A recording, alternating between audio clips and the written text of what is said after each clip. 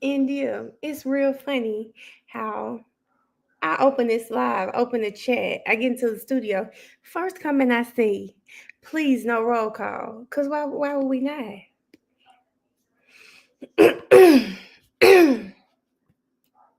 Hold on, y'all been in here chit chat. Hey Miss Sheila, how you doing, Miss Sheila? I hope work is going well for you. Hey Tatum, how are you? How are you, Tatum? Hi Stephanie. Hold on, they in here talking. Hey folks, Nim. Hey Erica. Let's see. Hey Ronnie. I'm trying to see y'all been in here chit chatting. Hey Jaleesa. Hey Drella, how are you? Hey Jazz. Hey Nick. Hey Miss Hall. I'm gonna save India's hey for last. Hey Blue Skies. Hi Rhianna. Brianna. Hey Gibson girl. Hey Kay. Hey Too Pretty. My friend done made it over here. Hey Too Pretty. Hold on, y'all. Let me get back into it. Hey Garielle. Hey Kiki. Hey Jan. Hey, Ashley. Hi, Adventure. Hi, Tasha. Adventure, thank you again for the amazing explanation of Lil Rod's appeal, Blaylock's appeal that you gave us. Hi, Georgette. Hey, Rita. Hey, Jenny. Hey, Sarah. Hey, Ziana. I said Stephanie. There's another Stephanie. Hey, Stephanie. Hey, Ann. Hey, T girl. I missed y'all too. Y'all, yesterday was, I like doing my TikTok updates a lot, but I think I've gotten accustomed to talking to y'all in the chat when stuff is popping off. So, baby, yesterday I was like, oh, I missed my chat. I know this would have been crazy. Hey, Uniqua. Hey, AN. Is it just Ann? Hey, Cece. Hey, Shonda. Hey, Big Angie. Hey, Sweet Pea. There's another. Is this Shonda too? Because it looks like Sahanda. Hi, Amber. Hi, Chatty. Mary J was amazing. Blue Skies, like amazing. Okay, it was so good. Hey, Nisha. Hey, Talia. Hi, Sunshine. And let me just say, I saw a comment in here that says, "I love how we all speak to each other." Girl, we walking through the office. Through the office. Just picture me walking through the office, and we're on a team. And every morning, I gotta come speak to the team. So let's just look at it like that, okay? Hey, Kaylane. Hey, Megan. Hi, Christina. I missed you too, Christina. Oh, I missed y'all bad. Hi, Jasmine. Hey, Aisha. You often at Miss Sheila. You do go at 3 a.m. That makes sense. India. Should I go ahead and say hey to India? Because India didn't want the roll call. Hey, India. How are you, India? I hope you're having a good day. Hi, Richard. Hey, Emily. Hey, DJ. Hey, Whitney. Hey, Anna. Hey, Miss Marilyn. Hey, Rita. Hey, Tracy. Hey, Nick and Chaz. Hey, Crystal. Hey, Godson. Hey, Kira. Hey, Simply Style. Hey, Kay. Jaleesa, we were just on TikTok Live. Hey, Nana of 3. Hey, Mara. Hey, Tidra. Jink Jink. I was definitely having withdrawals yesterday. Hey, Jalen. And let me tell y'all what was even weirder. I'm in the house cutting up, right? My niece doesn't know what I'm talking about. My best friend sitting over here on her phone, like, hey, Alicia. I don't know if I spoke to you. Kia, listen. I figured today, y'all, I'm gonna go ahead and put up. Hey, to Kia. Jalen, I love the concert. It was amazing. Hey, Dominique. Yeah, I'm gonna put it up. I tried to listen on my way to the concert, but let me tell y'all, it's bad. And maybe, and I talked about my friend real bad, and if she ever sees this video, I'm sorry. She was in the car. She lives in Arizona, and she was like, I took off tomorrow, but I think I'm gonna go to work.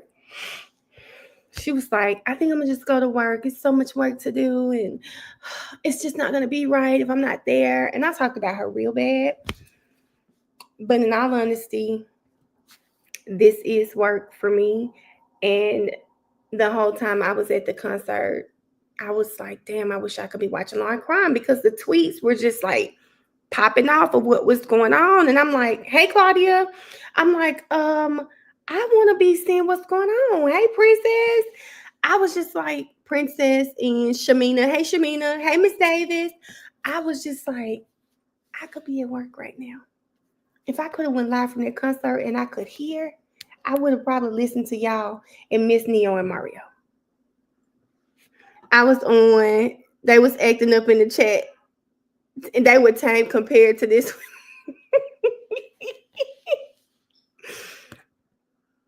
And that chat is tame compared to this one. Oh, hospital at her parents' home yesterday. Oh, I'm sorry, Hannah. And please, like, just love on your friend. But tell your friend, from one person who has lost a parent, baby, just ask him any and everything. Take videos, anything where you can hear his voice, because I promise she is going to want those. When I get really sad, I listen to my mom's voice a lot. So please do that. Hey, Jasmine. I was on someone else's live chat yesterday. Chat was blah, because I'm sorry, guys. I'm sorry. There's no chat like this one. Okay. Kay said, hey, Kay said I would never go in the law crime chat ever. Their chat is sometimes kind of funny. But we got our own thing going on over here. I'm sorry. And no shade to the other creators, because we all have our own. Oh, this is the wrong one. No shade to the other creators, but this chat over here is a little different. And then I think we all know each other. We're used to talking to each other, so there's that too. There's this like sense of community. And I'm not saying they don't have it because we're not in their chat, but I'm just saying for us, we're here all the time, every day. So yes. Hey, Destin. I couldn't even focus on the case that much. I needed the chat. Y'all, when Wally got on that stand, no. When Reli said, I'm not on trial here, I said, oh my God, my chat would have went crazy. Hey, Lex. Oh, and let me say this. Can I just appreciate the fact that y'all are in here saying I was in someone else's chat? Thank you. No names, no mess. We don't want no mess over here. But we're going to find the one from yesterday. Let me get my history. My YouTube history should show me. I think it was day 6. Y'all, we're not going to get through this. Yesterday was 6 hours alone. It ain't even about free promo. Y'all, they be going too crazy. I don't need anybody having a 6-hour panel discussion about me in my chat. I don't need that. I don't need a 6-hour discussion about me in my chat, because we don't do mess over here. We just like to stay on our side of YouTube, our side of TikTok, and do our own thing. They stayed to finish Wally. Okay. That makes sense. Well, they only stayed an hour later. So that makes sense. Wally had to fly out to Paris. Okay. All right. We are definitely the party princess. We are the cousins who everybody's waiting to show up. She said I just closed court out altogether. I do get that. I missed y'all. I missed y'all bad though. So this is what I'm gonna do, guys. I have 2 tabs up. I'm gonna let the ASAP tab play. I mean the court from today. I'm gonna let it play, and I am, as soon as I hear, and you guys can be looking out as well. Okay. As soon as they start on trial from today, we'll cut this one short. So y'all get where I'm at. So I'm gonna need some help. As soon as they start with court from today, I always imagine they're gonna be late. Then we'll stop it. But we're gonna go back. We're gonna go back. Lex, I was so pissed. I was so pissed. I missed it. Hey, Drea. Okay. Reli said that Rocky pulled the gun in self-defense on the tape, Miss Sheila. I think they'll get up there about 1:45. So we got about 30 minutes. Luann was being the prosecutor and the judge. Okay, let's get. Do y'all want to start at Wiley? Are you guys comfortable? Because I did do videos. Are you guys comfortable with starting at Wiley? Hey, Michaela. I saw a tweet today, y'all. And the tweet she said, breaking news exclusive to Justice Serve TV. Multiple sources have confirmed that yesterday, during the brutal recross exam by Joe of Reli, the court again asked the DA if they were sure they wanted to continue. Okay, y'all, we good. Y'all, that man said they asked the state, are you sure you want to keep doing this? Are you sure you want to keep doing this? Oh God, y'all. Y'all know how bad it's got to be for the judge to ask you that? Y'all, Miss Sheila said we need to get Wally on mad. I said, Wally, but Miss Sheila, the gentleman that I was thinking should come on mad, I don't think the chat liked him like that. I thought he had really kind of funny content. He does talk slow. He does. But I thought he was handsome. I thought it was funny. It might be good to get to know him. Baby, the chat was, y'all hard on people. Yes, princess. I was like, he might be cool. Rhianna said he not ready. I think his slow talking just turned him off, y'all. I thought he was gonna be cool, honestly. Baby, I said this chat ain't nothing nice, baby. And I said y'all ain't nothing nice. You can't play with y'all. I don't apologize for being late. Is that all right? I'm sorry? Let's just say, is it okay if I don't apologize again? Hey, Monique. Princess, you right. Just assume I'm apologizing. Pretend I'm apologizing. He ain't fuzz. Y'all, this kept happening yesterday. It was really pissing me off, but it kept happening yesterday. Thank you. He's so laid back. Nora, Mr. Mayers calls Wally Sajemi. What else say? Sajemi. I wonder why Miss Sheila not YouTube ain't no this. Just raise your right hand for us. Thank you. Okay. This how we state that the testimony may be given the cause now pending for this court to be the truth, the whole truth, and nothing but the truth to help you God. And you please take a seat of the witness stand. Is the judge phone gonna go off? Just making sure you're going to go right. Please state and spell your name for the record. Wally Sajemi, WALLY SAJIMI. Thank you.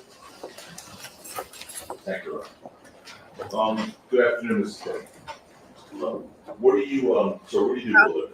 I run a technology software agency where we build websites, software for clients, musicians, creators, brands, direct-to-consumer brands. Yeah. And have you done work in that capacity for Rocky? Yes. Okay. Have you also, and by the way, do you work for Rocky? No, I have my own business. Okay. So you do consulting work? Yes, consulting.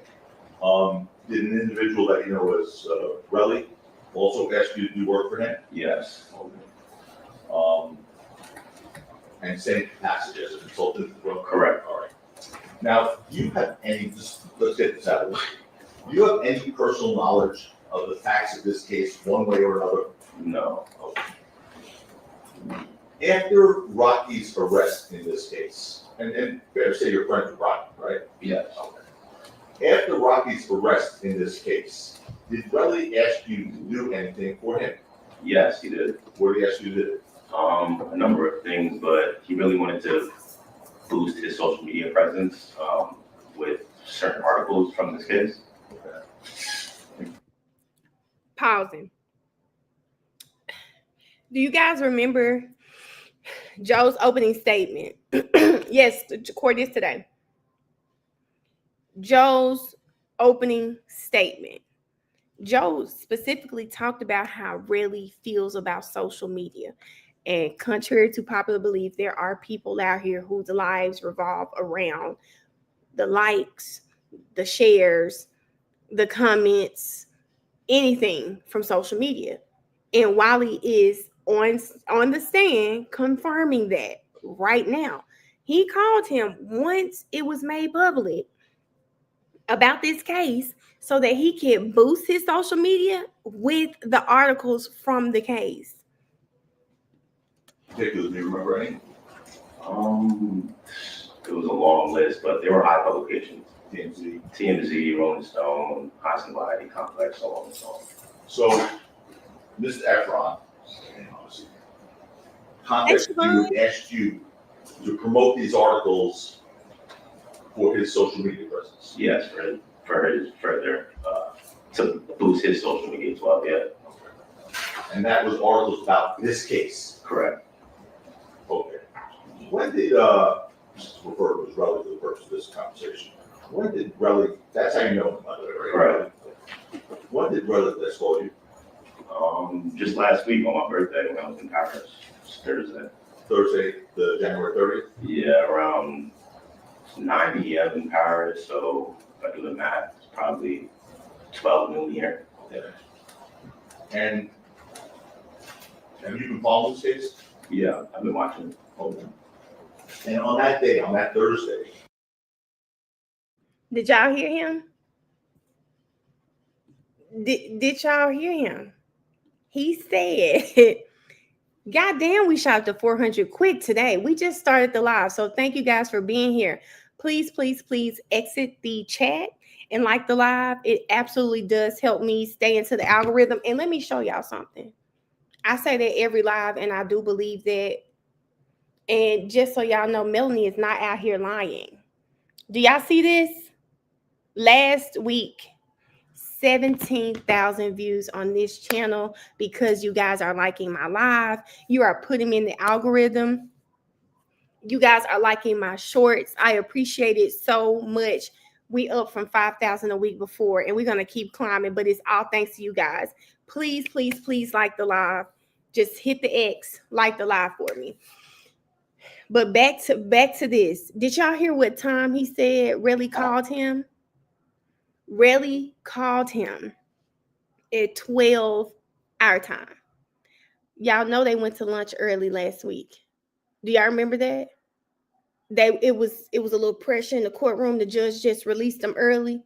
So instead of an hour, we had an hour and a half. Do y'all remember that? No, thanks to y'all. Hey, Boo, hey, Key.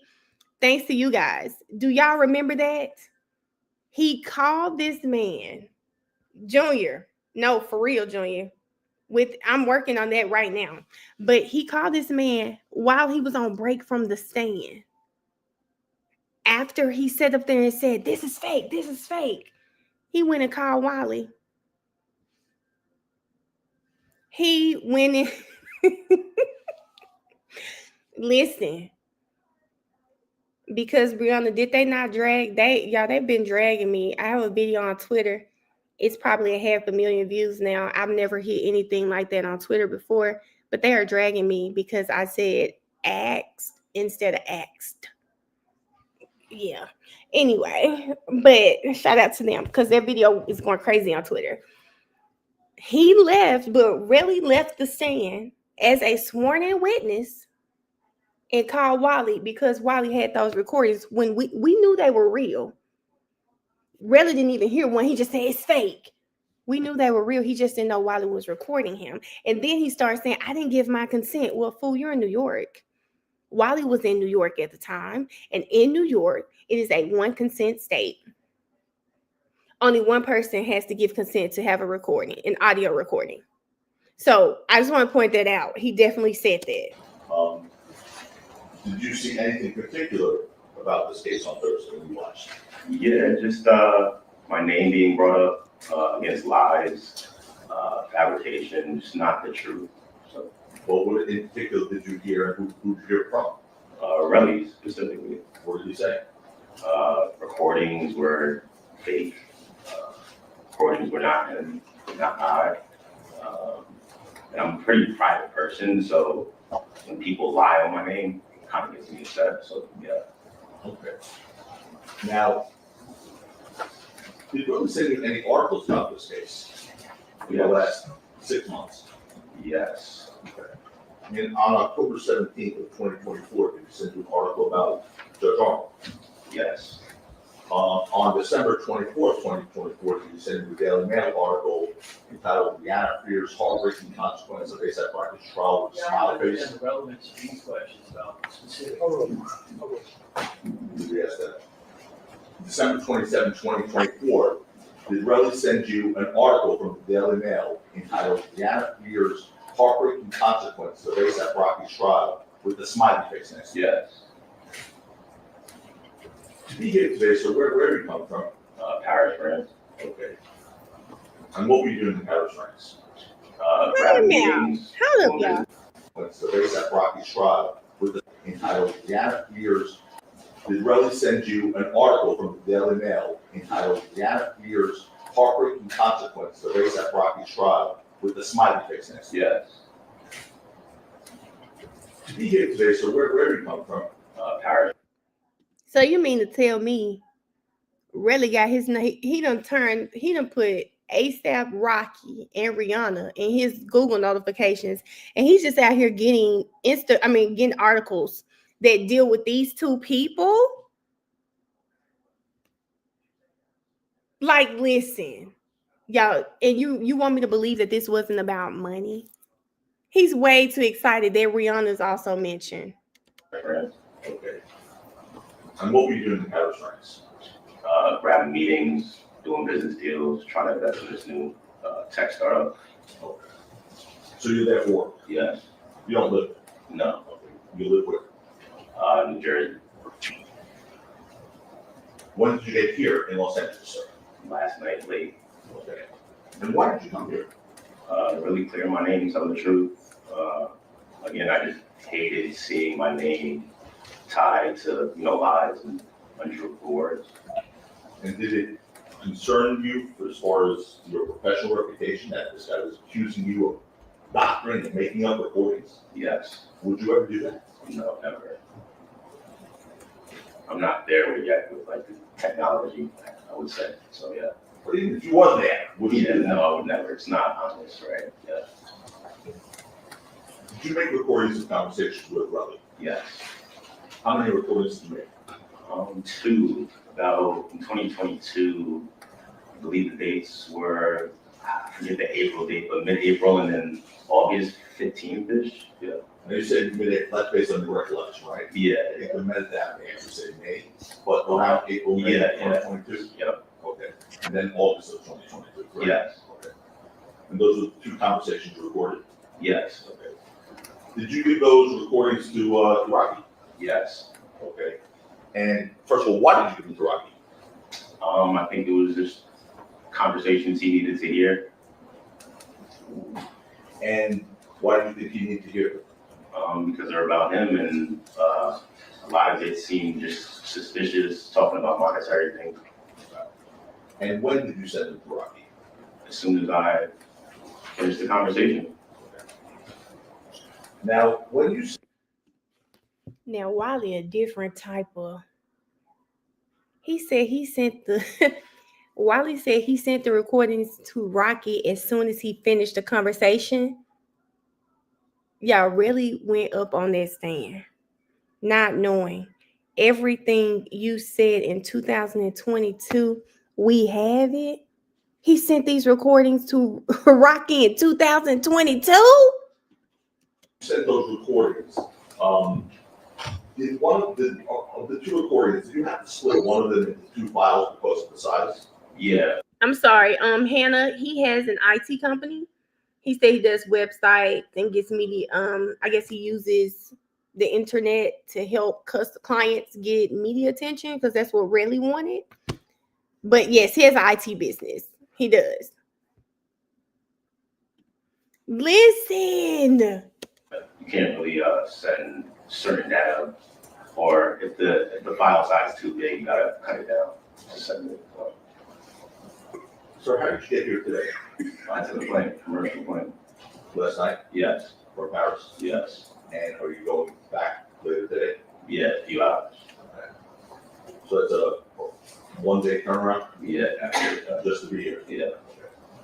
paid for the cost of your ticket? Damien, Branderson. Damien Branderson, that's Rocky's entertainment attorney. Entertainment lawyer, yeah. And that means Rocky probably paid for the cost of your ticket, correct? Possibly. And did you meet us, myself, Mr. Siegel, staff, and any people in the United States, zoning, us for the first time ever this morning? Prior to this, no. No. What, This morning, yes. This This morning morning, yes. was the first time you ever met any of us? Correct. Okay. Did we ever speak before this morning? No. Okay. This morning, did we play recordings? Correct. Yes. And what were those recordings? They were the recordings that I took. And by the way, let's step back for a second. You mentioned Damien Branderson, Rocky's entertainment attorney. What was the first time you ever heard from him? Just recently while I was watching the tapes. Was it when this individual Reli was testifying about you document tapes? Correct. He wasn't the only one contacting me about just a lot of but yeah. It's sustained. Okay. Was when he called you, run? Sure. You want some water? Yeah. Oh, yeah. Baby, because You have Wally, enough in there? yo, what's funny is Wally had been peeping it too. Like, you good? The judge finally said you need some water because, ma'am, you like you finna die over there. Did y'all see Wally? Wally was already. Wally already trying to see what's going on with her. You okay? Sure. No, Ash, it's oh. I have it on the other tab though, Ash. The air vents, I think, go on with the allergies. Let's want to give it a second. We need a break. So I usually have that. You want to, you okay? Do you want to go in the back and get rid of the cough? No, we got. Just said get Oh, rid we of have cough drop too. We have to give Would you like a cough drop from both the prosecution and the defense? Ours are better. I have a cough drop. Thank you so much. Appreciate that water as well. I took a lot of medication as well. Jaleesa, he looks really comfortable up there. Really comfortable. What's that?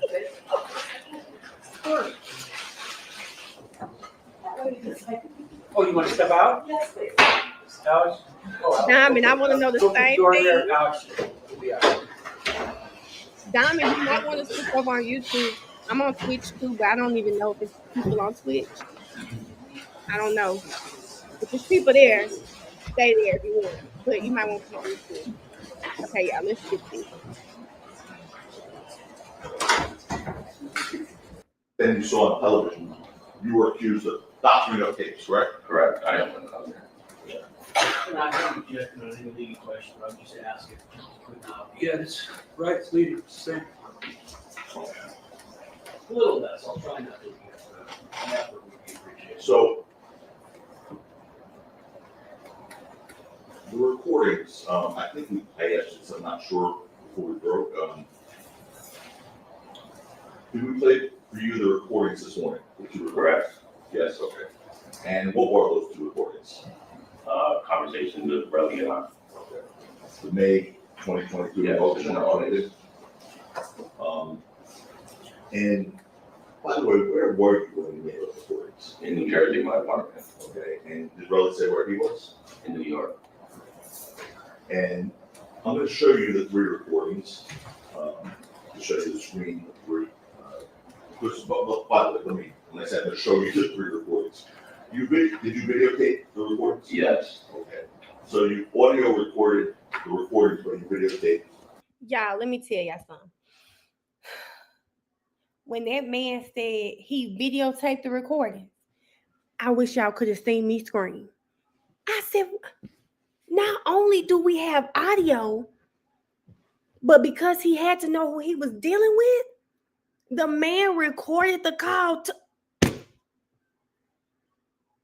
Y'all, when he said he videotaped this, I was done. I said, really go. I don't know how many lawyers flew from New York, but if y'all saw my TikTok, I know they made that man fly coach back. Baby, they told him, don't you ever call my phone again. Okay? In fact, they probably said, hold on just a second. You're blocked. Listen, the man record. I said, oh, Reli's done. Reli is done. Yeah, I believe video is just better to capitalize on, or just capture everything. Like a video with audio, it's hard to falsify, I guess. So, we'll show you. You show. Monet, Reli was like this. He sit back, looking at the computer, and he said, it's fake. It's fake. It's not me. It's not me. All for this man to walk in court with a video of the calls. Come on. Yes, Ron. Come on. Choose and plea. Is there a transcript? This how I'm looking. Yeah. One of them is a combination, it's a split. I just want to make it so it's clear, we're only talking about two Two reports. May and August. Yes. Yeah. Transcript of the first. Yes, Ron. I'm just identifying Yeah. first, not playing. Just want to identify, make sure we identify. Yes, Carter's mom. So Yeah. take a look at that one. You recognize that? Yeah, Yes. I mean, And she what do you got recognize started. that? it's my recording of my conversation with Brother. The first one for May of 2022. Correct. Okay. That is, we have marked as exhibit Q. Q. All right. I'm going to show you another one, another video screenshot. Yes, same exact thing. Conversation with him enough. And that is that one from August. Correct. And by the way, what makes you know that that's the one that you had with brother from looking at it? How I save people's numbers, usually put your entire government name and your nickname as well, so I can remember. And that's what you have on that screen there. Correct. Okay. That would be, what is that? And I'm going to tell you this. Wiley raised by some good parents, because if you call my mother, that lady was my mama. Why is my name Melanie Gilbert in your phone? Like, what's up with that? Maybe Wiley just put us up on game. Capture, hold up. I'm gonna put it right here. Wiley just put us up on game. Wiley says he always saves people's names by first and last name. Hey, Lauren. First and last name. Maybe Wiley put us up on game. Because I'm out here got y'all nicknames in my phone. That might not save me. But if I put your real name out there, Wiley raised by some old parents who know some things. Or maybe it's just what you're doing business. Now, I do that for people I meet for business purposes. I do have their first, last name. And I put, like, for the company where I met them from, right? I do that. Capture with Low, we did not watch really, but Capture wanted us to talk about the IG story on the location of the gun range. Now, Capture, I think, really was trying to say it was in his archive. I don't know how the hell Joe got it. Maybe Joe got it years ago when Reli posted it. I don't know how Joe got that, but Reli was pissed because he got caught in yet another lie. And if you guys remember, Reli was shooting and the shell casings were falling behind him. I think it was just Joe inserting reasonable doubt that he could have picked it up. He could have picked those shell casings up. Hey, Raynette. Too pretty. I do have it in parentheses. I do have that in parentheses. Or, okay, just depends on what. All right, if you're marking that now, are you going to play Q? Snippets of it, yeah. All right. Transcript.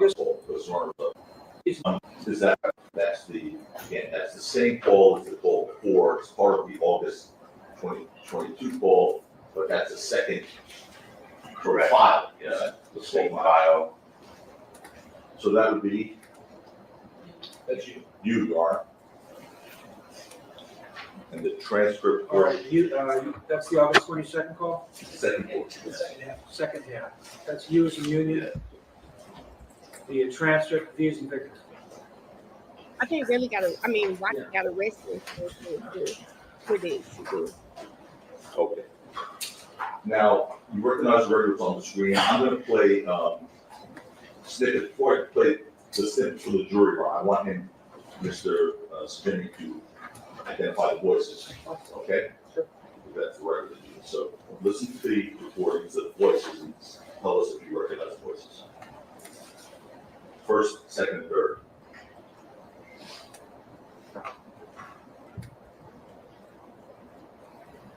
Yes, Cadence. We have another tab open. For those of you just joining, we do have another tab open for today's trial.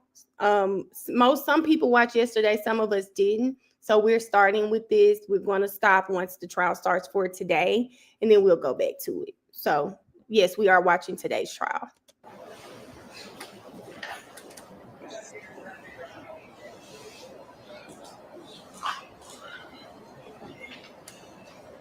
Yes, myself and brother.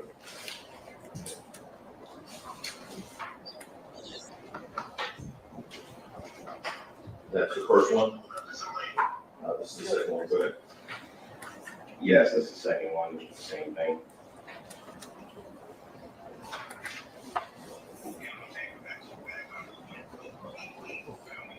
Yeah, same thing. I want to address this really quick. Nicole, he did know.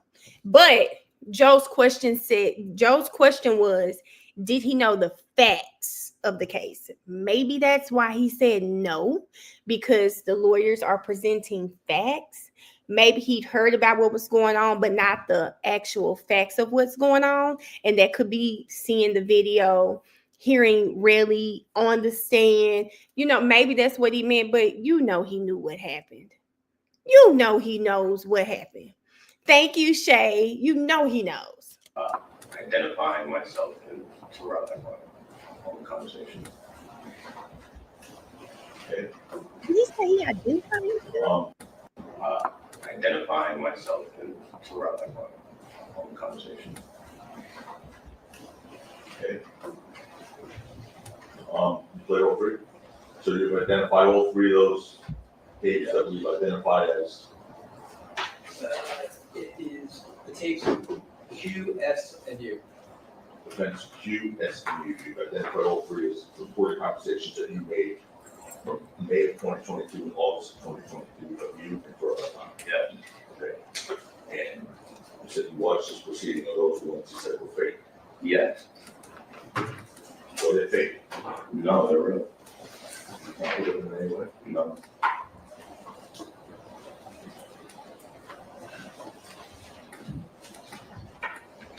I told you they weren't going to start on time.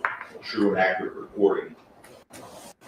Going to protect myself and just document our conversations because he kept calling me numerous times, so I kind of felt unsafe, or I just wanted to protect myself. And when he kept calling you numerous times, why did you feel the need to record these conversations? Was he giving you an impression? No, it was just weird, to be honest. I just felt uncomfortable. But you were not involved in this incident directly? No, I was not involved at all. I just wanted to really just mediate the situation, honestly. But you were friends with both? Correct. And you didn't take a side, did you? No. It is leading, it is sustained. Okay. Were you friends with both of them? Yes. Did you take a side? No. All right, now I'm going to play you a few snippets here from the recordings.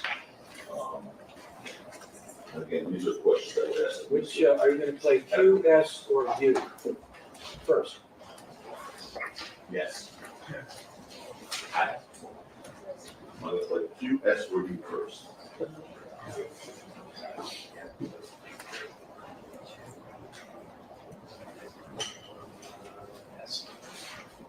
going to play a snippet of S first, Your Honor.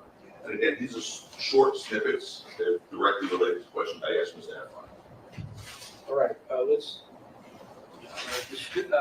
Alex, can you distribute the transcript, which is T as well? Yes. Joe looks scary, man. God. T. I get that. I can see that. No, because it would feel weird if this not someone you talk to all the time for him to just be blowing you up. Like, baby, what do you want?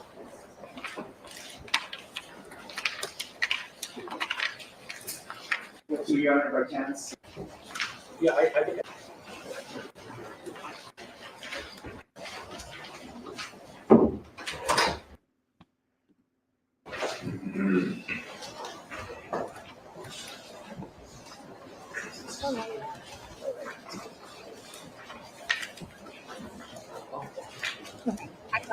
I hit the X. He has him in his phone with his government name and then ASAP Reli. That's how I do when I meet people for business. I'm gonna put your name on there, and if like your Instagram handle, something, so that if you call me, I need to know who this is calling me. Okay.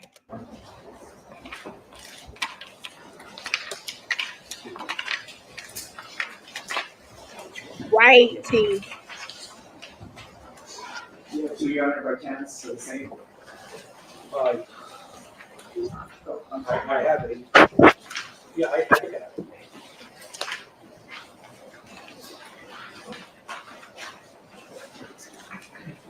Eric, I think it's just Eric.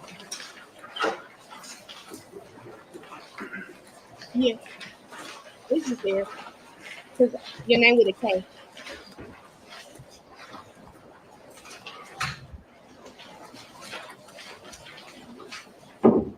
I think me too right now.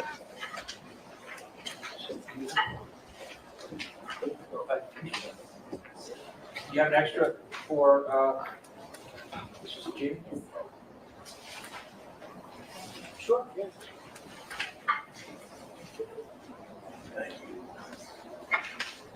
No, for it's 146. They still haven't started yet. Yes, okay. So we're gonna play a snippet from defense exhibit This is S. S. Call whom in these two calls? He called me, And, and then I would call him back. and when you record these calls, were you calling him back? Correct. Go ahead. This is the later call, correct?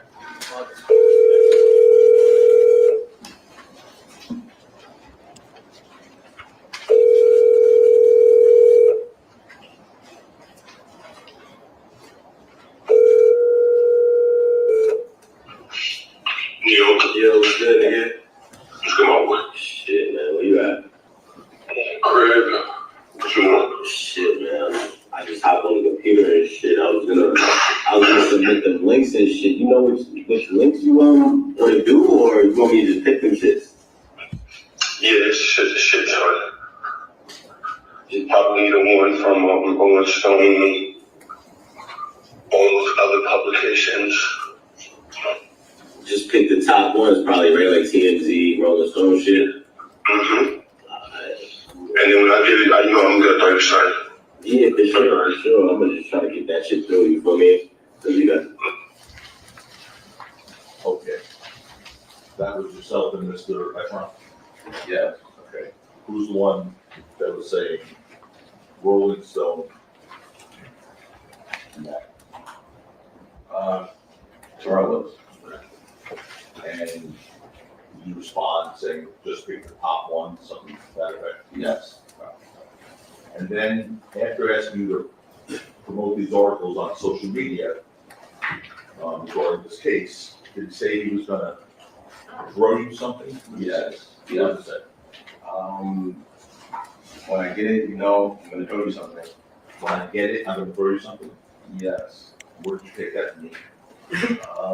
I'm not sure. Maybe whenever he gets some type of money. I'm gonna call Speculation, motion striking, speculation, sustain. Okay. That's what you mean, throw me some.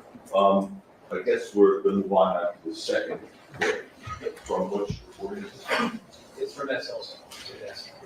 Exhibit S also.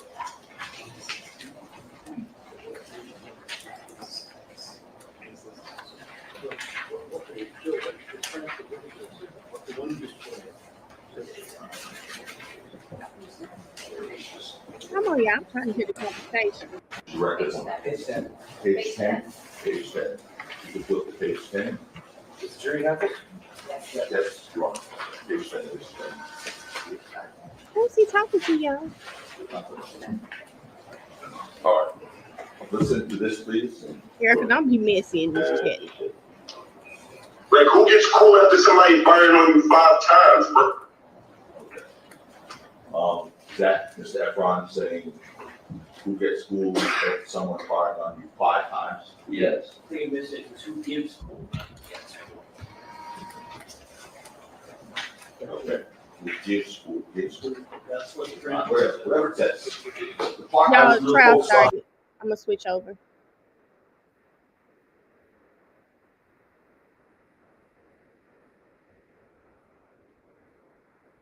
The whole truth and nothing but the truth shall help you God. I did. You can stick a city witness stand. This is I swap y'all. Tiffany just started officer. State, spell your name. Kirk Anderson, KIRKANDERSON. I forgot to mention this to you. The clock on the wall is getting worse. Yesterday, it was like 4 minutes off. Now it's about 7 minutes off. So we're not going by that clock. I got a wristwatch. We'll go by the wristwatch. And I have 10 minutes before. It's about 5 more. What? Only about 5 more. It's misleading. So we're gonna go by, and I'm sure all your watches, synchronize our watches. 10 minutes to 11. All right, go ahead. Thank you.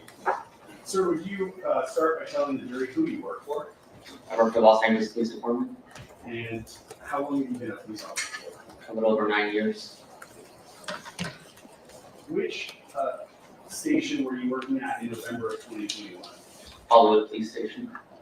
And on November 8th, 2021 specifically, were you working that day? Yes, What was your assignment that day at Hollywood Police Station? I was working the front desk. What does that mean when you say working the front desk? It's a patrol time over to the desk where people come in and you take reports and help citizens out. Would that literally mean you're sitting at kind of the front desk in the lobby of the police station? Correct. And the people that you're talking about, who you take reports from, would those be citizens that walk in off the street to report crimes to you at the desk? Yes, On November 8th, 2021, did you interview a man by the name of Terrell Efron? yes, I did. And how is it that you came to interview him that day? He walked into the lobby of the police station. When he came in, was he alone or was he with anyone else? He said he was with a lawyer. There was a man in a suit that was with him. It's not just that he told you he was with a lawyer, you also saw this man wearing a suit. Yes, Okay. And if you can tell the jury broadly, what was it that Mr. Efron was there to report? he said he was a victim of a shooting and that he was shot by this unknown celebrity by the name ASAP Rocky. In addition to tell you that the person who had shot him was ASAP Rocky, did he tell you that person's true or legal name? Yes, he did. And what was that name that he gave? Rakim Mayers.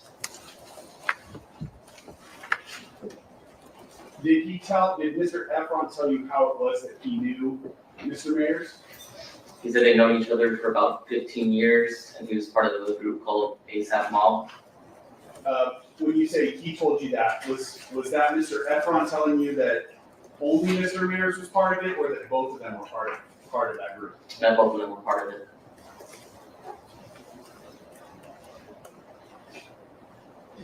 Before we get to actual shooting that Mr. Efron told you about, did Mr. Efron tell you about anything that happened just prior to the shooting between him and Mr. Mayers? Efron said that he heard that ASAP Rocky was talking bad about him over the cell phone, and that was the day prior to the shooting. Did Mr. Efron tell you that he specifically heard the defendant talking bad about him, or that he heard about the defendant talking bad about him? He heard about the defendant talking about him. So did he tell you that he heard words coming out of the defendant's mouth? Objection to the leading Foundational. Repeat. Objection to pleading. Foundation. I don't recall specifically. Did you document it in your report? I did, Would it refresh your memory to look at your report? yes. Okay. I mean, well, sorry, Your Honor, almost bad habit. I'm gonna distract your attention.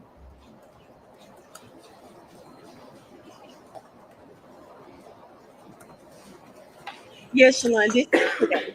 We swapped. It's today's Does trial. that refresh your memory to what Mr. Efron told you? Yes, And did he tell you that he specifically heard Mr. Mayers talking bad about him, or that he heard about Mr. Mayers talking bad about him? he stated that he heard Mr. Mayers was talking bad about him. Okay. Did he give you any more information about how it was that he overheard that information? He did not.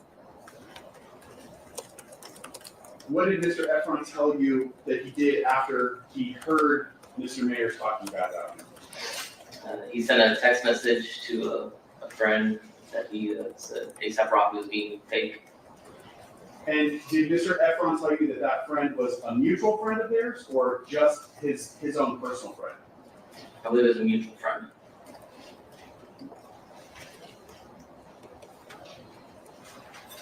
Okay. Did Mr. Efron tell you where this encounter or incident first took place?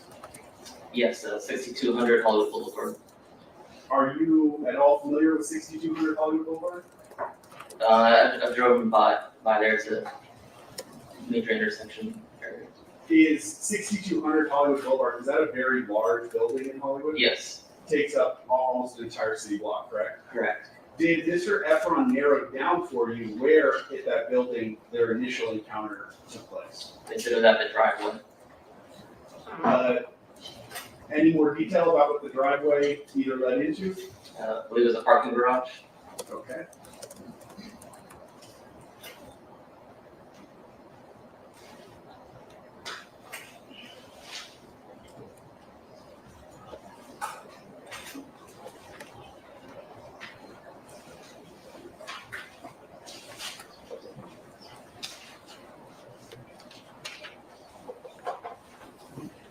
Did Mr. Efron tell you when that meeting at the parking lot took place in reference to when the phone call was that he overheard where Mr. Mayers was talking bad about him?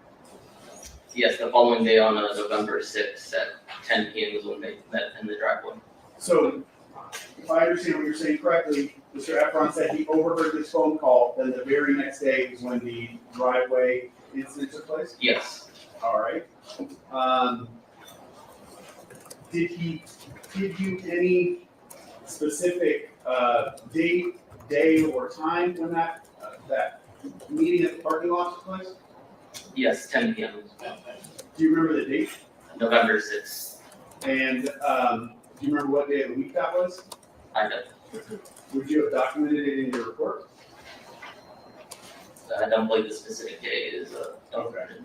But November 6th of 2021? Yes,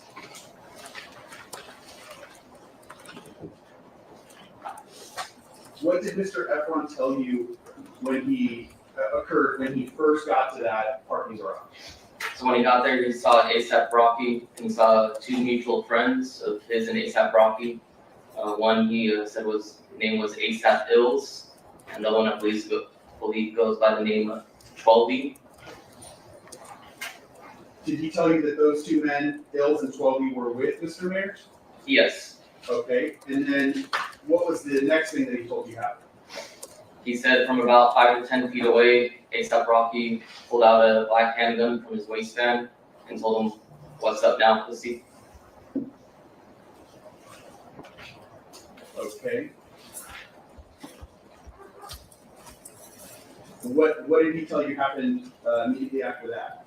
He then pointed the handgun at Efron and said, "I will kill you right now," approximately 2 to 3 times.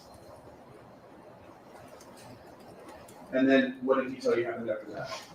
ASAP Ills and 12B tried to intervene and de-escalate the situation, and they all walked over together to the area of Selma and Vista Del Mar. Did he tell you who, if anyone, was the first person to walk away? They were in front of him when they were walking to that location. When He you followed say they, them. Who are you talking about? ASAP Rocky, ASAP Bills, and 12B. All right. And what did Mr. Efron tell you he did after that first altercation at the parking garage? Once they got to the area of Selma and Vista Del Mar, he said ASAP Rocky turned around and fired approximately 3 to 4 shots at Efron. Okay.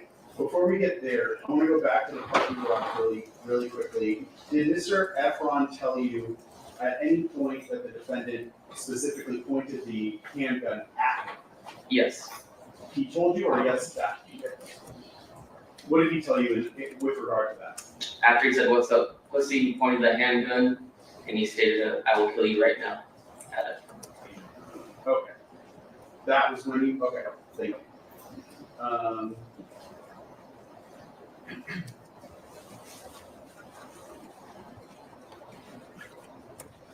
Where again did he tell you that the rounds were fired? At the area of Selma and Vista Del Mar. And how many shots did he tell you he believed were fired? Approximately 3 to 4.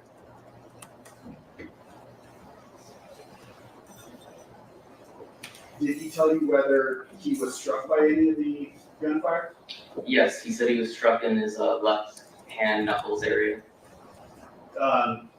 When he walked into the police station, you had a chance to observe him, obviously, correct? Yes. Could you see any injury to his left hand knuckle area? I did see an injury to his hand knuckles. Okay.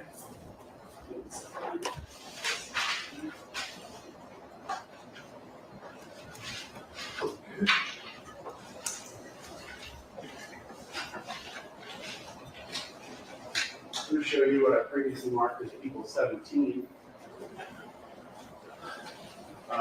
You recognize it, see there? Yes, And does that appear consistent with the injuries that you saw to Mr. Efron it on does. November 8th?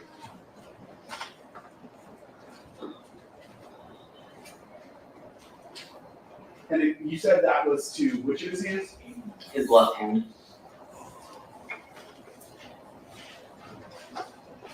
Okay. After the gunshots were fired, what did Mr. Efron tell you happened next? He said he ran off one direction and ASAP Rocky and others ran off another direction. Where did Mr. Efron tell you that he went?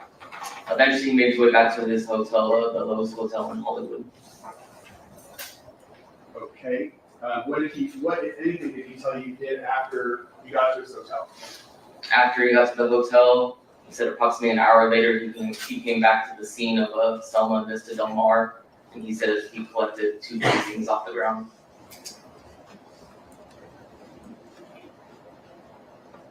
Did he tell you at all about documenting where he observed those 2 cartridge casings? Yeah, he provided a photo of the casings on the street. Did he actually show you a photo? Yes. Okay.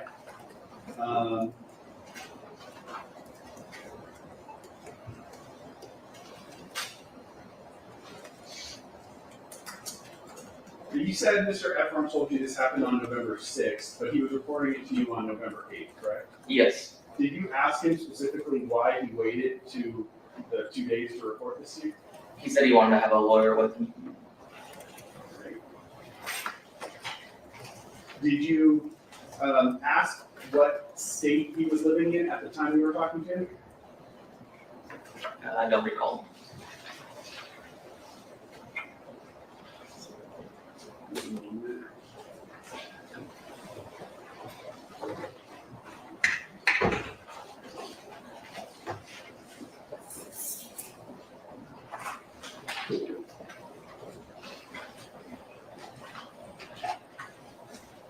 Direct you to the top cover page of your report if that assists you in refreshing your recollection.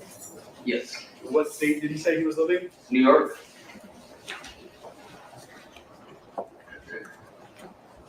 And did you ask him specifically why he was in Los Angeles at the time? I don't recall. Okay. You said that Mr. Efron At the time he walked into the police station on November 8th, he had 2 fired cartridge cases, correct? Yes, he did. Can you describe that in more detail for the jury? It was 2 steel casings. It said 9mm Luger on each of them. How did he have it? It was in a black plastic bag. Okay. And did he physically give them to you? He gave me the plastic bag, and I took them out of the plastic bag.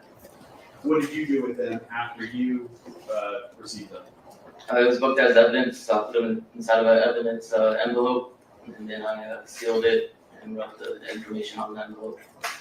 When you say you booked it as evidence, what is that? Can you just describe for the jury what exactly that means?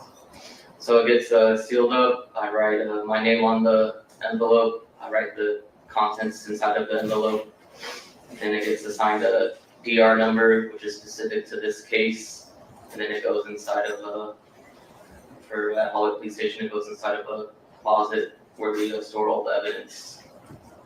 Did you seal it before you store it? Yes. Okay. I'm gonna mark my next exhibit, Your Honor, 32. Jazz, not Jazz. Boom, boom, boom. Miss Hall is because I think he did go to the police station in New York, which would make even more sense for him to have shell casings in New York in his home. He never had shell casings in LA. Oh, God. This officer is from New York, y'all. If this officer is in New York and not LA, we'll figure that out. I don't know if he's in New York or LA. We need to figure that out, guys. We need to figure out if he's in New York or LA. Because if he's in New York, it makes so much more sense to me why he had shell casings that had been shot. If he's in LA, I could think that maybe he had the shell casings that he had previously shot. He's in LA? Okay. He's in LA. Okay, thank y'all. So this officer is in LA, guys. But so with that being said, then we have the fact that he went to the gun range in LA. Maybe he still had the shell casings from there. But then if he was in New York, I could see that too. Either way, I see the shell casings being released before this even happened. If it can just be labeled as envelope and its content. Yes. Yep, I saw that.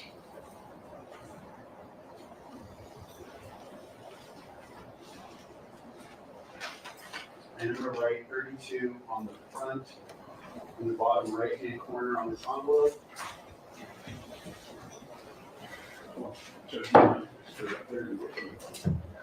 I'm gonna show you first the envelope and ask if you recognize what we see here. Yes. And what is this? This is the envelope for where I seal the casings. That's the information I wrote on it. Okay, and this would actually be the envelope you filled out that night, correct? Correct. It has your name on it, correct? Yes. And your badge or serial number? Yes. Okay. You said the date is on there, correct? Correct. And a description of the contents, correct? Yes. You also mentioned this number at the top right that's labeled DR number. Yes. Is that number that we see there 2106-18784? It is. Is that number unique within LAPD to this case specifically? Yes, specifically just this case. So there will be no other case in LAPD that also utilizes that? Correct. All right.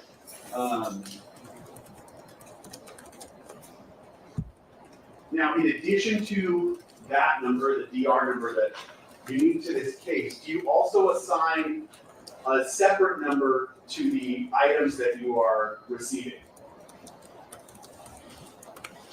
Like an item number? I don't understand. Sure. When you book something into evidence, let's take more generally. In any case, would you agree with me that you or other people working on the case may, over the course of the case, book multiple items under one case number or DR number, correct? Correct. So let's say on the first day you collect one item and you book it, and on the second day you collect another item and you book that second item. Would the first item that you collect be booked as item number 1 under that DR number? Yes, it would. And then on the next day when you collect another item, would that be booked as item number 2 under this same DR number? Yes. Okay. When you did that in this case, what number did you assign to the casings that Mr. Efron provided to you? Item number 1. So both casings would be item number 1, correct? Yes.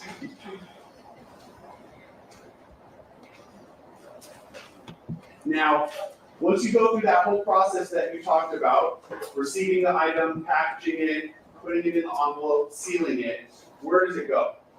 It goes in our evidence closet, and then the next day the evidence employee takes it and puts it in the evidence room. Does it go to something within LAD called the property division? Yes, And is it held there until it's needed at any time in the future? correct. Okay. I'm gonna ask you to open the envelope, if you would.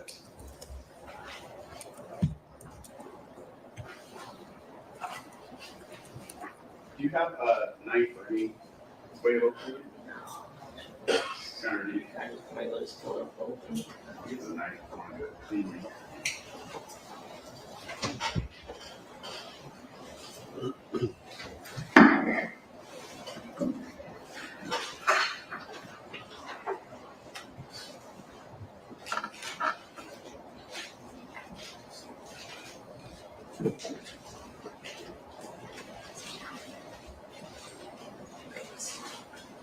You can do just one top too.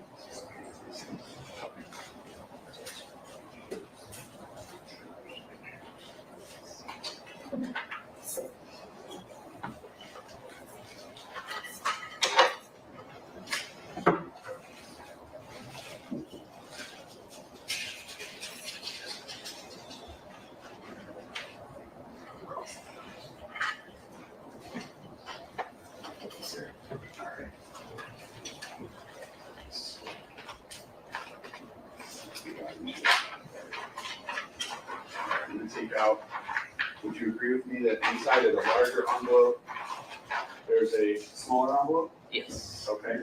And it has a number 1 on it, correct? correct. And it has the same unique DR number on it, correct? Correct. Okay.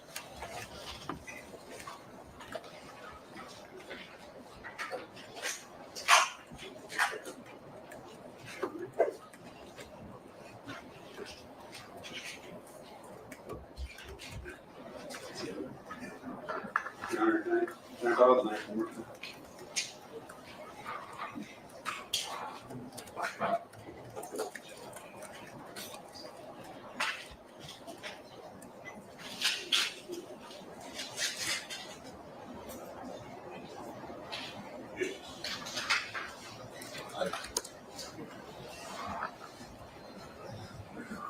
Okay. Officer Anderson, I'll put them on the elbow here. One. Zoom in.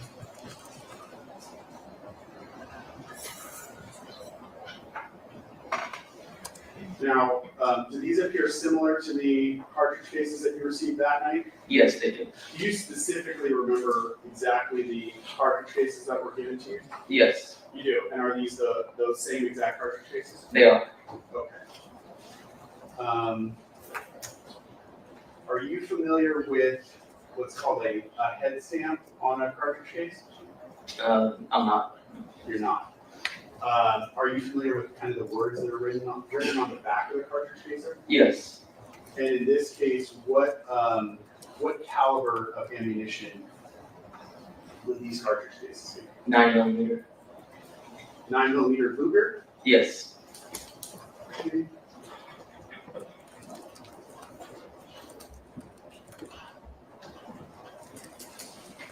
So these are the same cartridge casings that Mr. Efron brought to you that you packaged up and booked into property division, correct? correct.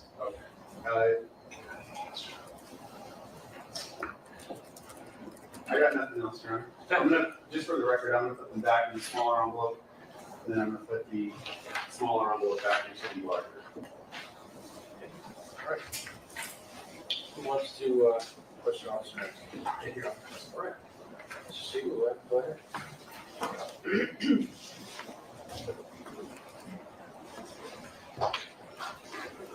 Good morning, officer. Good morning.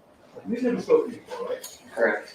Now, as a law enforcement officer, when you're interviewing someone making a complaint, you want to make sure your report is as complete and accurate as possible, right? Yes. Okay.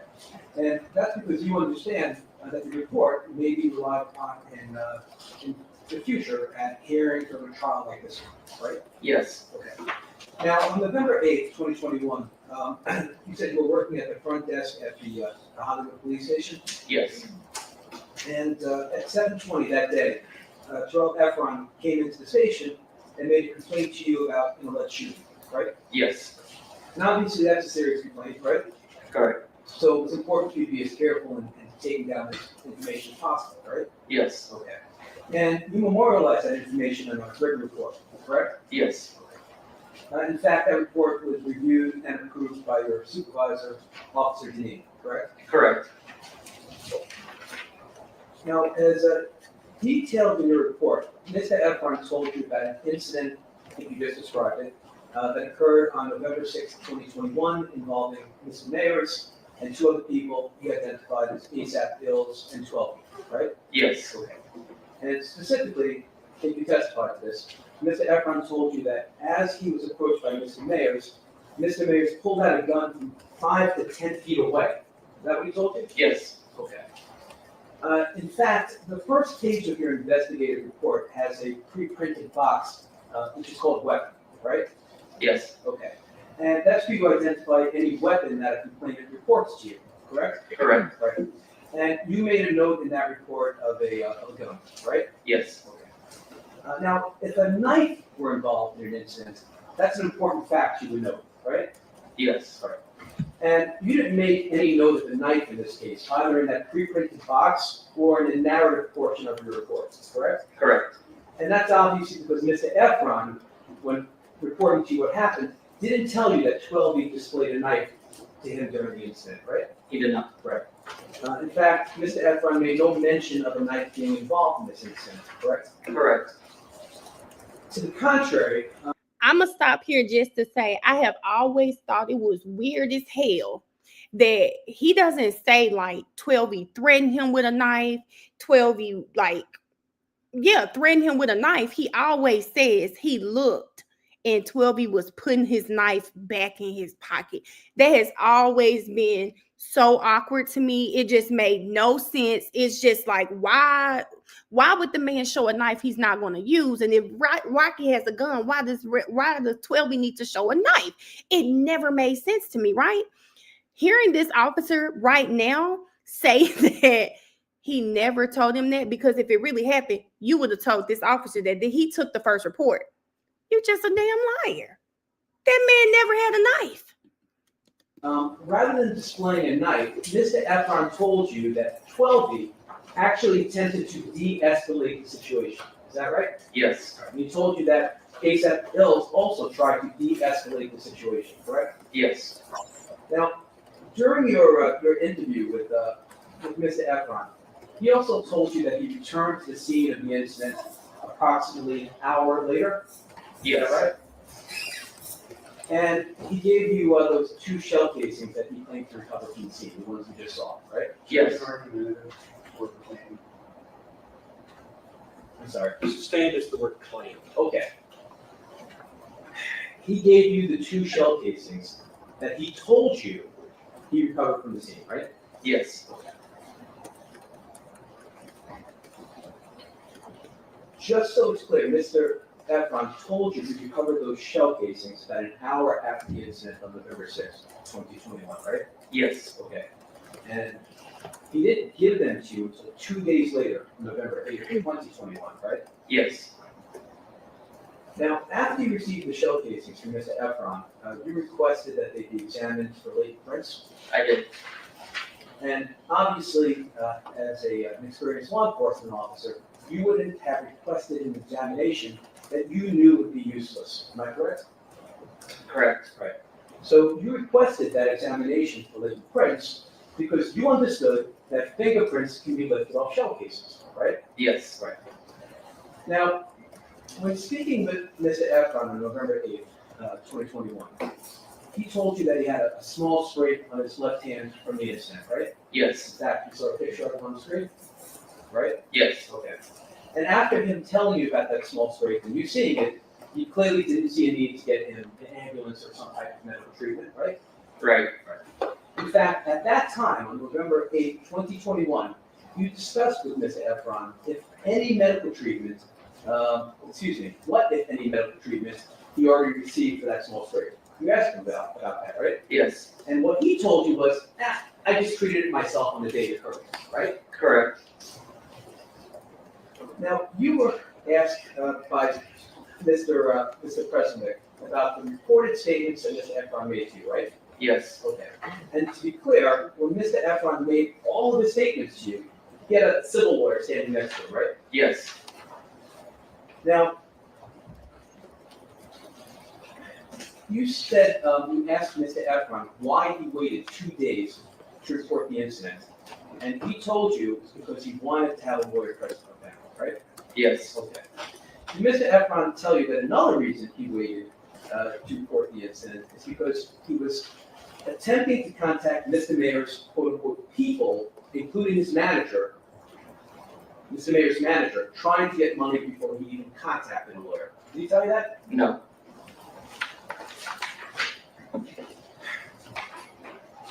In fact, Mr. Efron never told you that before coming to see you, meaning before he made his report to the police, that he had already texted a screenshot of the scraped fingers to Mr. Mayer's manager with messages saying that he, Mr. Efron, was getting rich. He never told you that, right? No. I'm asking you. Overruled. Shut the damn door. He said, when you walked into the police station, did he also tell you, basically he was trying to extort Rocky? And when he saw that it didn't work, he went to the police. I'm sorry, y'all. I'm sorry. Lies or not, this is bad. And the answer was he never conveyed that to you, right? Correct. Right. In fact, Mr. Efron also did not tell you that before coming to the police, he already sent a text message to his own business Thank you for the super chat, Alice. Thank you. associate, saying, quote, I want to get this N-word's money, referring to Mr. Mayers. He never told you that either, right? Right. And Mr. Efron also did not tell you that before making his report to the police, before he came to you, Mr. Mayers texted him that Mr. Efron was trying to extort him, that Mr. Efron should stop calling Mr. Mayer's manager, and that Mr. Efron should call the police. He never told you any of that, did he? He did not. Thank you very much. I don't have anything for you. Thank you. So, how long did you estimate your interview of Mr. Efron was? Approximately maybe 20 minutes. And included in that 20 minutes, some of that time was you actually writing down or documenting things on your report? Yes. Is your report a verbatim transcript of what Mr. Efron told you or a summary? A summary. And he didn't put it in the summary. The gun that Mr. Efron reported was pointed at him. Did he tell you what kind of gun it was? Meaning, was it a revolver or semi-automatic? He just said black handgun. Okay. Did you document something in your report that it was a specific type of gun? I'd have to review the report.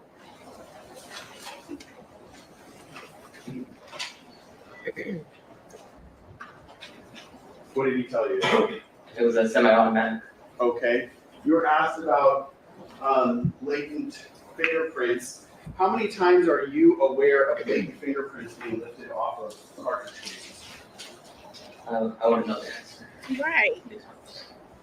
I mean, have you ever received a latent print report documenting fingerprints on fire cartridge cases yourself personally? No. Okay. I have nothing else. Baby, you know off the scene.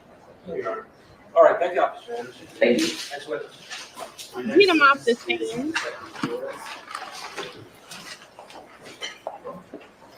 Yeah, and what did he prove? What did he prove for us? Again, he found that Rocky's story just keeps changing. That's it.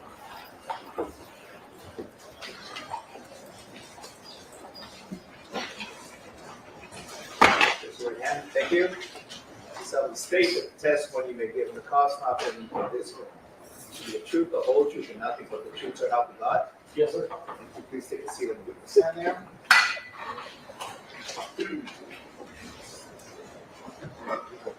Again, please state.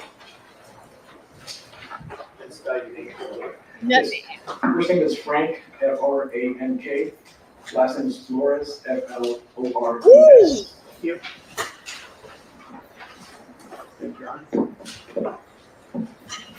Because y'all know I love a little crowd participation. Who is Frank Flores? Who is Frank Flores? Come on, y'all. Let's put in the chat so we can keep going. Who is Frank Flores? I'm excited to see Frank. I am excited to see Frank because I know who Frank is, and I do watch Trial with about 300 of you guys faithfully.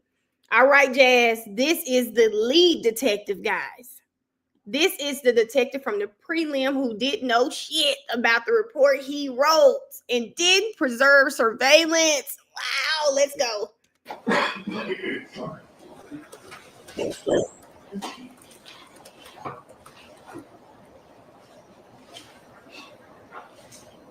Sir, would you tell the jury what your occupation and assignment are? Yes, I'm a detective of the Los Angeles Police Department. I'm assigned to a robbery homicide division. Were you also in that assignment in November of 2021? Yes, I was. How long have you been a police officer for? Just over 29 years now. Were you one of the assigned detectives on this case? Yes, I was. Who were your partners on this case? I was assigned along with Detective Carlos Camacho and Detective Donetta Mendes. And were you and your partners assigned this case on November 9th of 2021? Yes. After you were assigned to this case, did you go to the location where the crime occurred, and specifically to Vista Del Mar and Selma Avenue in the city and county of Los Angeles? Yes. What was your primary focus in returning to that location? Primary focus was to canvass the area for cameras, witnesses, any evidence related to the incident that was reported. Then when you say cameras, would that be like surveillance video footage? Yes, I mean, anything private, public, anything that would capture events from that night. Okay, I'm going to show you what I marked as one. Do you recognize the area that's depicted here? Yes. Okay. I can turn on the little screen for you too, if that makes it easier. I'll not get back to this. Okay.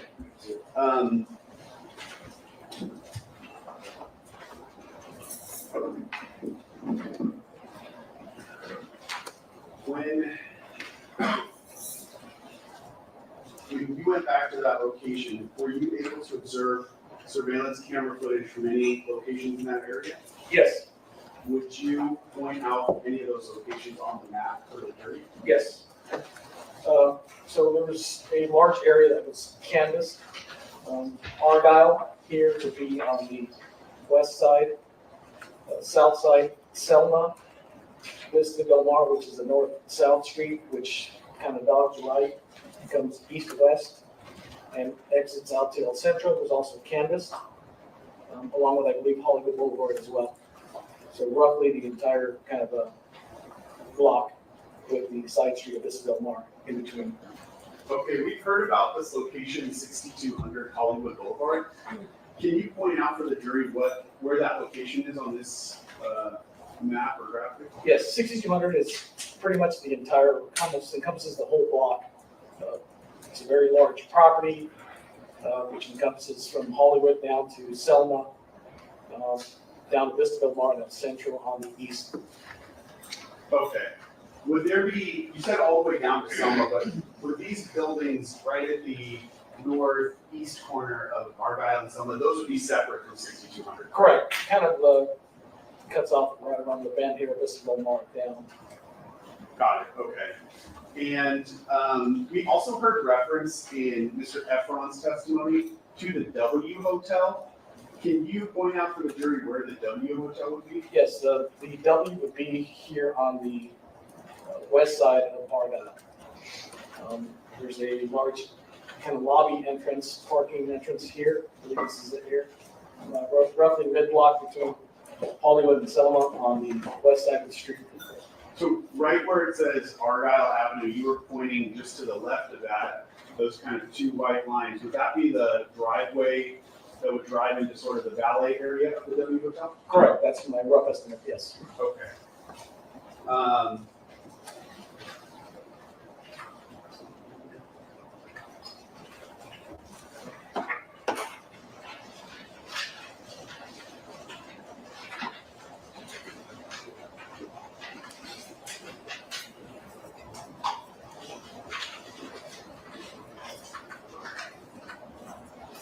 The locations where you observe surveillance video from, can you point out those locations?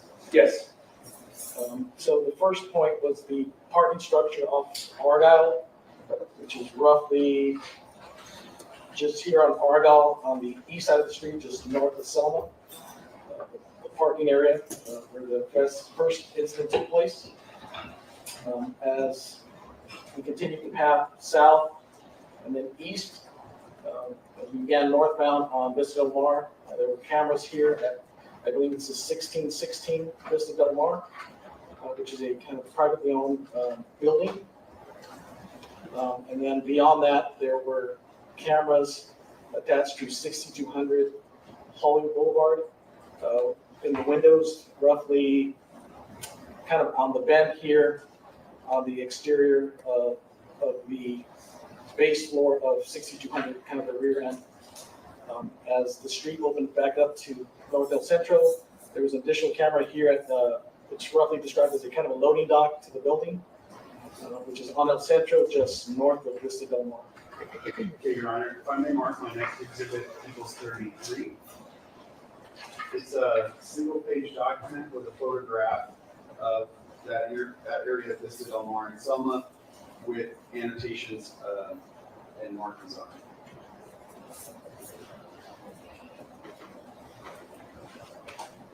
All right, Detective, I'm showing you what I marked as equals 33. Do you recognize what you see here? Yes. And you see the number of red boxes, the 1, 2, 3, 4? Correct. Are those each locations where camera footage was retrieved from? Yes. Let's start with 1. Would that be the parking structure that we talked about? Yes. All right, so just to the left of the 1, you see the green triangle with the green arrow in it. Yes, I do. Can you describe for the jury what would be represented roughly by that green triangle and arrow? That would be roughly the angle of the camera, which was under the parking structure, kind of awning at the entrance. And the camera faces northbound towards Hollywood Boulevard, which would be the first major street up. Okay.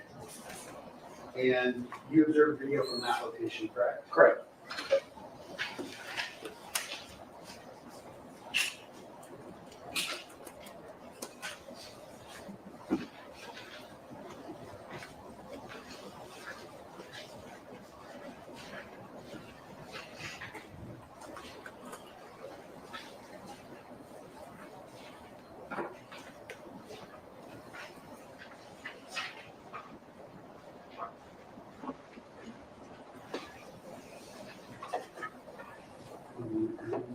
Definitely, this is true. Because what if they don't see what we see? I just don't see how any person, sane person, could watch this case and believe really. Who lies to me? Who lies to me? I'm going to show you people's 14.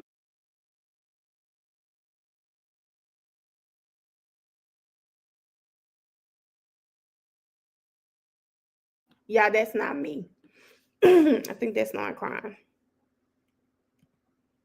I'm skipping ahead. This intersection is on the bottom end of the page. So northbound view of the camera looking south. Okay.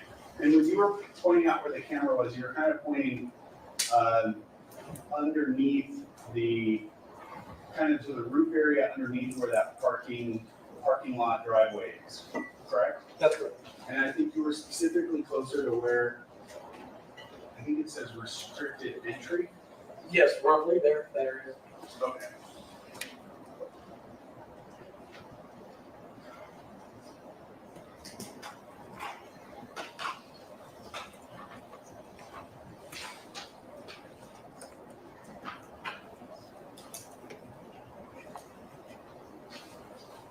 After you observed the video at that location, were you able to obtain a copy of it? Yes, after canvassing the area, we were able to get copies of different videos from different areas, different times. But yes, we did end up getting a copy of video from this specific camera. In order to get that specific video, was there anything that you had to do? Yes, What was that? there was a search warrant authored to get copies of video from specifically this camera and the adjoining camera on the central side of the loading dock. Okay. So what you're talking about is the number 1 and the number 4 on People's 33? Correct. Okay. I want to stay with the parking lot first, though. I don't know why this man, he's just, I'm going to pull up the okay, video footage look at from his that voice. location.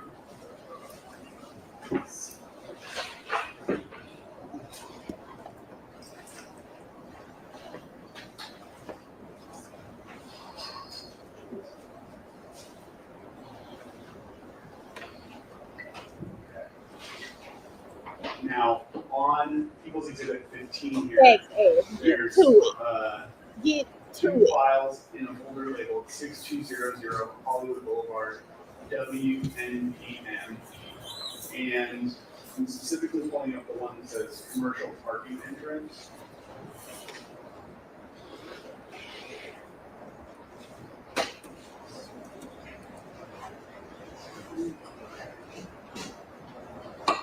Now, one second. Sorry, it's really hard to read from here. Where I have it paused right now is at 9 minutes and 42 seconds in this video. Do you agree with that? Yes. The entire amount of video that you collected from there, was it 1 hour, 18 minutes, and 6 seconds long? Yes. And was there a specific time that you started that specific time from when the video started that you collected? I believe we were looking at roughly the time of the incident, Would it have been around 10 o'clock? roughly 10 o'clock. Okay.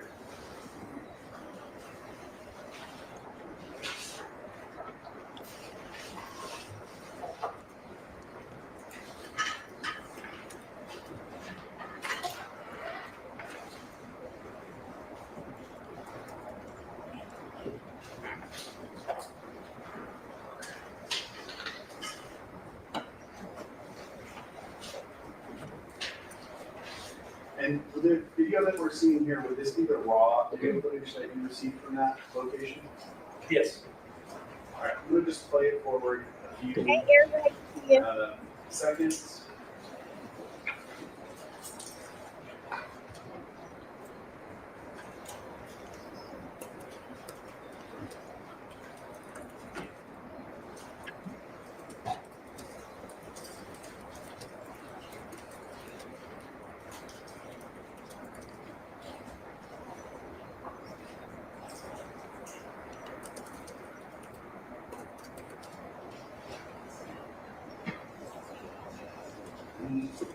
Back here. Too far.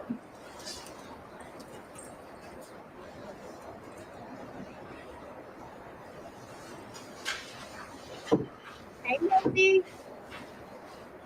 Looking for Eels, y'all. He getting drugged in this video, too. Eels got drugged this whole day. Look at him.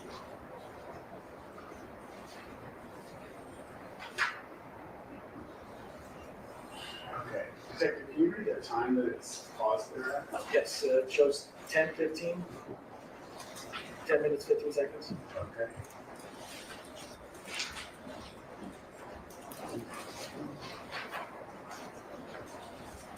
I'm gonna mark my next exhibit, Your Honor, 34. Yes. It's a one-page document that has 3 still images from this parking lot video, they're individually labeled A, B, and C on the page. Not from what we saw, Ash. Reli said it happened off camera.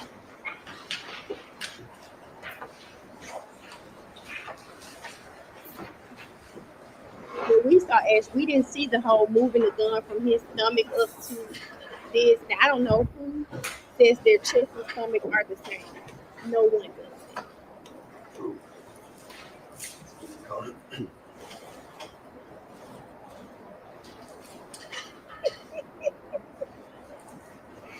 Rocket should be ashamed, Keith, because there was no reason for that weapon to be pulled out. Fake or not. Jasmine, it might be a different case if it covered everything, baby. No, it's a kind of an odd color up there, detective, but do you recognize where those three still images are captured from? Yes, And what would that be? that's from the camera that was recovered at the apartment structure. Now, would you tell the jurors just a little bit about your background, training, and experience when it comes to firearms? Well, I wouldn't consider myself an expert. I carried a firearm as long as I've been a police officer. Prior to, I've attended some of the training days, qualified, their marksmanship, safety skills with firearms. So I have a good basic understanding through my job and through some extracurricular training days.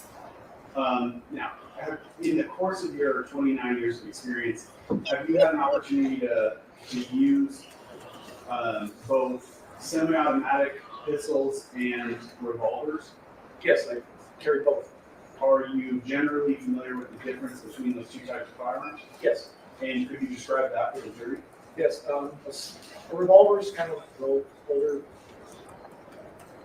technology firearm, original firearm.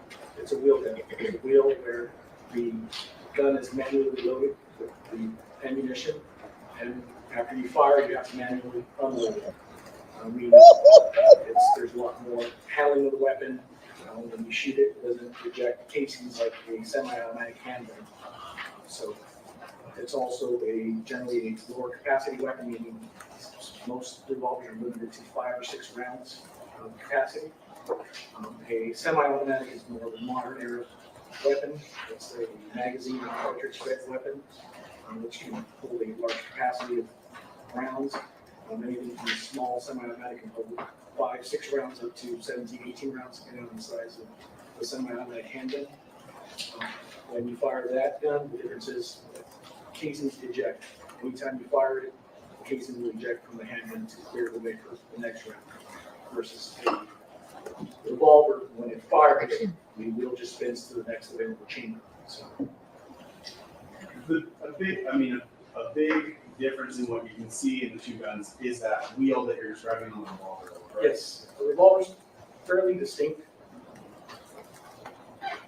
And when you watch this video or even observing the still images on the screen up there, based upon your background, training, and experience in law enforcement and handling both semi-automatics and revolvers, what is your opinion with regard to what type of gun that is, specifically between a revolver or a semi-automatic pistol? No doubt, semi-automatic. Okay.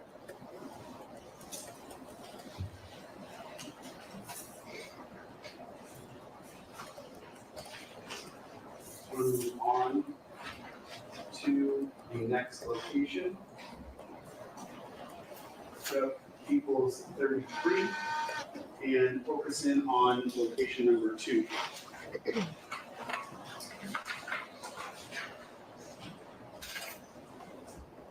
I believe you already said in your testimony that that location was 1616 Vista Del Mar Avenue, correct? Correct. And you said it was a private building, privately owned building, correct? That was my understanding, yes. Okay. When you observed video from that location, were there a number of cameras attached to the location? Yes. Now, I have People's 33 up here, which I think will make it easier for you to explain, but if you would, could you explain generally how those cameras were, what direction those cameras were facing that were attached to that one building? Yes. Well, basically, if you're looking at the green cones, they represent a camera that was facing in that specific direction. So the property kind of sits on the corner of the bend that goes from Vista Villamore northbound to Vista Villamore eastbound. So the cameras face roughly, are placed around the building, faced at different angles outwards towards the street. Okay, so the bottommost one on the building label number 2, that one, that would have been facing towards the intersection of Vista Del Mar and Selma, correct? Correct. And that's the grainy surveillance video that we've watched a number of times, correct? Correct. The very next one to the left of that, it looks like it's facing towards, yeah, that one, the 6200 Hollywood building. What area would that have captured? Roughly as the street begins to turn, that's roughly the front of the building. Would roughly cover kind of the pedestrian entrance to the building. Okay, and then going up to the northmost part of the building, there's 2 additional cameras there, correct? Correct. Do those cameras kind of overlap in their coverage? Yes, roughly they do. All right. Go back to People's 15, the hard drive.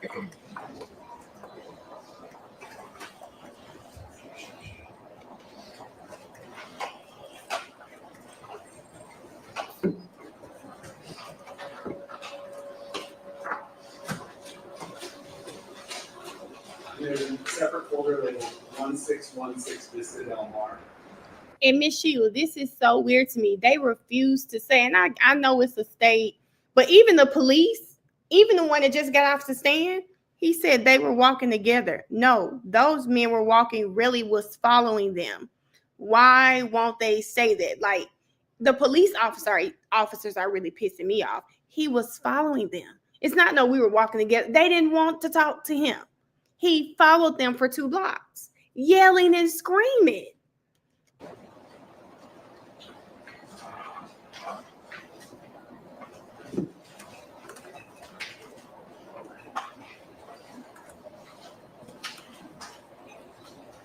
Detective, you see there's 2 files in that folder, correct? Correct. They both start with the word magic. Yes. Okay. The first one ends in the number 3000. I'm gonna open up that file.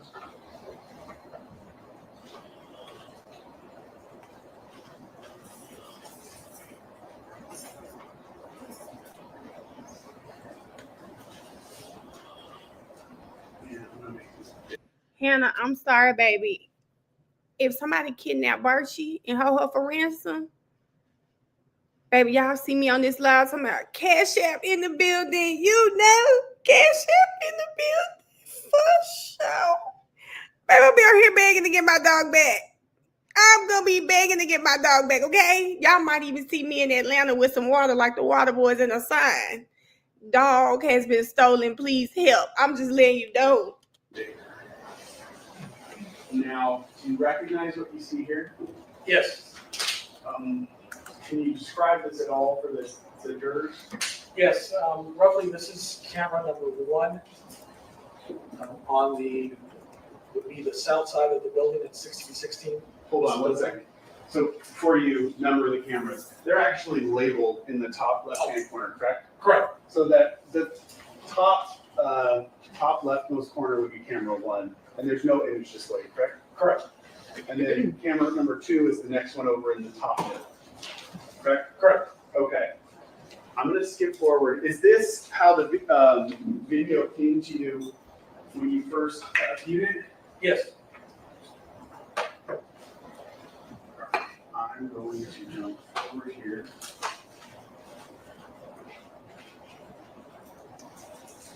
It's gonna be hard for me to see it there, so I'm gonna pull it over and then I'll bring it back to you.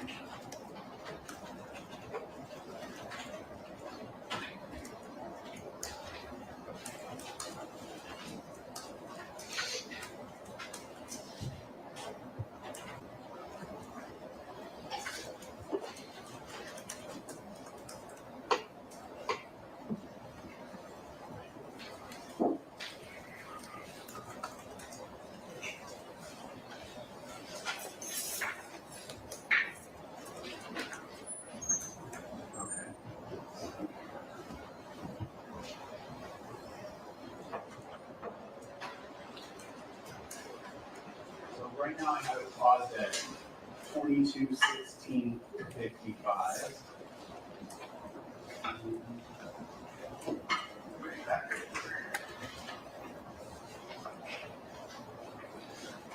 Okay, so from, we have it paused here. There's 4 cameras that are displayed, correct? Correct. And with each one of these represent cameras that we just talked about in that exhibit, People's 33. Yes. And if you double click on the cameras, it makes them individual screens, correct? Yes. All right, this would be that one that faces towards Vista Del Mar and Selma. Correct. Right, let's go back out. Camera 3 would be that next camera to the left, which covers, you said, the front entrance of the building, correct? Correct. I'm gonna jump over to camera, is that 5? I believe it's 5. Correct. All right, that area that we see in the top left of this camera, is that curve on Vista Del Mar that you were talking about? Yes, that camera will be facing roughly west and south. Towards the curve. Correct. And then the last one, camera 4. Which direction would that camera be facing? That will be facing eastbound towards Central. Got it. Okay. And if you play these videos on this player, would you agree that the 4 cameras that are displayed there play simultaneously? Yes. So they're each playing what they captured at that moment, correct? Correct. I'm going to start with camera 2. And we'll play it.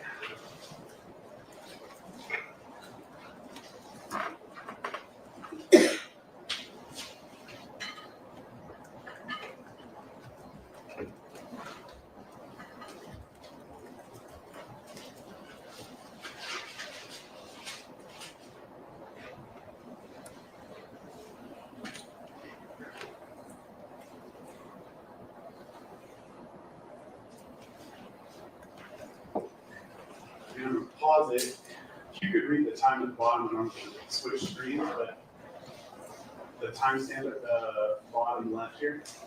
It's 22:17:25. Okay. All right, I'm going to jump over to camera 3. And I'll play it at this portion. And pause it. The time.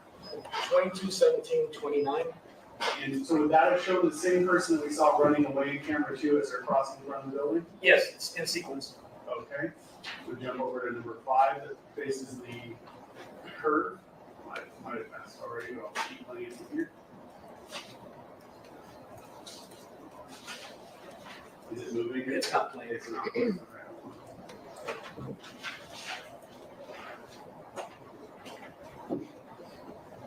Now, would that be the same person that we saw in the last 2 cameras as well? Yes.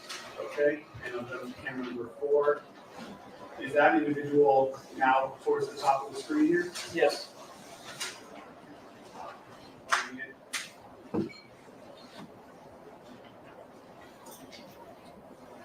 And pausing it, can you give us the time? 22:17:40. Would that be when the man in the black sweatshirt beats up the person who's wearing the red jacket? Yes. I'm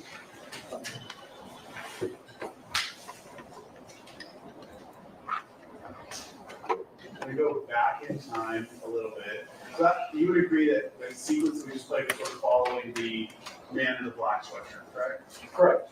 All right. Go back, I'm going to ask to follow the other individuals.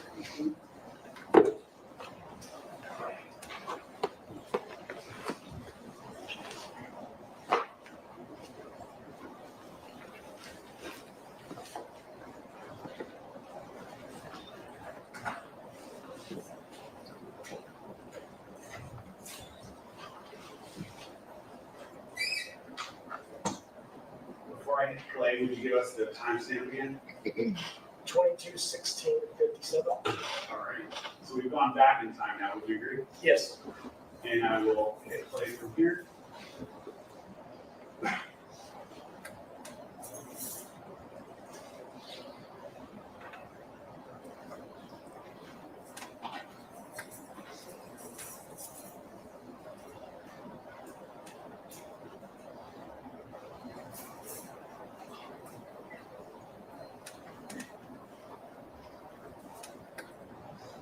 So after the man in the black sweatshirt runs away, what does the man in the red jacket do?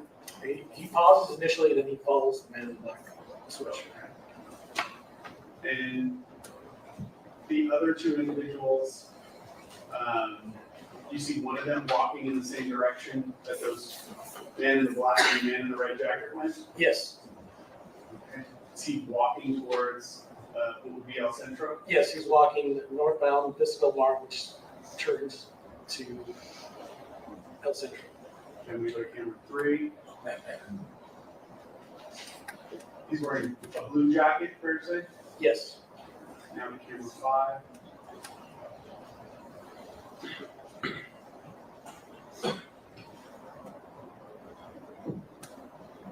And then last thing, camera 4. Would you agree he walks up Vista Del Mar, makes that turn, and then walks towards El Centro? Correct.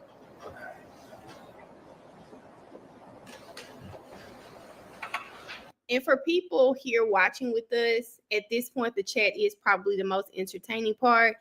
The officer is describing what we've seen through Reli, what we've already seen through Reli, what we've seen through opening statements. He's just kind of walking through the incident where everyone was. We know the facts of this. I'm trying to get to your investigation. So don't think we don't care. We have seen this. We have seen this. We understand what angles they have of everyone because we saw them in Joe and the state's opening statement. I just want to make sure everybody knows what we're looking at right now.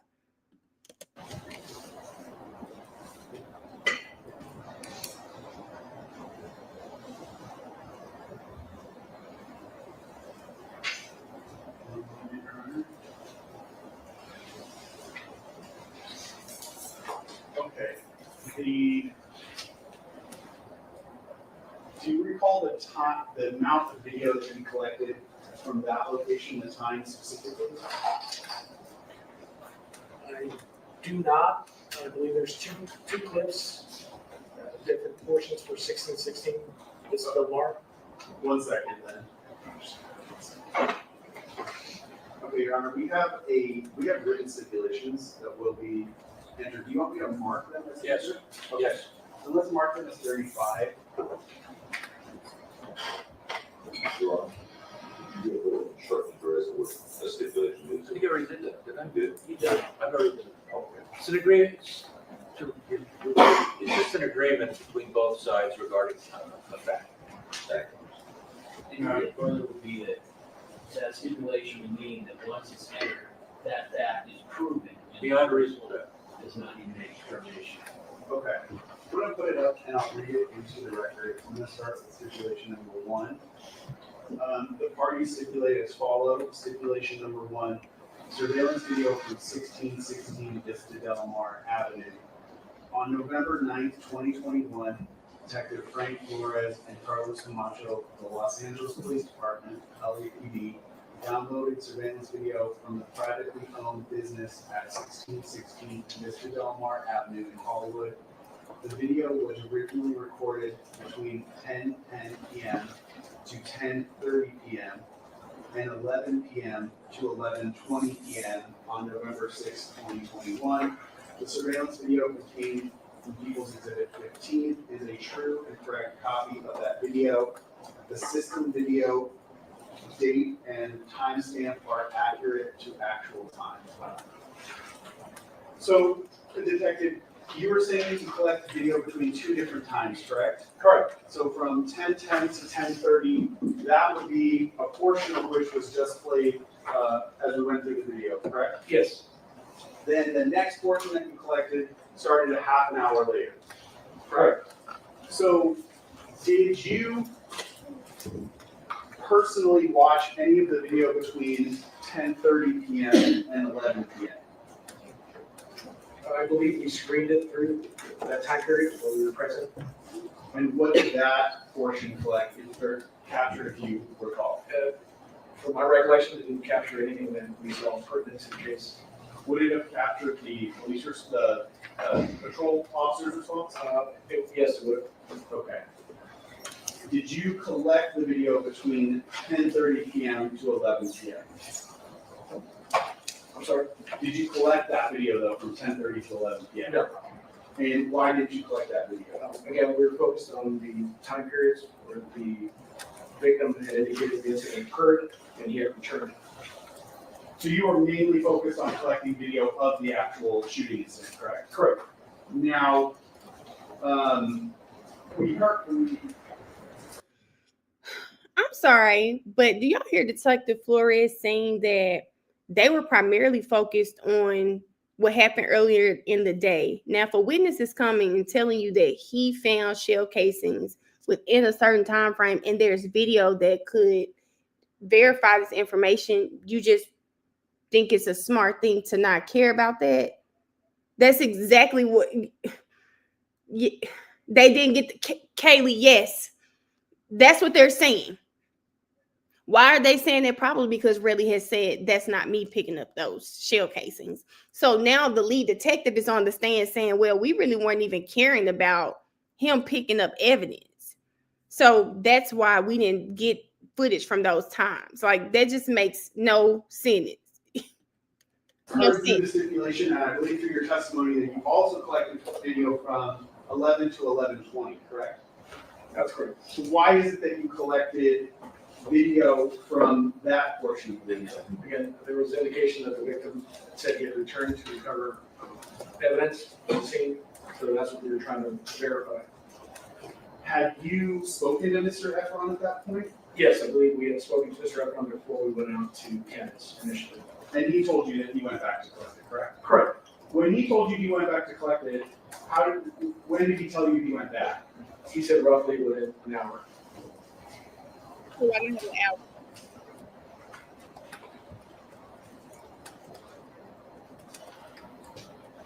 Okay, so let me go to that second video. So it's from the same system, correct? Correct. Go down to the second one. I know we're getting close to noon, Your Honor, if I could just cover this one topic and then we can break.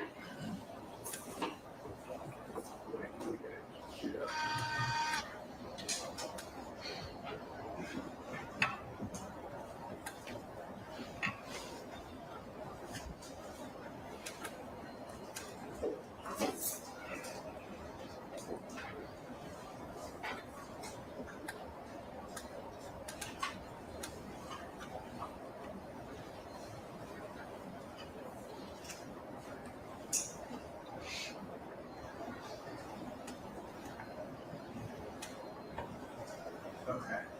I have this second video paused at 23:09:44.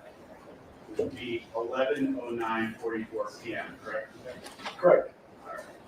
And there's only video collected from camera 2 at this portion, correct? Correct. I will play it forward from here.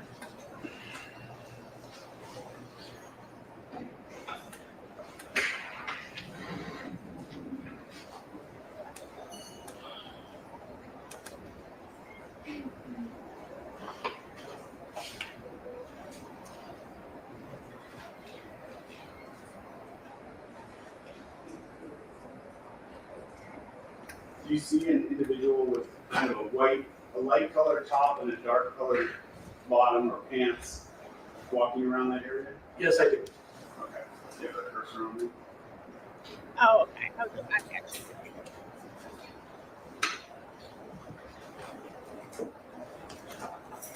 It's so far. How will we know who that is?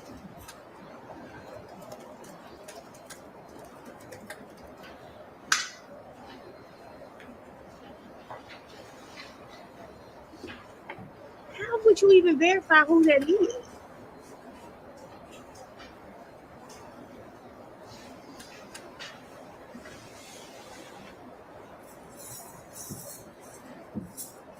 I don't know, Kate. You don't even know who that is, y'all.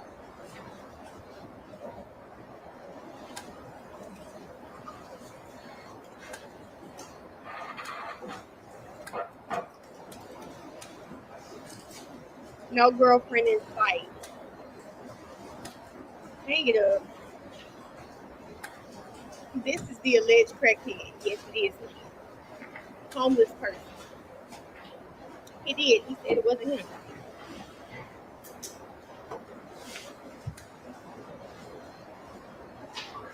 I'm gonna pause it. A few questions for you. Can you read us the timestamps so we know what was played? That's roughly 23/11/39. Okay. Did you hear Mr. Efron's testimony in this case that he took a photograph just before he collected the cartridge casing, and the photograph was timestamped at 11:45 p.m.? Yes, I did. Did you have that precise time or piece of information about Mr. Efron returning to the scene when you collected this video? No, not the exact time. Roughly, we had an hour. And you have just a rough estimate from Mr. Efron, correct? That's correct. Not a precise. Gotta take a break now. I have two questions on this. If you want to finish, sorry, Your Honor. Did Mr. Efron tell you that when he returned to the scene to collect those cartridge casings that he was also with his girlfriend, or essentially with another person? Yes, another person had gone along with it.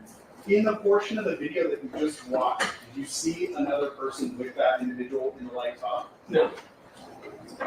Is the person in that portion of the video wearing clothing which was consistent with the clothing that Mr. Efron was wearing at the time of the shooting?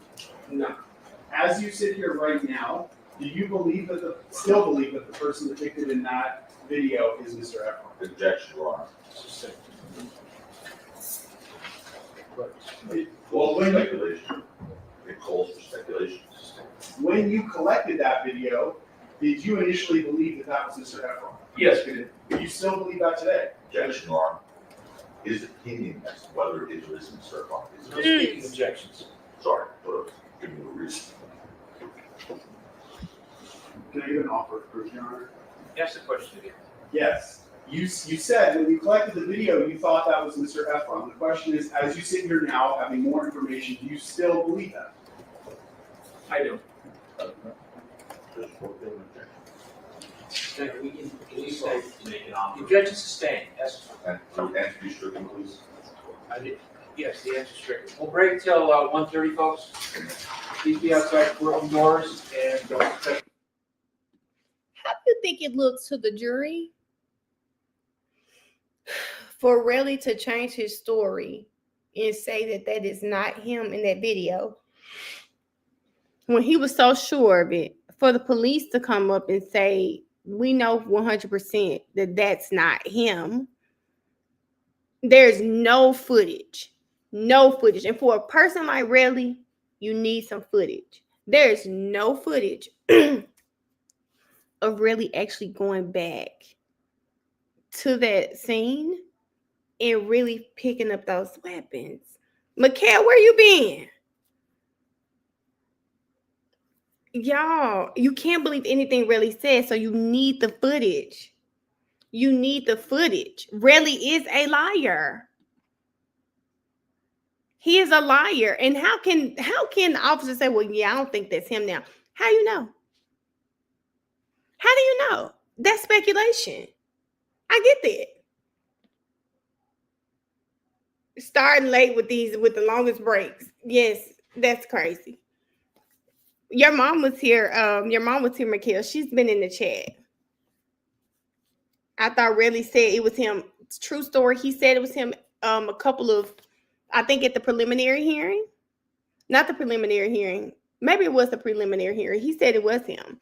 And then he came during this trial and then like 2 weeks ago and said it wasn't him.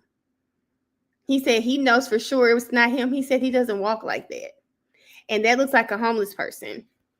But I think he said that once he saw the camera, I mean the pictures in his phone said 11:45. The timestamps from that video were 11:10. So I think he was just trying to clear up the mess that he made. I think that's it. I think that's all it is. He was just trying to clear up the mess he made. Dominique, I'll create the playlist while we're on live today. The only day that I don't have is yesterday. All the other days there are videos. I'll create a playlist. I did know this playlist really do help. So I'll make sure I create that playlist. I'm sorry, he never called 911. No. Brianna, clock it. Clock it, Brianna. Okay, y'all, let's get Wally back up. We're on lunch. We're on lunch till 4:30. And y'all know we gotta watch Wally. So we're gonna watch Wally. Yeah, Dominique, I'll create it. I'll create it. It's simple. I'll go on YouTube and do it while we're on here. Was the someone fired on you by he said that? Yeah. You? Okay, let's go on to the next one, which is a different exhibit. Exhibit Q, different exhibit.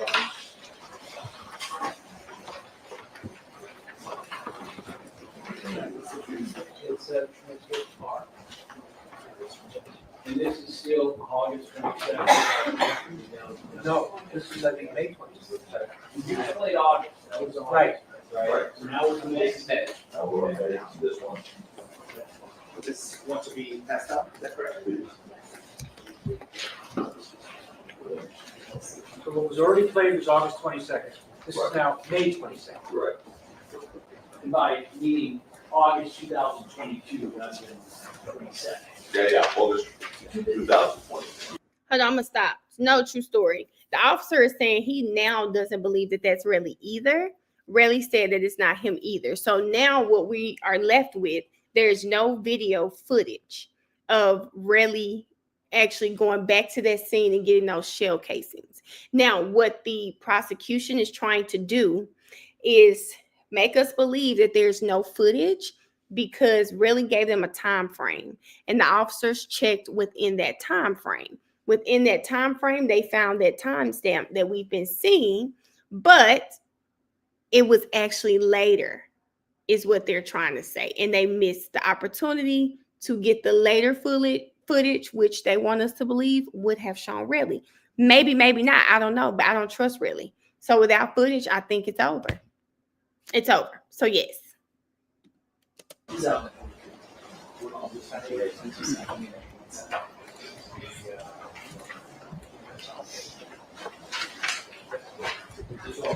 Okay.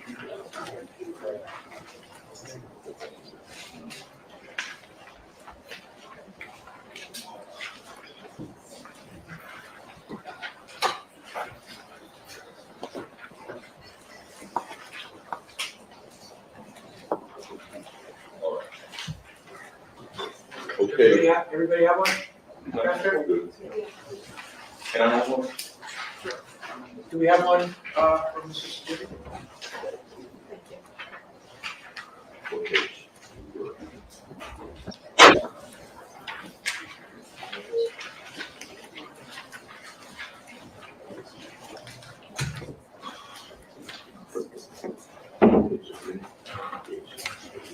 Page 16, please. On the transcripts.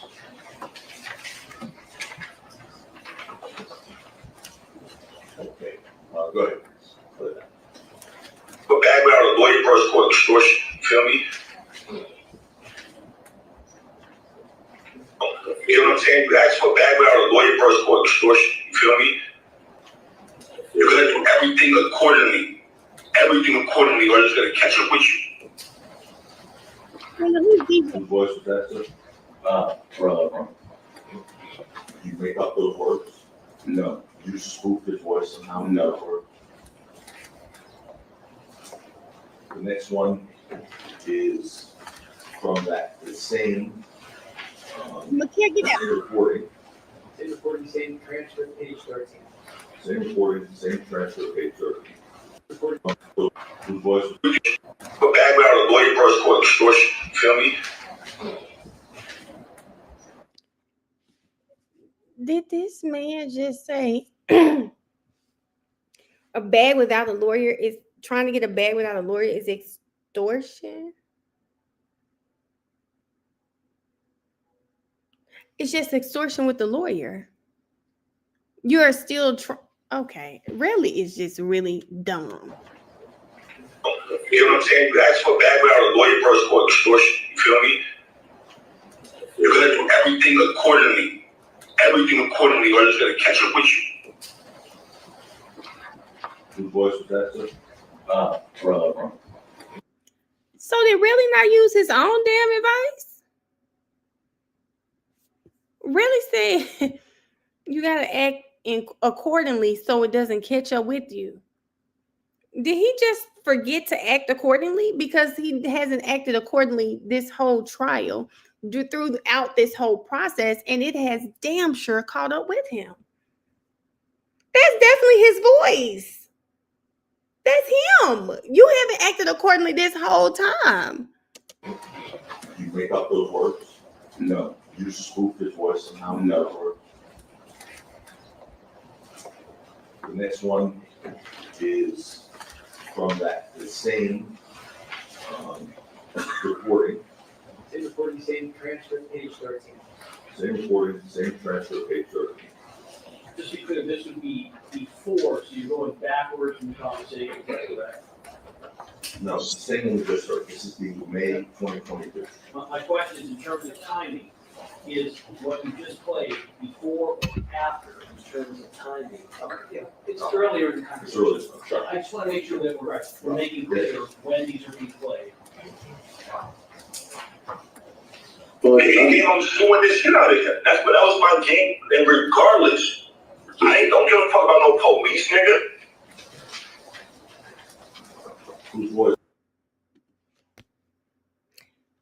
I can't remember Joe's exact words, but do y'all remember Joe asking him about y'all remember Joe asked him Y'all remember Joe asked him about the police? Joe had a specific question about how Relly felt about the police. Do y'all remember that? I just know Relly was sitting up there like, I didn't say that. Not knowing Joe has you on tape telling me you don't give a fuck about the police. Oh my God. Was that saying, suing the shit out of him? That was my game regardless. I don't think that's about the police. It's Rhianna. You can make up that voice. No. No. The computer generate that voice. No. Raynette, I said on Twitter, I said Wiley better watch his back. Cause I can bet money. Really want to ball him up like he balled Eels up. He better watch his back. Okay, next is from the August 2022 recording, which is exhibit again. TT, we might have to watch Really just because when he was up there talking about double negatives, Really, please shut up. Please shut up. Did it do with the second portion of that recording, with the transcript? You just asked, when you're playing chronologically, is this occurring after the time originally when you played? Right, let's just say this is, so we'll be after. No, but you played part of the August call. I'm just trying to understand, is this, you played. Wait a minute. The other attorney just as snappy as Joe. He said, this is ours. He is just as snappy than Lewin had to know this was coming. He had to know this was coming. Now, let me tell you guys something. Do you guys remember during the YSL trial when Miss Love, she stood up there and she accused Brian Steele of not turning something over to the state. And Brian Steele had this, he was pissed. He talked about staying in his office until 8:00 that night for their investigator to pick it up. It was some jail calls. And he said, I don't have to do this. I am not required to do this, but you asked us to do this talking to Glanville. So I am sure to share everything with her. So when he said that it's not a requirement, is Adventure still in here? If she can put in the chat. He was saying it as if it's not a requirement for him to give them everything they're going to use, which is why Lewin is up here stuck. Lewin is shook. Because no way, if they didn't have the same rules that Glenville imposed upon them, no way Luann knew they were gonna pop out with those calls. And the person on the stand to verify, oh yeah, that's my phone. I recorded it. He didn't know it. Shook him, took him off guard. Let me see it. They like, baby, you can see it, but this is ours. This is ours. You don't get it. She said it is not a requirement if it's not their case in chief. Thank you, Adventure, for explaining that to us. And that's what, remember, it was Brian, it was their case in chief. It was the state's case in chief. Thank you so much, Adventure. The audience call before this part, after, before, Exactly. after the part you already played. Let's get the, yes, get the transcripts out. Adventure said it's not a requirement if it's not their case in chief. And if you remember this, well, during this time, it's the state's case in chief. I don't know how it worked because they took Wally out of order, but it was the state's case in chief. In that time with Miss Love and Brian Steele, it was in fact the state's case in chief. Yes, sir. Okay.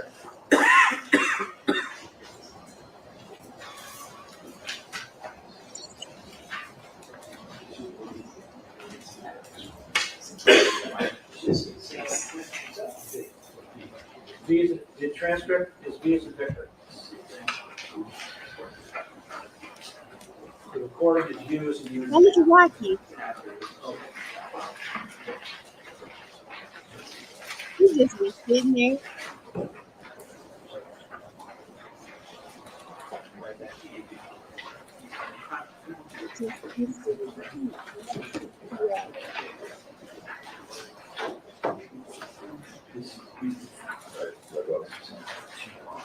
Okay, is there a page direct?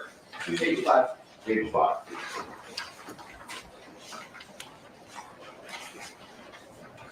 Go ahead. I already know. I'm in 30 M's. What, that's I already know, get 30 M's. Oh my God. I'm sorry, y'all. I just keep catching really lies. And one day when I'm not on live, I think I might do a compilation of all the lives, because did really not say last week that he did not have any idea that his suit was for $30 million. Now, I don't know if any of you have ever sued someone. Why would you sue someone and not know how much you're asking for? Where does that happen? Y'all, that man said 30 M's. I thought you didn't know how much you were suing him for, really.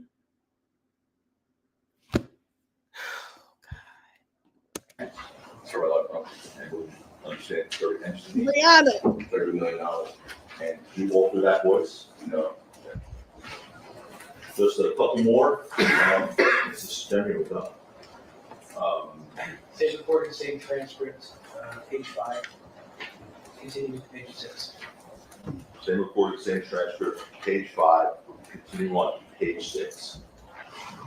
He's gonna have to deal with that and his political ties and everything else. Because once I walk away, when I get my cash, the case is way weaker. It's just like a domestic violence case. If you was to hit your bitch and your bitch was to keep on going through with the situation, you go down. But if you're not there, then you're going against the state and it's way weaker. Okay. Whose voice is that? And what did you understand what you were saying? No shame. Objections going to call for speculation. It's also irrelevant what he understood. You heard him hit your. Sustained. Okay. Dang it. I keep forgetting that YouTube. I shouldn't talk like this. Hit your B word. And let me just say this. If you guys listen to that part of the call and think Gemma Jones ain't all type of B words when that money ain't hidden right. If you think Gemma Jones go on her date with her poppy and she come back to that room $1,000 short, if you think Gemma Jones ain't all type of blonde hair, blue eyes, B words, you're crazy. You're crazy.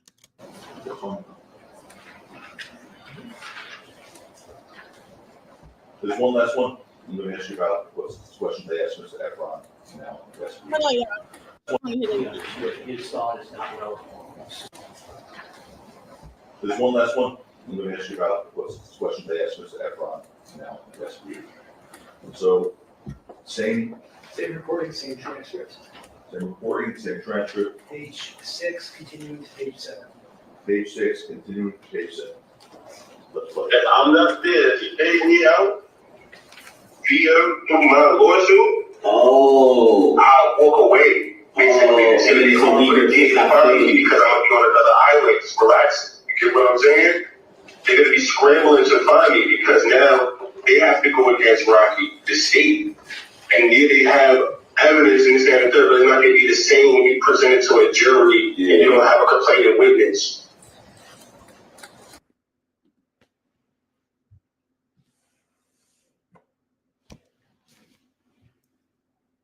Did this nut just tell Wiley he will go to an island with his feet kicked up, sand in his toes, and the state? Miss Sheila, that's what made, when I listened this time, I listened for your comment. Hold up. Let me find it, Miss Sheila. If you meant this one. No.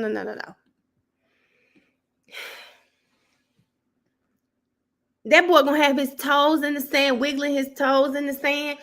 How do you think LeWin felt hearing this man on the phone saying that if you pay me, I will go into hiding and mess up their whole case? Hearing that, right?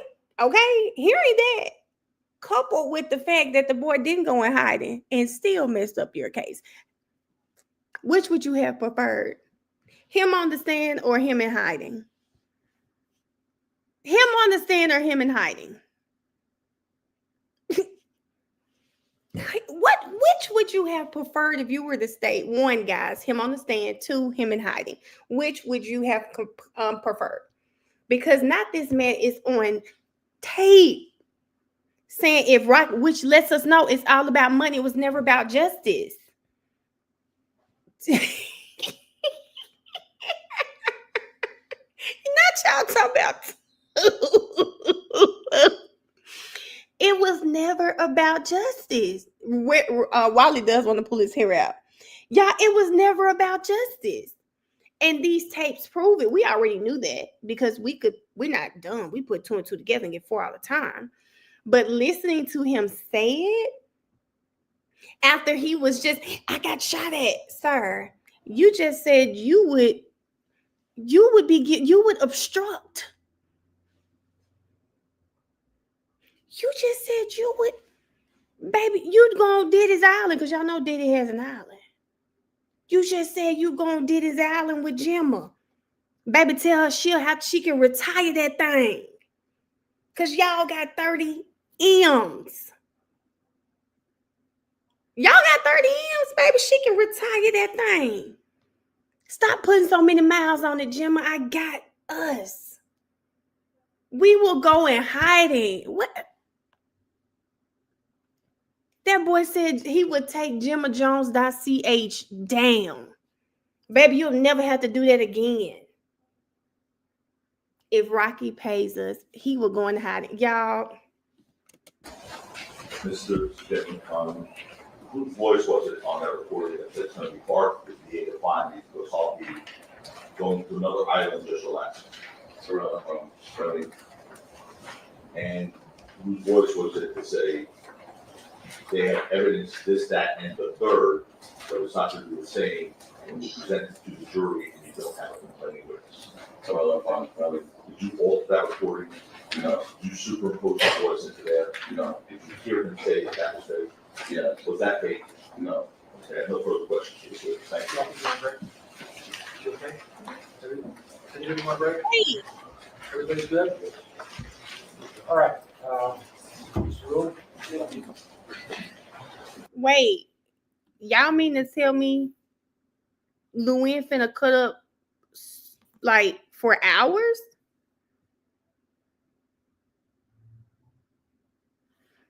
Y'all mean to tell me that's all Joe asked him and LeWin is about to be up here for over an hour cutting up? Are y'all freak? I almost said that word. Are y'all kidding me? Ain't no way in hell he got Wiley up there for out. Yeah, this is crazy. Mr. Jimmy, would you agree that you are much closer to the defendant than you are to Rel, correct? Fair to say, And you do business with the defendant, right? sometimes. How much money has the defendant paid you for your work in the past 3 years? 3 years? I'm just so I bad. don't recall. Let's give an estimate.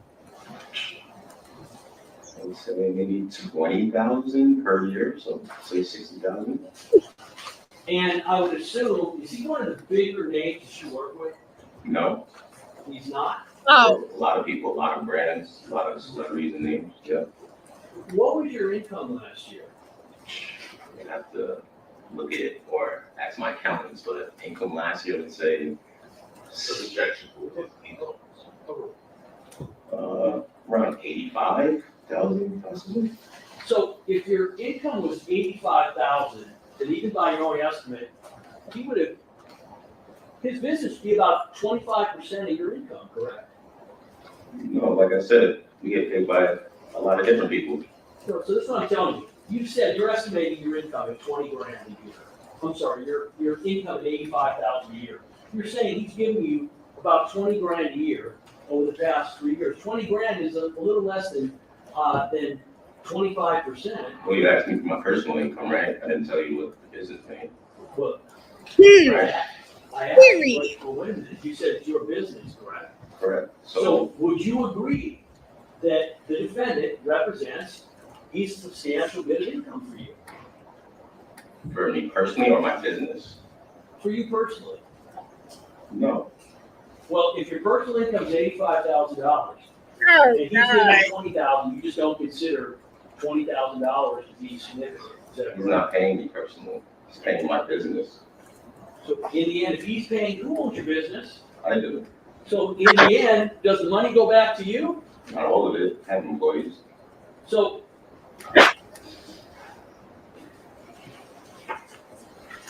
you say that he is a friend of yours, correct? Correct. How close of a friend?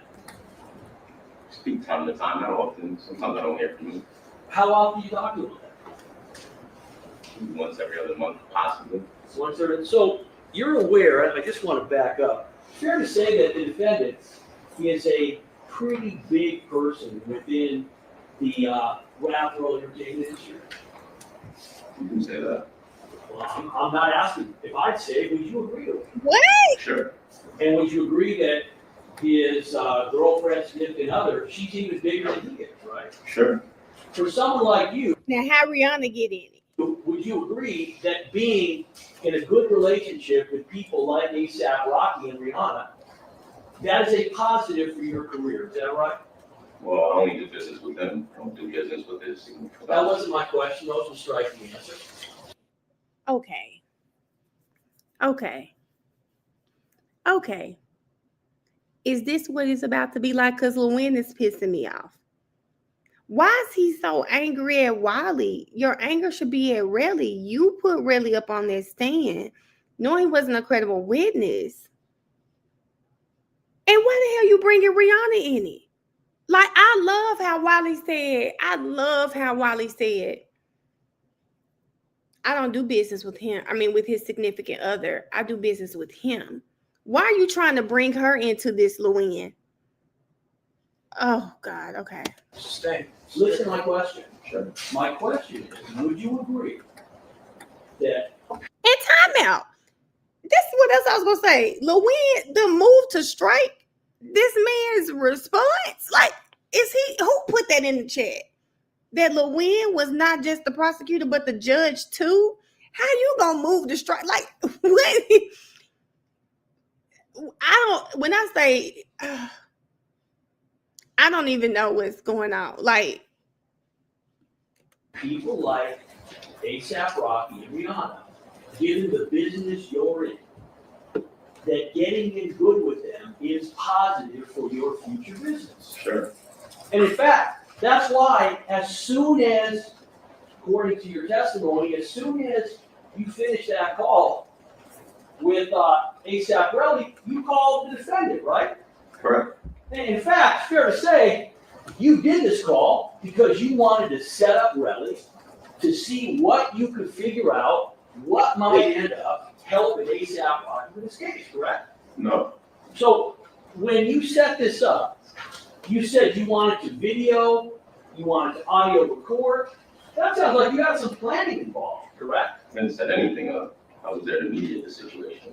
So you just decided that you were gonna call him up, chat him up, and then immediately after that call, even though you only talked to him like every other month, you're like, yeah, I think I'll call ASAP Rocky up. Well, he was calling me numerous times first. Who was calling you, ASAP Rocky? Really? That's not what I asked you, motion to strike. What? Lewin has to know this looks terrible. He has to know this looks terrible. He's responding to his question and he's not trying to do with the whole Reli thing. He's just like, no, you have that wrong. Oh, this is a mess. Yeah, you know what, Wait a minute, he misunderstood. Listen to my question. Ask the question again. What I'm asking you is, you're telling me you rarely talk to ASAP Rocky. You talk to him maybe every other month, right? Correct. But as soon as you spoke to Reli, the first thing you do is call him up and let him know, hey, here's what I got, right?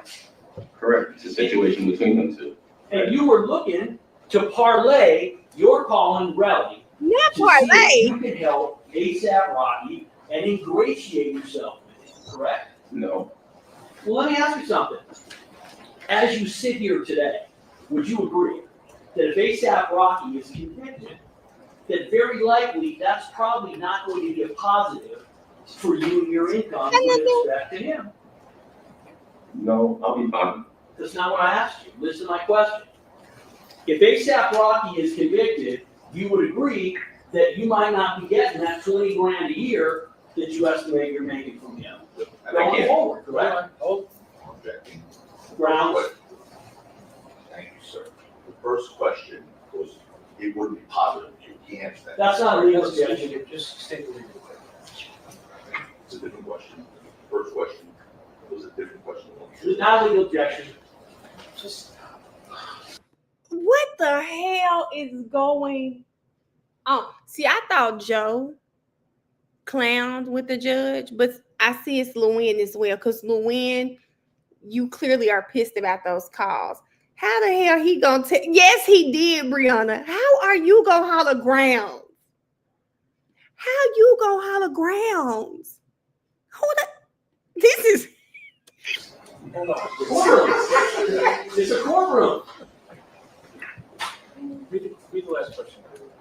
Your Honor, we don't have a still objection. Did you withdraw it? No, I didn't withdraw. It's misleading the witness. The first question that he answered was a different question. That's not an objection, Your Honor. It's not I a just did. objection. Objection misleading. There we go. That's not a legal Both California of you objection. stop. Both of you be quiet. And the answer. Did y'all hear what he just said? That's not a legal California objection. What is he trying to do with that? Let the jurors know that this is not an attorney that practices predominantly in California. This man is out of control.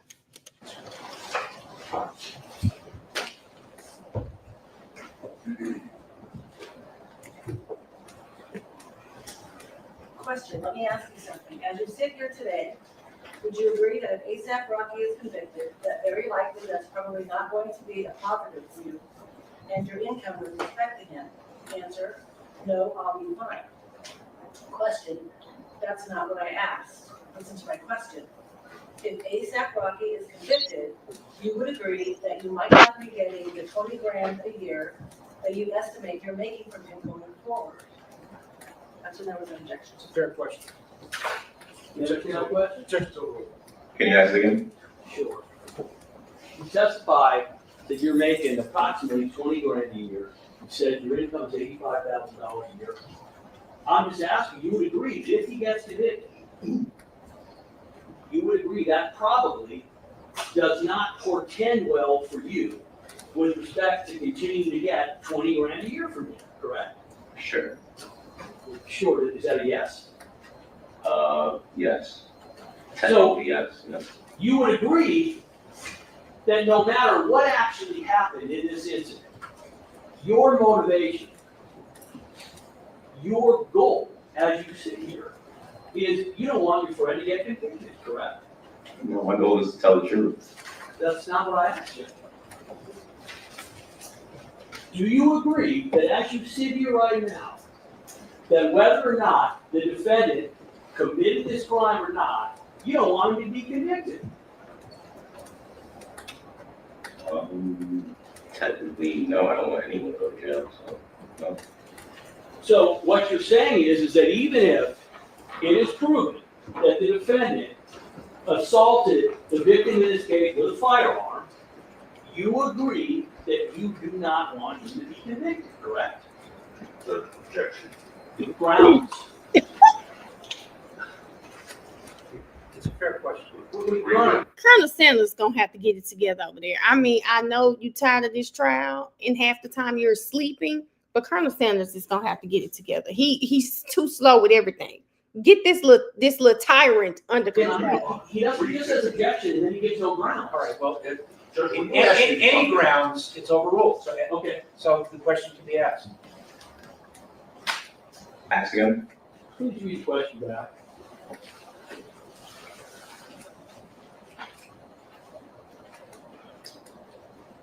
Question, so what you're saying is that even if it is proven that the defendant assaulted the victim in this case with a firearm, Thank you, agree that Adventure. do not want to be convicted, Gary. correct? No. So a moment ago, you just said you don't want anybody to get convicted and go to jail. Now I've just asked you whether you want the defendant to be convicted, even if he committed a crime. You said, no, I don't agree that I don't want to convict. Which is it? If he committed a crime, sure. Justice, right, needs to be served, so. So as you sit here today, your position is you're just an unbiased person coming in here to do your civic duty. Correct, I was friends with both of them, so. Well, you weren't really good friends with Reli, correct? You're much closer to the defendant. I was friends with him. Well, you were much closer to the defendant, correct? Correct. You said you flew out here, is that right? Correct. I assume was that first class or business? Business? Nice lie flat seats, I assume? Sure. Yeah. Well, I wasn't there. So does sure mean that's what happened? What does sure mean? Sure mean yes. Okay, if you can answer yes or no, but just make it easy. You saying No problem. Okay. So you flew out yesterday on a lie flat seat at the expense of the defendant and his lawyer, is that correct? Correct. And you came here not because you have any financial motivation, but because you simply want the truth to come out, is that right? Correct. Because someone said the audio recordings weren't real. So let me ask you something. What you just heard, those were snippets of approximately 30 minutes of conversation, is that correct? Correct. And during those 30 minutes of conversation, at any point in time, did Reli ever tell you that the shooting did not happen? No. Did he ever tell you at any point in time, you know what? Yeah, I'm trying to get his money, but I made the whole thing up. No. In fact, isn't it true that what he was telling you was that that man shot at him and Reli wanted to make sure that he got his for what happened? what? Is that correct? That's what Reli said. And you weren't there, is that correct? No. Correct? Hold Yeah. on. That was another thing. You weren't there, were you? No, I was not. And you don't have any idea whether or not this incident happened or didn't happen. No. So here's my, did you ever ask Reli? Hey, I'm sorry, did you ever ask the defendant, hey, listen, this guy's saying you shot at him. You ever ask him what happened? Objection, relevance. You ever ask him what happened? I don't recall. So you are having conversations with Reli, which you're taping, and then immediately calling the defendant to report what happened. And you're telling me you've never asked the man, hey, did you cap 2 rounds at him? What the heck? Now, what the hell? Did y'all hear Luann? I've been watching Bringing Down the House a lot because y'all know the older white lady in the movie. I don't know her name. She passed. And y'all remember the part when she said, Cap? Something that she said. And she said, oh, you a regular gangster now. He said, Cap, 2 rounds in him. Oh, Luann, you a regular gangster now. Luann is spiraling. He is spiraling. Well, is that something you think you remember? 3 years ago, I don't recall. So you're telling, I just want to make sure I understand this. Really don't recall shit. He don't either. Your testimony is, yeah, I'm recording him and I'm well aware of this situation that happened. And I've talked to the defendant about it. I talk to him every couple of months. But I've never asked him, hey, Reli's accusing you of shooting him. Did you do it? You never asked him that.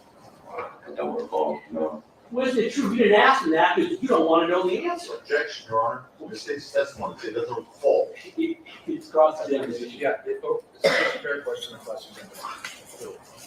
Isn't it true that you didn't ask him that question because you don't want to know the answer? Like I said, I don't recall, but I might have asked him. So now you're saying you might have asked him if he shot Reli, but you don't remember the answer? I said I don't recall me asking him that question, right? So let me be clear.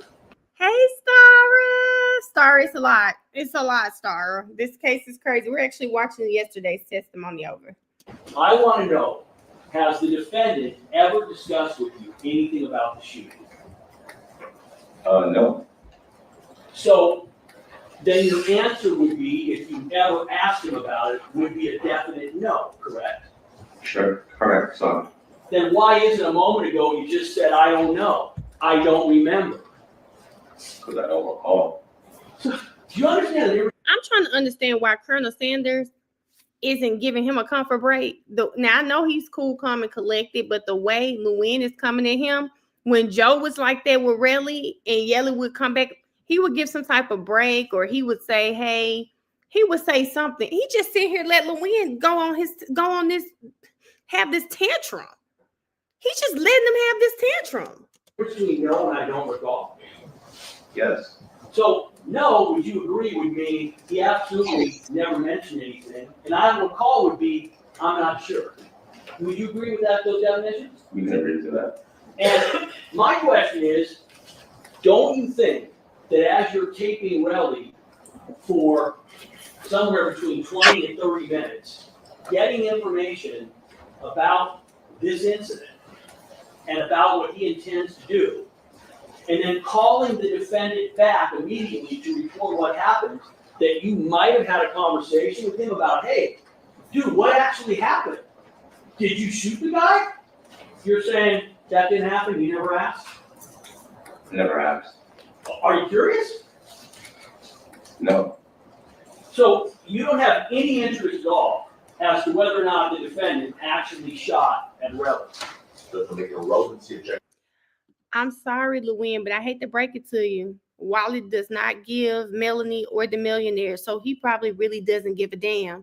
Now, before this case, I wouldn't have gave a damn either, but after watching the case, I do want to know if Rocky shot at Reli for real. I do want to know, but Wally does not give Melanie or the millionaires. He does not give, he gives a damn. He might really want to just keep his business and that mess separate from everything that's going on. He don't really get, I don't know. I could be wrong, but I'm just saying. Sorry for that. Go on to another subject. So,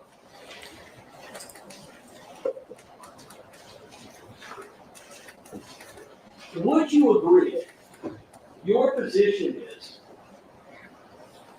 is that you are talking to Reli and he is telling you about what he intends to do in terms of getting money from the defendant. Would you agree? Yes. Did you ever say to Reli during any of these calls that you recorded, hey Reli, how come you're getting money from him if the shooting never happened? Never asked that. Don't you think that would be a legitimate question to ask him? No, I was just hearing his side of the story. Well, and in fact, you would agree that there is nothing that Terrell has ever said to you, nothing, that in any way indicates that the shooting did not happen. You agree? I agree. Would you also agree that whatever efforts Reli makes after the shooting, however much money he asks for, whatever calls he makes, does that change what happened during the incident? Objection. What's that? Sorry, man. Well, let me ask you something. I'm asking you. You're taping him and you're reporting that conversation to the defendant. I'm asking you, is there anything about Reli's statements about suing the defendant, trying to get $30 million? Is there anything about those statements that you are aware of that changes what actually happened the night of the incident? No, I think I answered that. So would you agree that whether or not Reli sues for $1, 20 million, 100 million, 20 gajillion dollars, that in the end, either the shooting happened or it didn't? Would you agree? Yes. And it's your further testimony, despite all that, you've never had one conversation or asked him one question, the defendant, about what actually transpired. Objection as to How many calls in total did you record? 2. 2 calls? Now, you said that you were upset because the idea that Reli was coming into court, you said you were offended by his line. Is that correct? Yes. When you were taping his calls, did you know you were taping? No. Do you think that friends tape other friends' phone calls? Sometimes they can. I'm asking you. I'm not asking you physically. I assume, sir, that if somebody wants to record a call, I didn't ask whether it's technically possible. I'm asking, do you think that a friend records their friend's phone calls when that person doesn't know it? objection, he gave an answer. That's not a legal objection. It's not. It's an objection, Yes, question. It's speculation. What friends do is irrelevant. Ask another question. You called Terrell a friend of yours, correct? Yes. Do you think that it was being a friend of his to tape his phone calls without his knowledge? Yes. How was that being a friend to Terrell? So the judge says, ask another question. Maybe the lawyers in here can tell me, do y'all think the judge meant for him to just reword the question? Because that's all he did. It felt like to me the judge was telling him to move on, like he would do to Joe. Ask something else, move on. He just reworded the question. And I'm sorry, I would definitely record Reli, especially in this situation. It's too messy. Sometimes friends do things like that. You mean sometimes friends betray friends by taping their calls and then calling other people to report what they found? Is that what you mean? That's what we call betrayal. Argumentative. So, when is the last time that you had spoken to the defendant prior to immediately calling him after the May 2022 phone call? I didn't talk to him. What's that? I said I didn't talk to him prior to really calling me. No, so, well, you talked to him before, so I'm asking the last time. When did the last time be? I'm not sure. When is the first time? So when did you first find out about the whole incident, the shooting? When did you find out? From Reli in 2022. No, I'm not asking when you found out from Reli. When did you first hear about the shooting? When Reli told me. So you're saying you had never heard about this shooting that happened to your friend, ASAP Rocky, until May of 2022? Correct. So you're saying you speak to him every other month. Oh, my you're aware that shooting, that. Okay. What's annoying me right here is that listening to Wally's testimony, it does not sound like it is crazy for him to not have heard this from Rocky or really personally. It doesn't sound like it's crazy. He does sound like, you know, they communicate, they talk, but maybe he tries to keep it with the business. It just doesn't, to me. I mean, y'all may feel something different. It doesn't feel far-fetched that they hadn't said and spoken about this, especially if I am Rocky and I know that Reli is trying to extort me. He's already sent text to your manager, text to you, and you're getting the vibes already that this is not something. I mean, sorry, you're getting the vibes that this man is trying to extort you. This is not something I would be broadcasting everywhere. I just wouldn't be telling everyone this if I already know what Reli is doing. Because guess what? Guess what Rocky's not trying to do? Rocky's not trying to be the person with a recorded phone call played in court. Come on now. I believe this part. I believe it. Maybe there were rumblings from other people, but Luwin is specifically asking, when is the first time he heard about this from Rocky? Rarely, like, kind of did one of them tell him? He probably didn't hear, or he probably heard it and didn't believe it, didn't want to bring it up to Rocky. I don't know. But I don't know. They said he knew about it, but Cara, that's what we were just saying. He could have heard mumblings because the entertainment industry is very big, but it's very small. So yes, he could have heard mumblings of this. But I am talking about Luwin asking, like, these two people specifically, because what he's getting to is that he talks to Rocky so much. Rocky had to have said something to him. I just can't see that happening if Rocky already knows that this boy is trying to extort me. His lawyer probably told him not to talk to anybody. So let's hear Luwin again. But I think that's what he was asking. At least that's what I thought I heard him say.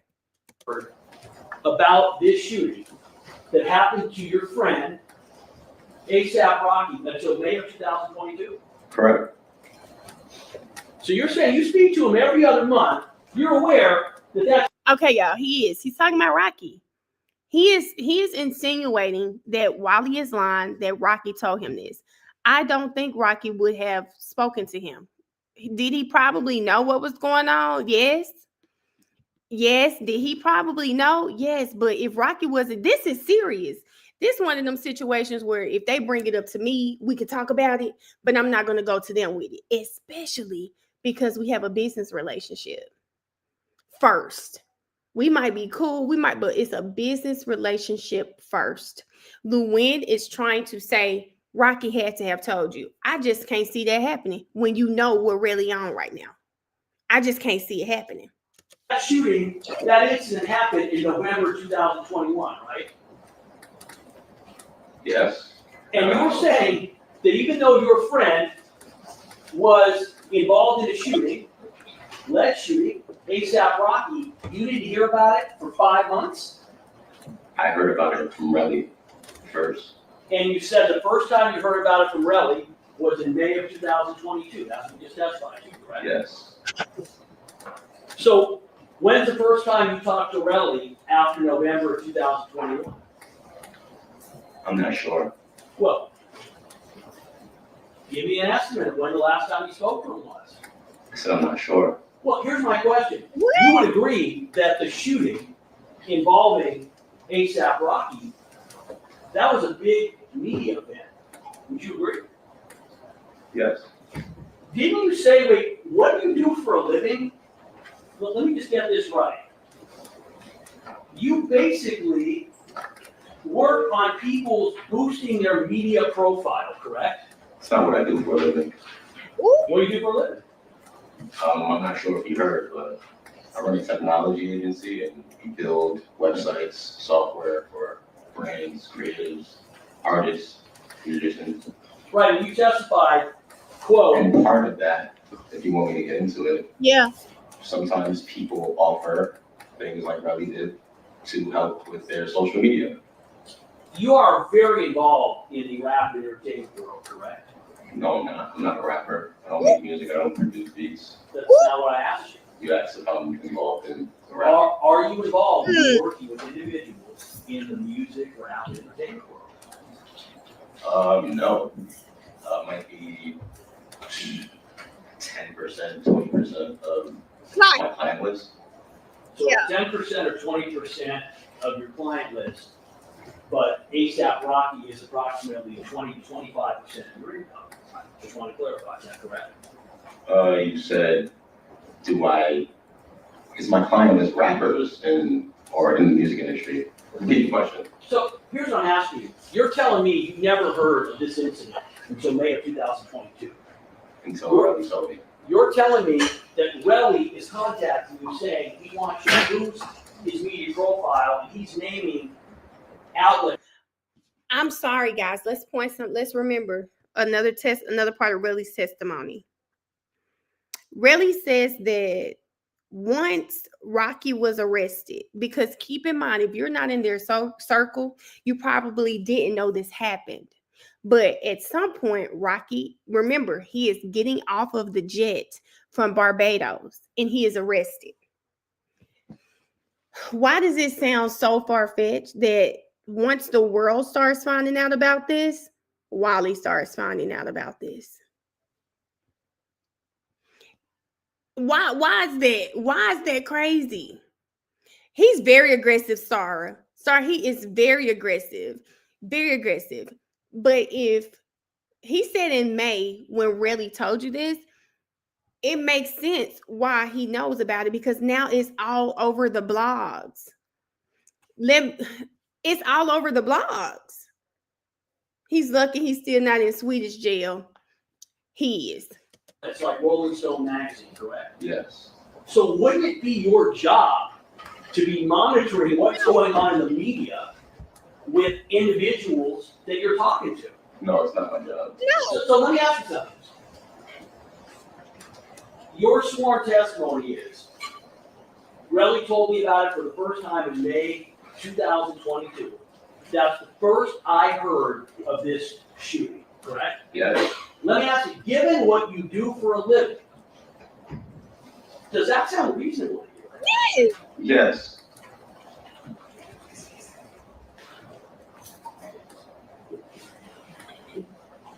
So let me ask you something on the sidebar. This is nothing on the record. Concern is a schedule. The Jewish Vector Board to not turning the schedule. If one of you has a commitment, I don't want to interfere with your lives. But if Mr. Sajimi wasn't fine, you go back. Okay, y'all. Lewin has pissed me off. I tell you that. All right, the DVD is 28.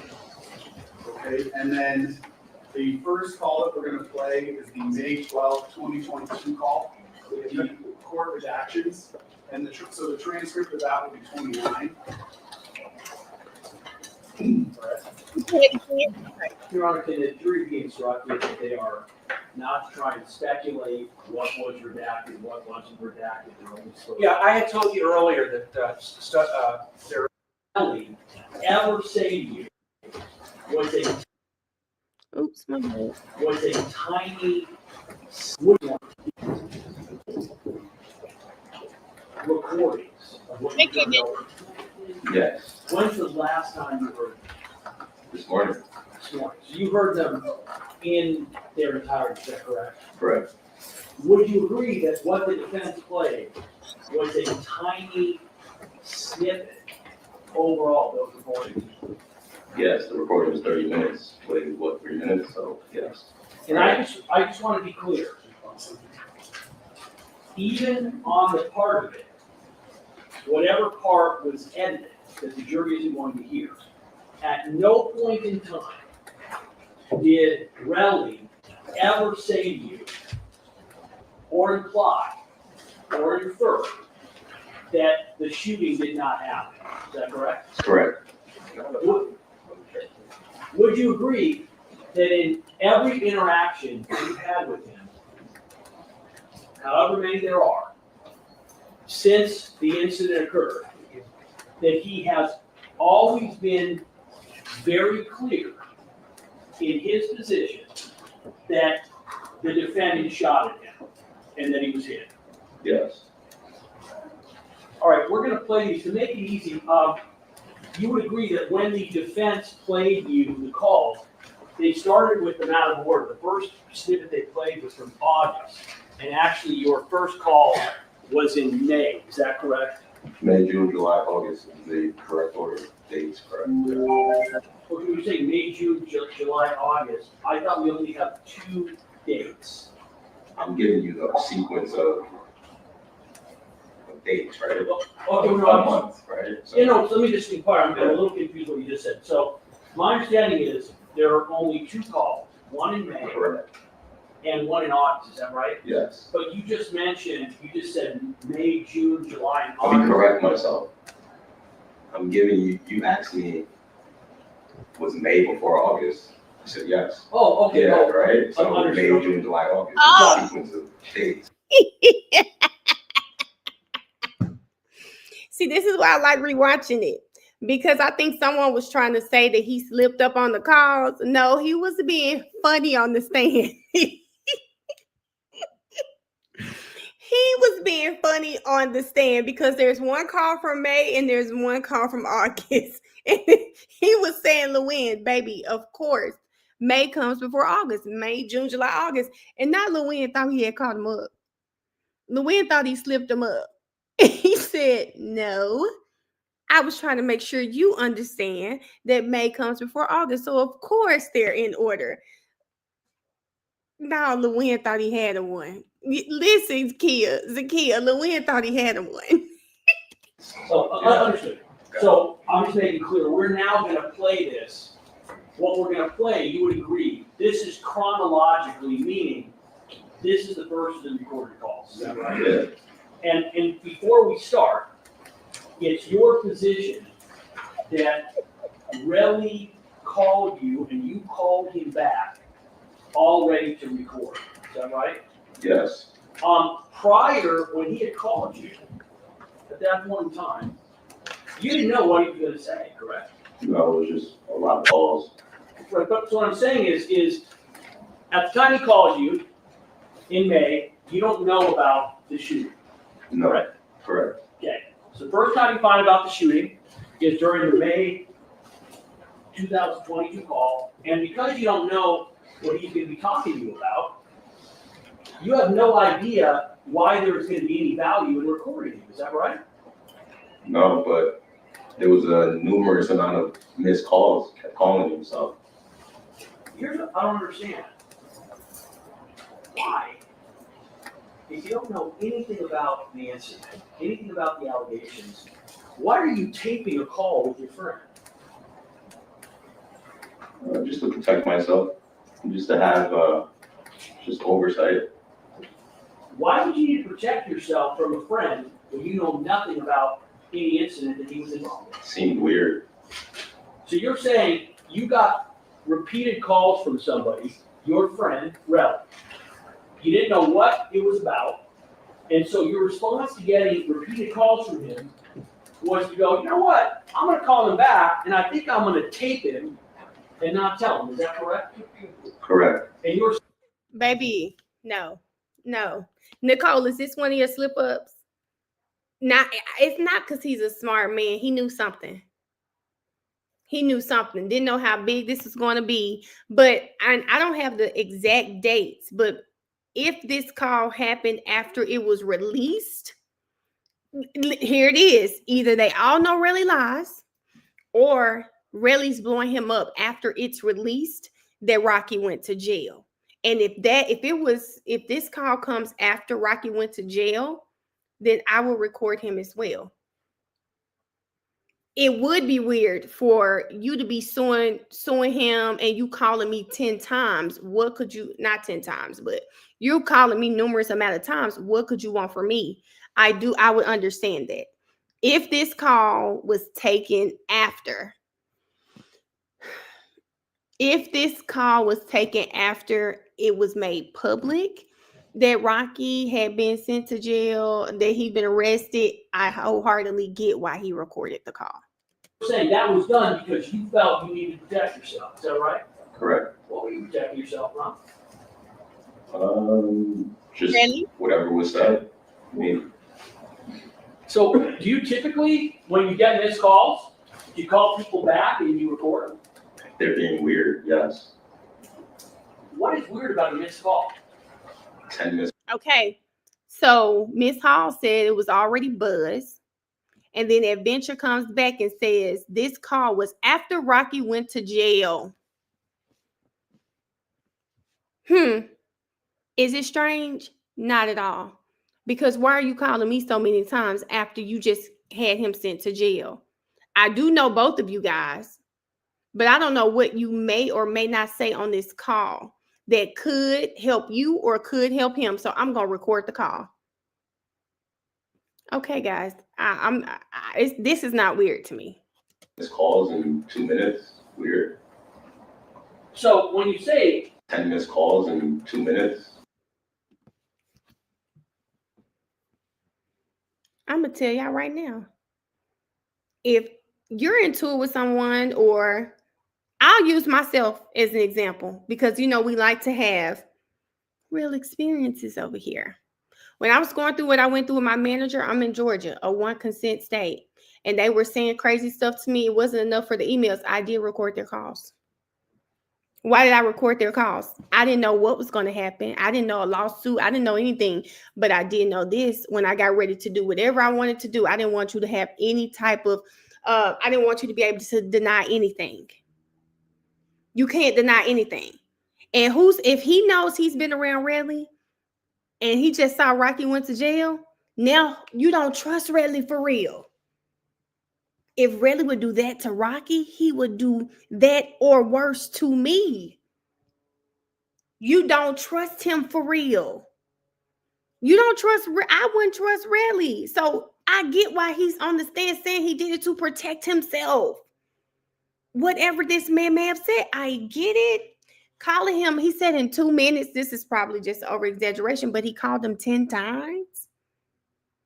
Okay, I get it, Wally. Weird. So when you say if someone's being weird, you didn't talk to him, correct? No, but there might have been text too, but I don't remember. Just fluid? Yeah. Time to move on. All right, let's play. I want you to listen to this. I'm going to ask you questions about it. Your Honor, when we get to the last page, it didn't print out, so I will pull it up on my computer. Oh, so there's a page 16? There is. Yeah, I don't think any of us have. No one has it. That's why I said I'll pull it up on my computer. Right. She'll be on the screen. All right, I'm gonna start the recording. And the file name is IMG_0786 redacted. This is the May 12th, 2022 call?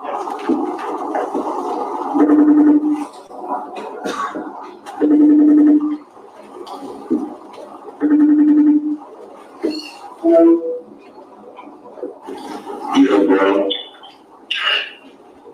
Yeah.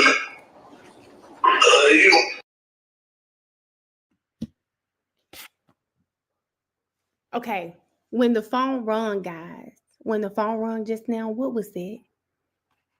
In the call, I don't know why YouTube didn't post my comment. I said, what did you want him to say on the stand? Y'all, when the call rung, what type of call was that? And you YSL people in this chat, y'all know what I'm getting at. Y'all know what I'm getting at. I just want to see if y'all gonna put it in here.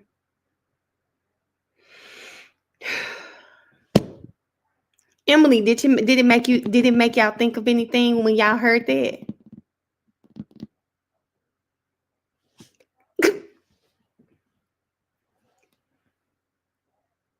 Y'all think I'm just asking the question.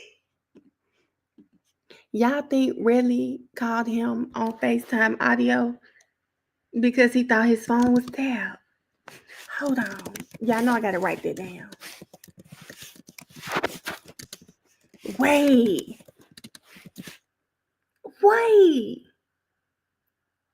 What? Okay, y'all. Are y'all? He probably thought his phone was tapped. Do y'all think, y'all know he claimed me in the streets. Do y'all think he was thinking his phone was tapped and that's why he called on FaceTime audio versus calling them normal? He should have said he saw the news, so he didn't trust Reli, so he recorded. Nicole, I think it's almost implied. For you personally, do you feel like that's something you need to trust what he's saying more on here? Oh God, that is funny. Shit, Rose, my bad. I'm in my girl shit bed, so yeah.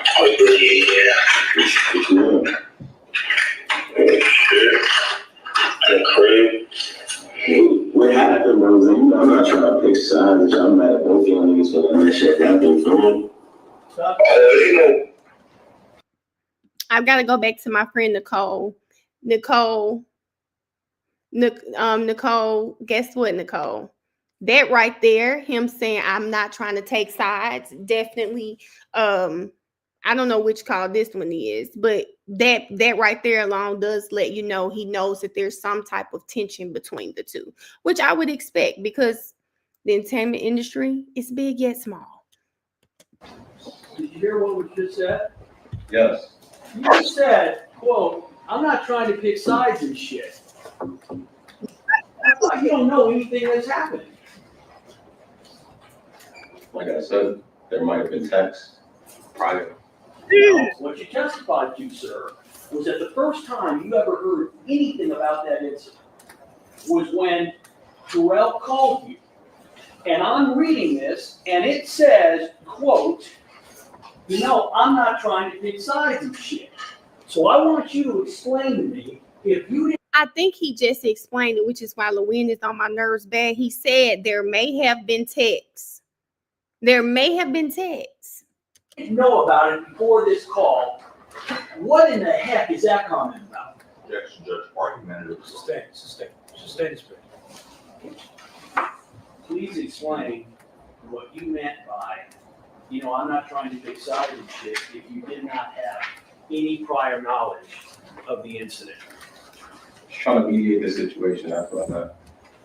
How can you mediate a situation that you know nothing about and you've never heard of? Like I told you, I might have received the text from him, so yeah. Do you recall me asking you prior to the break, 3 different times, and again after the break, whether you had heard anything? Yeah, I'm tired of Lewin. I'm trying. I'm really trying, guys. I'm trying. Not only that, Mel, but at the end of the day gonna end. Okay, he is supposed to be both of their friends, and he's listening. Emily, yes, Lewin is killing me because he has responded to him several times. He keeps trying to drag in this point. I asked you this. Let me not piss the YouTube people off by saying asked.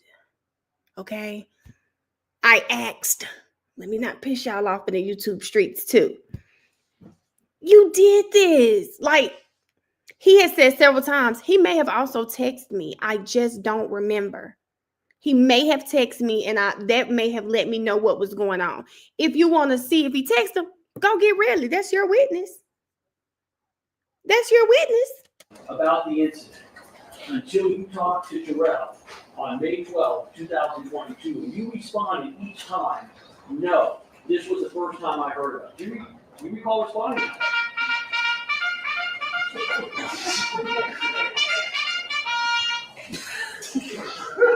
Sorry, Ron. It's loud because the court knows I can't hear, so my apologies. Yes, but Sorry, Ron. It's loud because this court knows I can't hear, so my apologies. yes. Was that Lewin's phone, y'all? I don't know why, but that ringtone is so fitting. That ringtone is so fitting, and I can't even explain. Yes, but I thought you were specifically talking for the phone call, so. Wait, can you repeat that, please? You can repeat your question, I'll answer it. So what I'm asking you is, I asked you 4 different times before the break, and 1 time after the break. I confirmed the first time you had ever heard anything about this shooting incident that happened in November was during the May call, this call, with Reli. And yet, the first thing you say is, you know, I'm not trying to pick sides and shit. And then you say, in testimony today, I was trying to mediate. So my question is, how can you be talking about not picking sides and about mediating when you never heard of what happened? I think I answered this where I think I received text as well. So, yeah, and what I mean by picking sides is trying to mediate the situation. So when you say you received texts, so are you now changing your testimony and saying, yes, I knew about this incident? He said maybe. Beforehand? Objection, or Repeat the question? Are you now saying, yes, I was aware of the incident from November of 2021 prior to this phone call? I'm not sure. 3 years ago. So, well, I want you to take a look at the transcript. I want you to look at page 2, and I want you to read again to yourself, and I want you to read starting at line 8 to line 11, and tell me if now you understand Got it, Nicole. whether or not. Yeah, I think I get your question, and my answer again is, I believe, I'm not sure if I received, I think I received text messages about the situation, so, yeah. So you're saying you decided to you recorded these calls.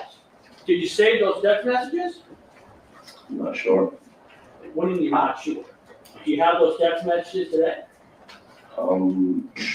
Probably not, and the definition of I'm not sure is, Mr. Lewin, are you gonna play with the rest of the? I don't know. I am, but I'm taking them one at a time, and then I'll start playing again. All right, let's, Moving I think along. it's easier to hit each one as it comes up. you hit this one a lot.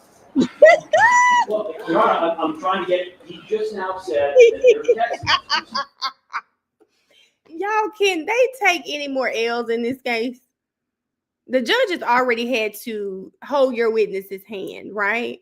Now, as a prosecutor with lots of experience, he's having to interrupt you and tell you, listen, you're beating a dead horse. Move the hell on. And you're trying to explain, sir, just move on. What do you believe was said in the text messages?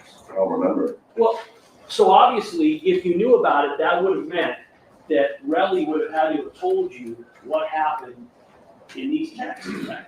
Possibly. But when you say possibly, will you at least concede that you knew about the incident, given what you said, prior to you recording the conversation? Can't confirm that, but I'm not sure. And let me ask again, since your memory's a little hazy, is it, as you sit here, maybe you think you might have talked to the defendant about it sometime between November and May?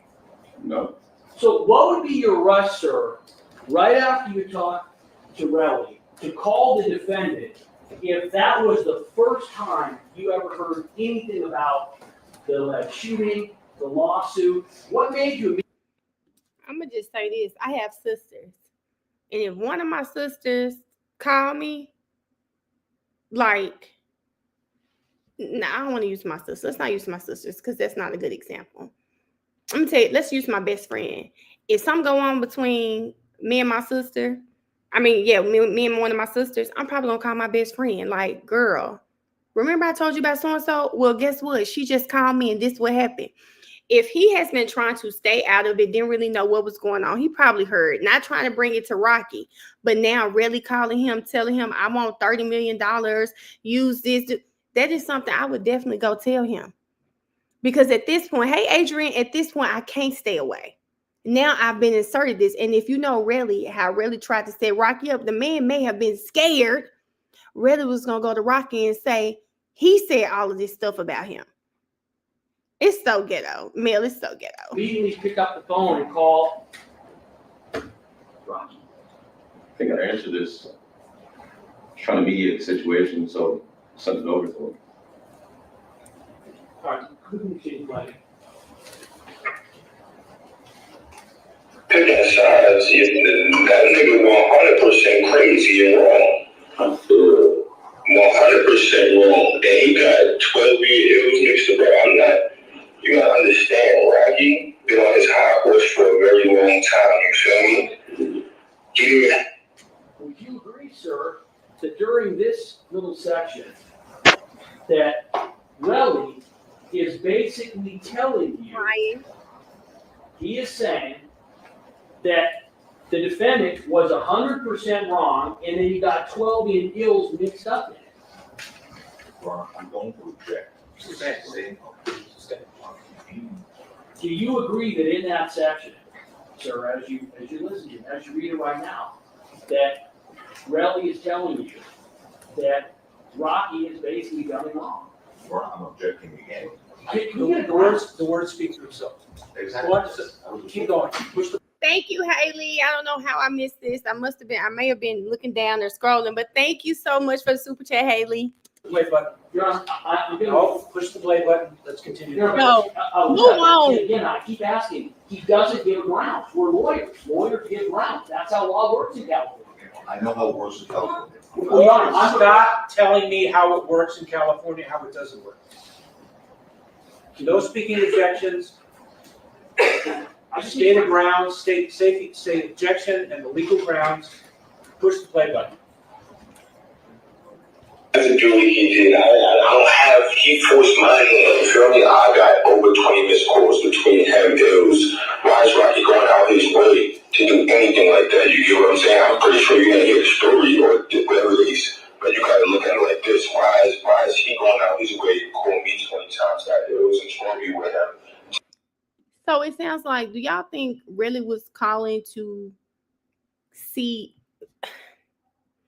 Do you think Reli was calling Wally to kind of tell his side and to see what Wally's response was, to kind of check the temperature of what other people in the industry or people around them might feel about Rocky? Because if you guys know a person who suffers from OCD and they have this, they're very indecisive. So they call 10 people, tell 10 people the same story, get 10 different pieces of advice, and then they make a decision, right? It sounds like Reli is trying to like hash out this evidence. I mean, because why is Rocky, Ills, and 12 calling me 20 calls? I got about 20 missed calls from them. Why would they be calling me? He's trying to set it up and see how. They said poor Jenna. Poor Gemma. It's Gemma. Hey, BG. I meant to tell you hey earlier. Hey, BG. I hope you're having a good day. Reli is one of the girls. BG. Text messages saying, link up, where you at? And all of this is because of I pressed him about Josh, him not doing right by Josh, and he spoke to Josh's mom and lied. You get what? And so for you people, i.e. his friends, saying that it was about something else, he is on a call that he doesn't even know is recorded. And he's saying all of this stems from him pressing another man. And now that I know what Gemma does, I just want to know, Gemma out here selling her cat to buy you Rolexes and keep your Range Rover clean. She couldn't sell her cat for Josh, your friend. She couldn't sell the cat for Josh and his mother's bereavement. And I'm not even joking. Why are you pressing ASAP about the money when Gemma can make that shit in a weekend? I think they said it's $10,000 for a weekend. Why are you pressing Rocky for it? Like, that's not fair to me. Why are you pressing him for it? Why Gemma couldn't pay for the funeral is a good question. She couldn't take one for the team. She taking one for you every day. She couldn't take one for the team. Gemma could have, let me tell you, y'all could have got Josh. I don't want to talk about Josh. That's not right. Well, I'm just going to stick it to the money in the funeral. I'm going to stick it to the money in the funeral. Why are you pressing this man about his money when you got somebody out here who can go make it in a couple hours and bring it back? I'm confused. I wrote him about. Were you aware prior to Reli relating this information to you? Yes. That there had been a pre-existing issue between Reli and Rocky regarding Josh? No, I don't know this. Did you know what he was referring to? Not really, I don't know Josh. I don't know Josh. But you agree that ASAP Reli told you that he, in essence, pressed Rocky about Josh and about him not doing right by Josh and accusing Rocky of lying. That's what he told you, correct? Yeah, he's telling inside his story. True story. You don't have to be confused. They did. I think Joe even said something about it in his statement, because up until here, he has maintained that it was him. And then he gets to this trial and it's like, oh no, that's not me. It doesn't look like me. It looks like a homeless person. So I do believe up until the trial has started, he has gone with the story that that's him. So that may be the confusion, but he has said without a shadow of doubt on the stand that it's not him, and it in fact looks like a homeless person. All right, please continue. He hit to Bari later about that, but I'm with Bari. Bari got the phone on speaker. You get what I'm saying? This shit didn't fit well with me. So Rocky talks about me within that conversation because he sees I text him about Josh. You feel me? And told him I'm taking ASAP out my name. This is 7 months ago. I took ASAP out my name. You feel me? He's a bitch. So he goes in and says, hey, Bari, let Bari influence a whole week later doing that complex car shit. You feel what I'm saying? Just what happened. I'm with Bari while Rocky hits her. Rocky says my name. You get what I'm saying? Real Money 12-year bills is at his house. I hit Real Money the next morning. Tell Real. You would agree that is ASAP Reli telling you that basically he is present for a conversation where ASAP Rocky is talking to Bari and is saying negative things about Reli, correct? That's what that means, correct? Well, it's not clear, and I'm asking the witness because the witness understands how they speak to you. You've already indicated that you want a legal ground. Let me give you. Mr. Tacopina said objection. He's about to state the legal ground. It's irrelevant what he believes Reli meant. That's the same objection. I Sustain. No, I'm not asking what The words speak for God. themselves. In final argument, you can put your interpretation on what was said. Mr. Tacopina can do the same thing. You already might allow to inquire the witness since He said they're no. speaking in a manner that is not necessarily easy for anybody to understand. I have to inquire in what. Oh, I'm sorry. What exactly in the hell does Luann mean by that? Because I understand everything that they're saying. What does he mean because they're speaking in a manner that's not easy for anyone to understand? Now I could see if they were. Now I'm you people from Atlanta, don't be trying to drag me, but I'm from Memphis, and I just got chewed up online about saying asked. Okay, so I get that accents can be different, but I could barely understand sometimes when those jail calls from Atlanta, the wiretap calls, I could barely understand it. But that's not the case here. I understand everything that they're saying. What does he mean by this? What does that mean? I'm not asking. But you're not asking what that means. What does it mean? What does what you just heard, where Terrell tells you that just basically, and I heard you, but in Rocky head, he looked like a bitch because Barry had him on speaker. Rocky didn't know who else heard that conversation, but I heard him talk about it. And I told Rocky over the years, and if you have a problem with me, let me know. Stop rocking me to sleep. You feel me? I can't tell you what he means. He means that. Really? Right. I think it might be helpful if Mrs. Junie had. I have to. Oh, you have it? Yeah, I'm reading it. So you're telling me, listening to that, you didn't understand that to mean that there had been a phone call where Rocky had been talking bad about Reli, not knowing Reli could hear it, and the authority been involved. That's not what you understood that to mean. He's telling the side of the story, so, sure. No, I didn't ask you whether it was true or not. I asked you, is that what Reli told you? Yes, I'm on the other side of the phone call. All right, keep playing. I heard Rocky bitch ass tell him I don't fuck with him. Woo-de-woo-de-woo-de-woo. You feel me? No fighting words, none of that. Just basically, nigga, I heard you. But in Rocky's head. And if y'all out here telling stories saying whoop de woo, I can't stand y'all. My nephew tells stories like that. And da da da da da. I don't know what da da da da da means. Yes, Kaylee. Thank you, Kaylee, for the super chat. She says, how does Joe know Gemma called Reli a fraud? Text messages. I think they did an extraction on his phone. Has Joe talked to Gemma? I think they did an extraction, Kaylee. And that's how. He had Gemma up his sleeve. I need to hear from Gemma. Gemma might piss him off. Ice is talking about that's me. Whoop de whoop de whoop. I can't stand that. Oh, it's another one they like to say. It's not whoop de whoop or da da da. It's another one. My nephew says all the time. And every time I say, I don't. Not understand what Reli said to deciphering the call in 2 minutes. Zakia, it's terrible. He looked like a bitch because Barbie had him on speaker. Rocky don't know who else heard that conversation, but he know I heard him talk about me, and I told Rocky over the years, nigga, if you have a problem with me, let me know. Stop rocking me to sleep. You feel me? I feel it. Next thing you know, I guess that was enough for him. He felt like a bitch because he knew I heard that conversation. I wasn't supposed to hear that conversation because Rocky I never heard him say curse words or even have that type of energy towards me. You know what I mean? So now I know the real him. I tell real money, tell that nigga fuck him. You feel me? Boom, boom, boom. Shit is related to him. Next thing you know, I get over 20, 30 missed calls between him, Hills, and Rocky.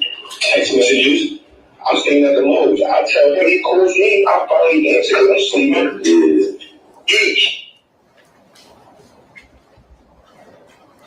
Did you take from that, as you heard it, that Reli was now telling you that there was a dispute between he and Rocky that also now was bringing in Gills as well, and that it had resulted in 20 or 30 missed calls between the defendant and Reli?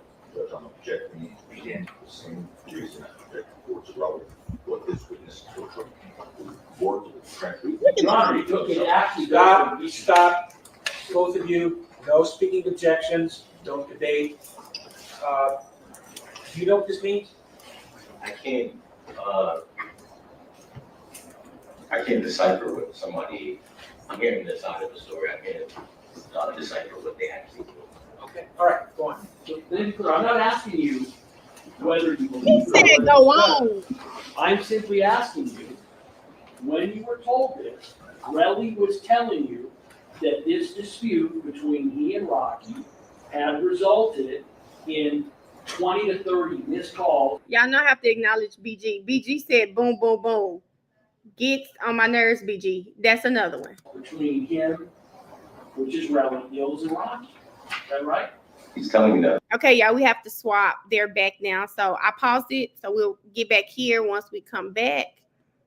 And we are going to watch Rocky now. I mean, the live trial now. So they didn't go collect the videos because he realized it wasn't relevant.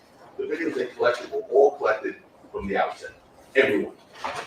And after that, at the preliminary hearing, for example, he testified, yes, that's Reli. I believe that's Reli. They already told me that's Reli. So what was just proper, as normal was that I should be able to ask him that question, but explain their further investigative steps. You should ask him what question. You should be able to ask him what question. No. They just said, they shouldn't be asking that question, because they just said to you, they prompted to you that the reason they should ask him that question, should be able to ask him that question, is because it explains their further investigative steps, i.e., go get the videos. Yep. The videos were gotten control. They got no additional videos after they came to a conclusion initially that lasted up until the preliminary hearing in the 30s that was relevant. Yep. So they didn't take any additional further steps once they changed their opinion or their mind. They changed their mind based on his testimony, obviously. But in We said that, Joe. 2023, under oath, this detective, who I think is a perfect detective and a nice guy, said under oath that yes, I've been in that trouble.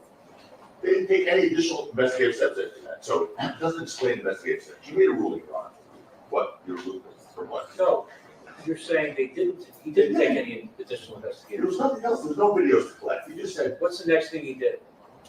After, No, that, he's exactly making the point that I want to make, which is they did believe that was Terrell up until very Okay, so they what's couldn't the- have gone back to go. so what did Detective Flores then do, based on his belief that was relevant? But he stopped collecting video at that point. He thought, okay, we have him here, that's him on the video, we don't need any more video past this. Fast forward to piecing together other information, details from time. I'm pausing because someone needs me to recap what's going on. Do you guys remember Detective Flores being on that stand? Detective Flores said that it's not really. Do y'all remember that? But up until the preliminary hearing, when Reli got there and said, "Oh, that's not me, that's a homeless person," Reli was adamant that it wasn't him. All of this again stemming from when he collected those shell casings, the time was 11:45. The person in that video was on there at 11:10. There's no way it could be Reli. There's no way he could go get Jim or go to Dunkin' Donuts, do all of that, and be back by 11:10. Now, what Joe is saying is that this officer is on the stand. He is proffering that was Reli in the video, that he thought it was Reli, right? But now all of a sudden he's saying, "Oh, I don't think it's Reli." Joe is saying they thought it was Reli up until that preliminary hearing and Reli's testimony that he has given in this case. In this case, not the preliminary, in the case.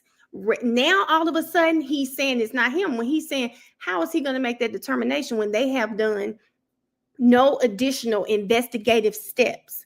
Meaning, nothing has changed in this investigation. What now makes him say that wasn't Reli? That's what he's saying now. And I said the same thing. How the hell Flores going? I think we were saying it in the chat. How is Flores now trying to say that's not Reli? What made you change your mind? Could it be that Reli got on that stand and said, that's not me? Because up until now, you guys thought it was him. That's what Joe is arguing. Timestamps, that he now knows, oh, we didn't collect enough video, we should have collected more, because that could have captured him. I've heard from both of you. Here's the rule. It's, the offer of proof is fair game. You can ask the question, Mr. Tacopina, and you can follow it up. Are you going to cross-examine him, or is this? Joe can eat him up now. Say again? yes, Yes, what? yes, I'm the Oh, you are? All right, Yes. you can follow it up. Thanks. All right, Detective, Can I talk to them for 1 second? John, I asked for, which you did say, I had not, on council, that, I asked the court for about 15 or 20 minutes between the direct and cross, on 12. fine. I'm just letting you, Judge, I'm just letting you guys. Fine. I don't think we get into 12 today. Because we have, we go to 4 minutes, right? I have at least an hour. Oh, okay, I didn't know. Yeah, I think based on where we are now. All right. So after the detective is the firearms person? Yes, you can be ready, Mark. Is he, and he's your last people's witness? Yes. All right, so, we will get to the defense case tomorrow. Yeah, after that, we'll listen first. Yeah. Wait a minute, Your Honor, because I thought you made a ruling and I changed my whole course at lunchtime, so now.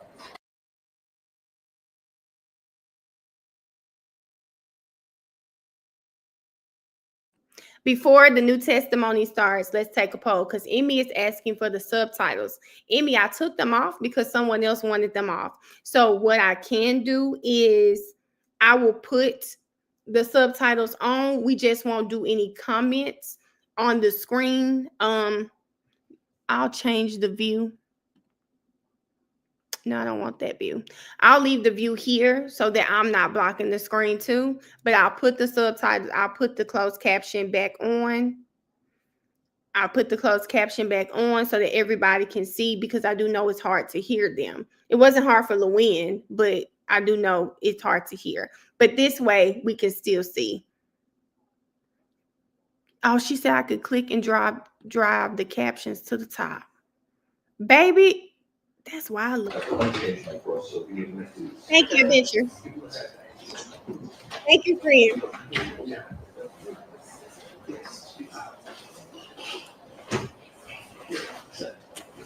We'll leave it like this.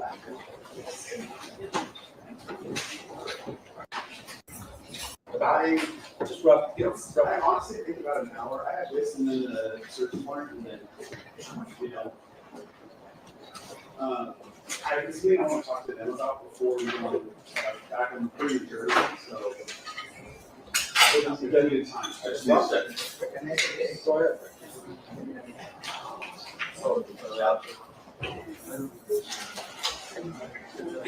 This is understood the involves.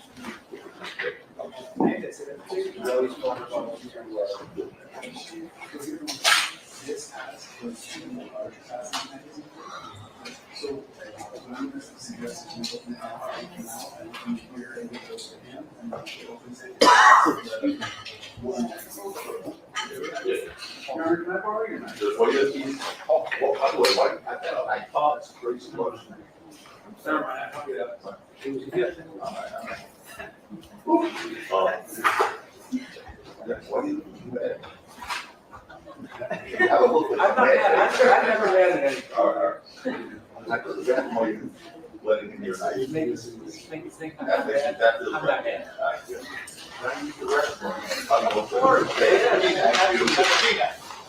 Oh, yeah, right. It's the joy out there.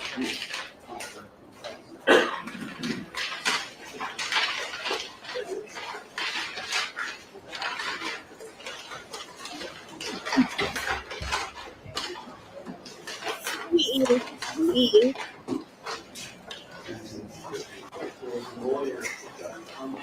Yeah, I heard about it. No, who the lawyer was? No, I think he's not a prosecutor.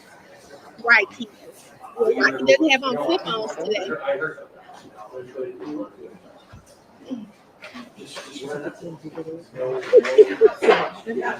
I think so too, Carter's mom. Hey, they hadn't started yet. They're about to start. Off the record, let me see about something unrelated. Come on up.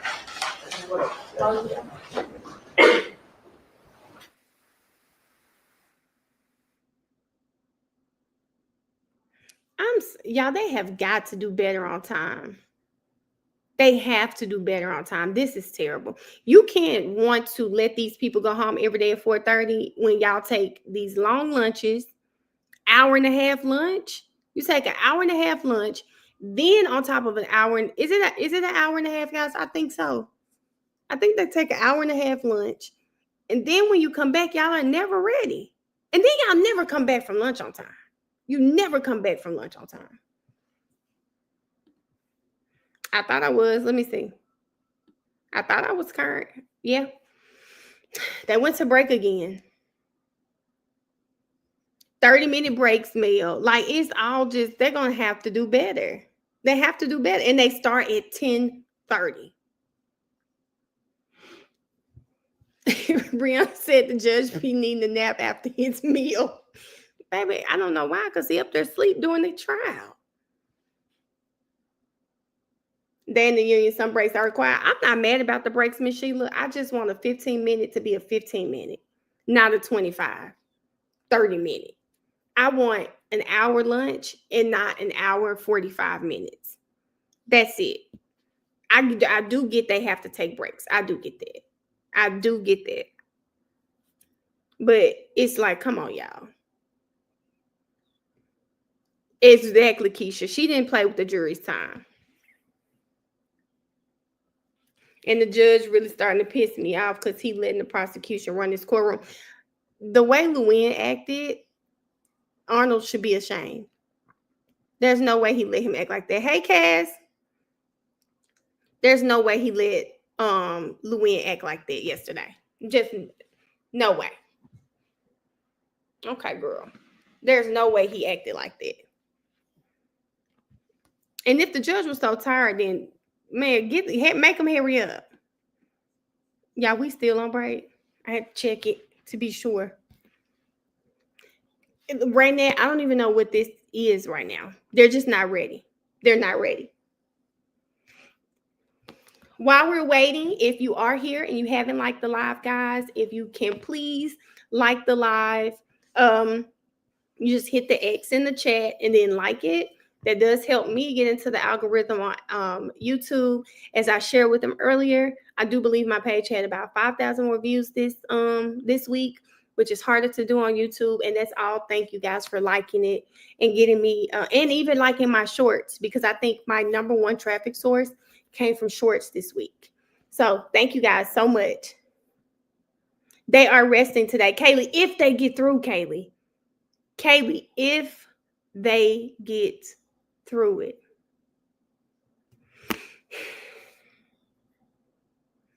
Oh, Erica, have a safe trip. She said she got to get on the road for a game.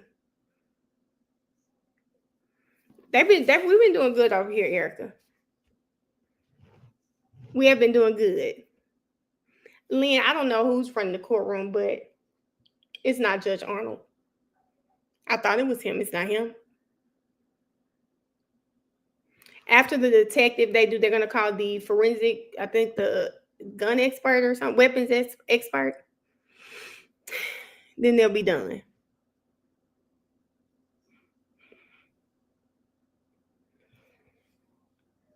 Do you guys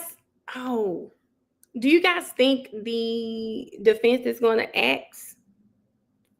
Y'all think the defense is going to ask the judge to do something after the I don't know what it's called. I'm stuck. My mind is blank right now. Because Ashley just said she hopes that they ask for it to be for a dismissal due to bad faith. Adventure.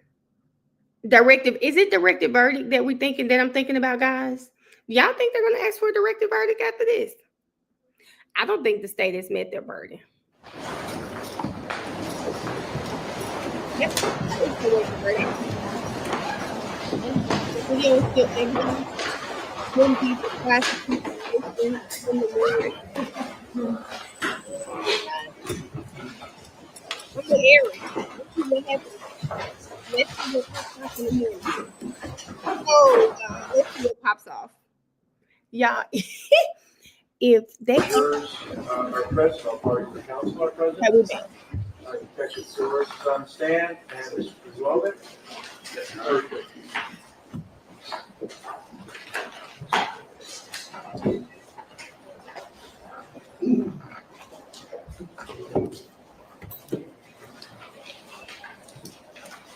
So right before the break, I played you the video of an individual returning to that intersection at Vista Del Mar and Selma after the shooting. And we talked about up until when you collected that video, you initially believed that was Mr. Efron, correct? Correct. And the last question posed to you was, as you sit here today with the information that you know from his text messages, comparing his clothing, the timestamp on the text message, on the photograph, are you still of the opinion, or do you still believe that is Mr. Efron? I do. Okay. Yes. There was a video clip played while Mr. Efron was testifying, which was a portion of an interview that you conducted with him in, I believe it was, I want to get this wrong.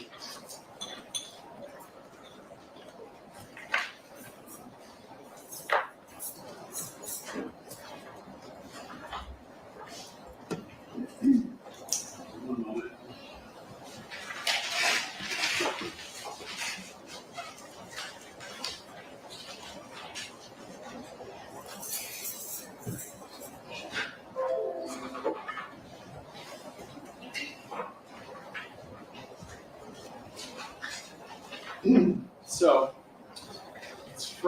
your interview with him on December 17th, 2021. Specifically on page 3, lines 14, 15, and 16, where Mr. Efron says to you, at this point, you were showing him surveillance video, correct? Correct. And I believe, if you need to go back to the video to refresh your memory, we can, but I believe at that portion, you were trying to queue up the video to show him. Does that sound accurate? Correct. And while he's sitting there, he says to you, and you see my girl, right? That was my girl I was with. You recall that?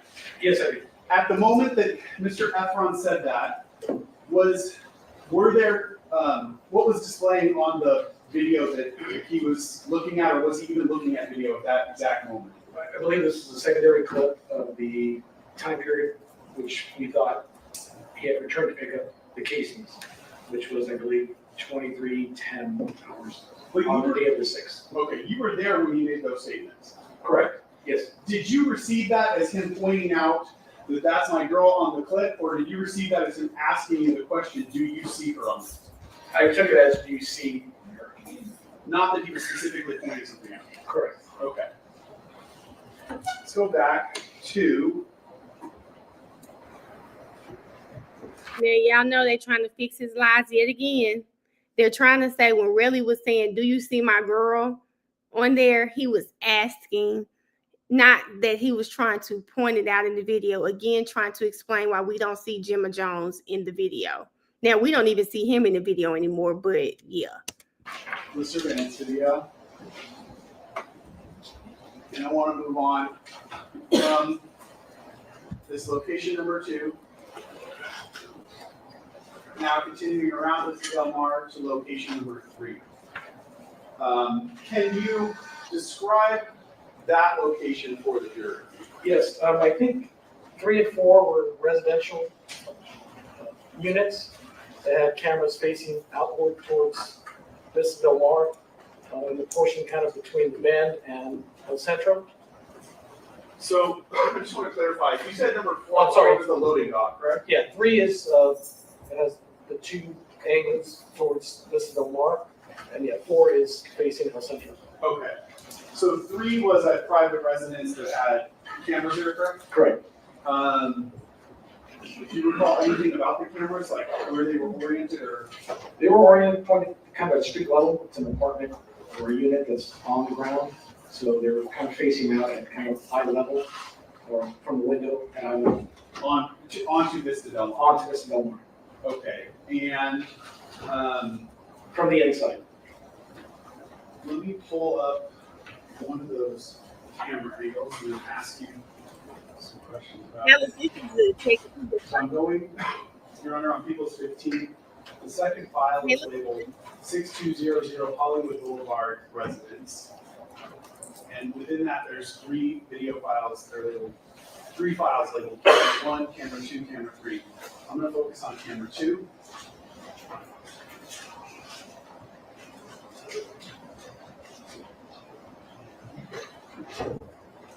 The first video file in that folder is labeled 1A220214.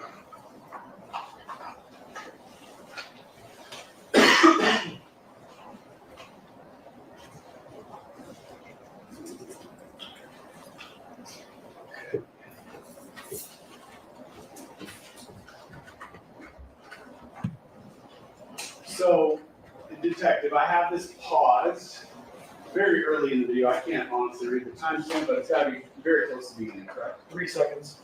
Okay. All I want where this is paused is can you orient the jury to what we are looking at on this from this camera? Yes, this street in front of us is Vista Del Mar as it comes around the bend from Selma. So the street comes up, and this is the bend that leads to El Centro on the far left. The building across the street is part of 1616 Vista Del Mar that had the different angles being from Selma up through Vista Del Mar and then here on the bend on the way around. And this camera specifically, camera 2 from this location that we're looking at, It has coverage that overlaps with one of the cameras on 1616 Vista Del Mar, correct? Correct.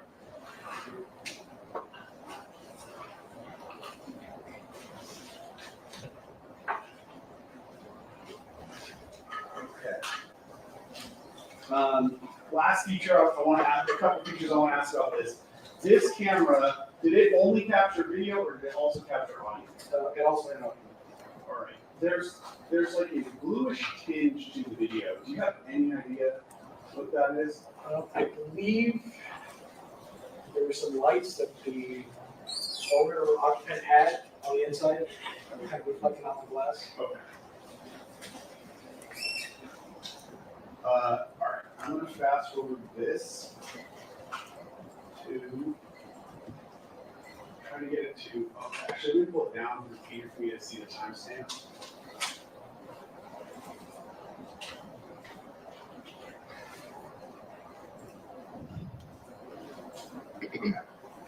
We'll start it at 14:30 on the video player. And you know, I believe with this video player, when it gets to the end of the clip, it will automatically start playing the next clip, which is 1A221716. If that makes sense. All right, I'm going to start playing from here.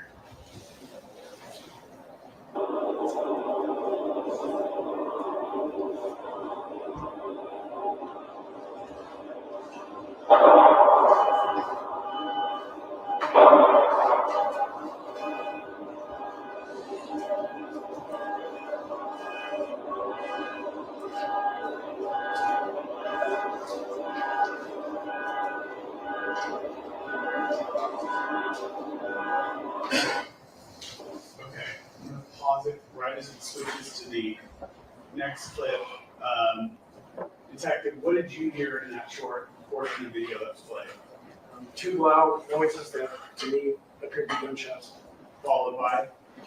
The sound of a horn after the first gunshot that set off like a vehicle alarm. That would be my best guess. So when you say horn, you mean car alarm? A car alarm. Okay. Up to this point in the video, have you seen any people or any movement on the video itself? No, not at the point of that the shots are heard. Okay. I will continue to play it from here. Looks like it jumped away. Sorry.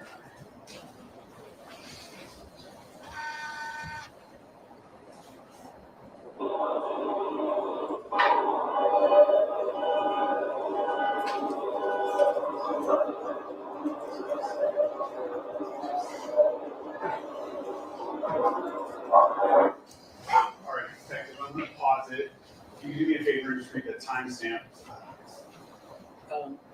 The time in is 15 seconds. Okay. And what have you seen on the video up to this point? The sound of the appeared to be gunfire, followed by two individuals coming from the area just south of this, which is coming up from Selma and coming around the corner here in front of the camera, seconds after. And would you agree with me there's two people that are depicted on the screen right now? Yes, one after the other. And which one's the first one that appeared? The one in the black hoodie. And then the second person? The second one appeared to have a red jacket. And were those individuals consistent with the individuals you saw from the 1616 Vista Del Mar address? Yes. All right. And which direction are they walking towards? They are walking north to east towards El Centro. Towards El Centro. Correct. All right. All right.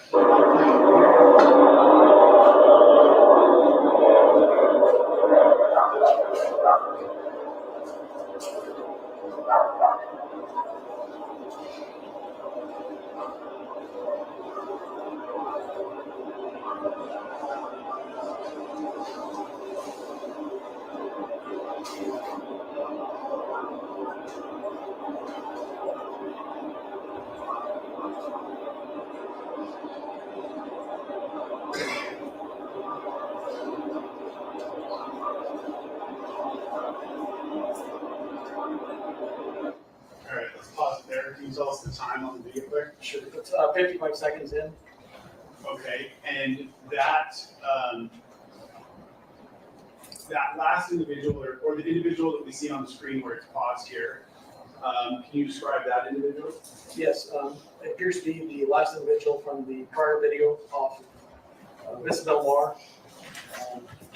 The individual wearing a blue jacket and a blue hat. Okay. And also walking towards which street? Again, he's walking northbound Vista Del Mar to eastbound Vista Del Mar towards El Centro. Okay. I'm going to read the second stipulation. Stipulation number 2, video surveillance from 6200 Hollywood Boulevard, at private residence. LAPD Detective James King downloaded surveillance video with audio, email from the homeowner of a residence at 6200 Hollywood Boulevard in Hollywood.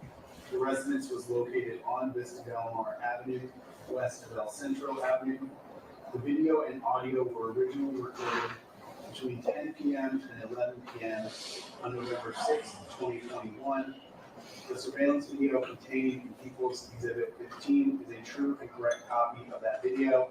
The video, date, and timestamp are accurate as to actual time.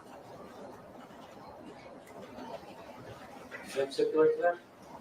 It is stipulated. It's, they're all signed stipulations, so do you used to agree on the record, or is it enough that it's a signed document? Sure, I think the jury's entitled to look at it. Both sides stipulate that. Yes. Okay.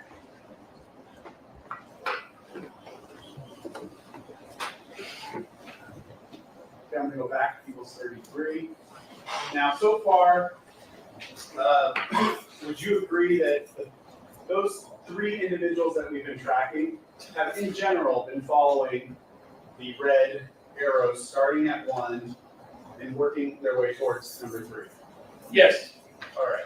And then if they continued on that path on Vista Del Mar, they would get to El Centro, correct? That's correct. All right. And I want to go to location number 4. So that was, you said earlier, was a loading dock. Correct.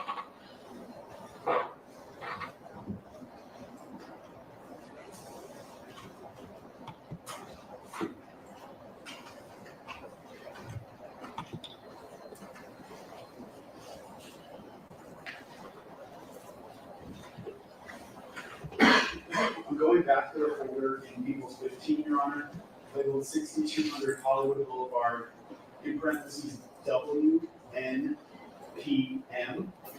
I'm playing the video file that starts with .ext loading dock.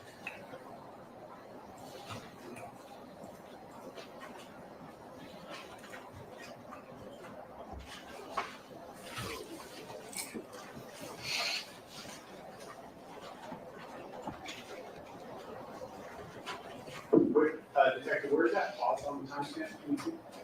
7 minutes, 24 seconds in. You can go back just a little. Keep that up.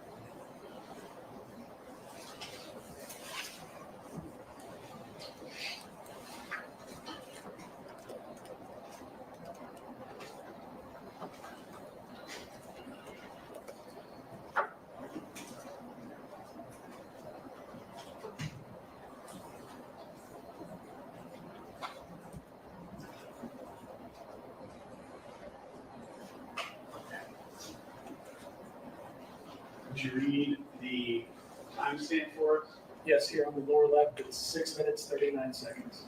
Okay, on the video player, correct? Correct, on the video player here on the left. Okay. Can you orient the jury, as this is paused, what the features of the video are? Yes, so this is the loading dock, which is facing El Centro here, which is the main street in front of it. To the right is the street here, where the pointer is. That's Vista Del Mar, or Vista Del Mar meets El Centro. So these individuals are coming in off of Vista Del Mar, walking northbound.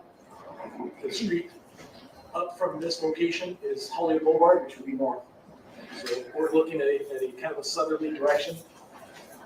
They are walking northbound. Okay.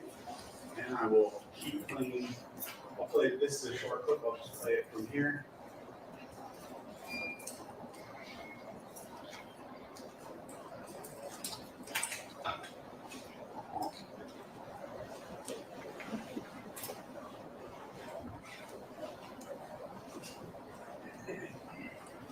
All right, would you tell me the timestamp where it's paused on the player? Yes, lower left corner, it's 6 minutes, 54 seconds. All right. I know there's a number of individuals on that video, but the two that walked from the direction of Vista Del Mar towards Hollywood Boulevard, can you describe them? Yes, one of the individuals is wearing a black hoodie with kind of a design on the hood. The other individual is wearing a kind of distinctly colored, kind of reddish jacket with black. Okay.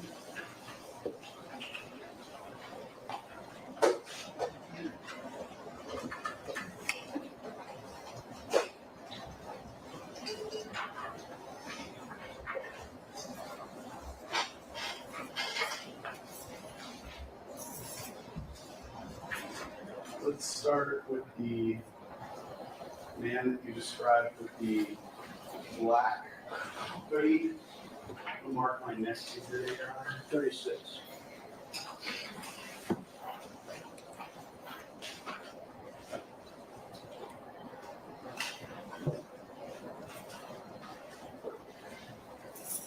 It's a big document with two still images from the surveillance video side by side.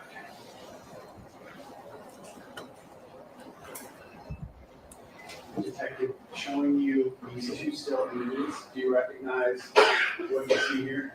Yes.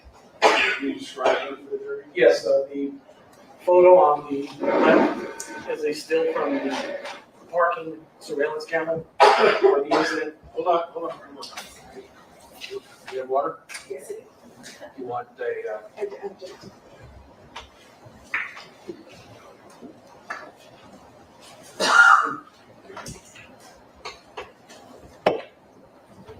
you want a break?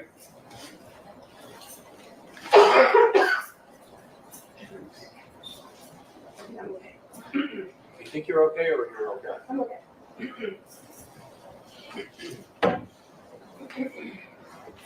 May you continue with the answer? Or we still want to? Fine. Okay, yeah, go ahead.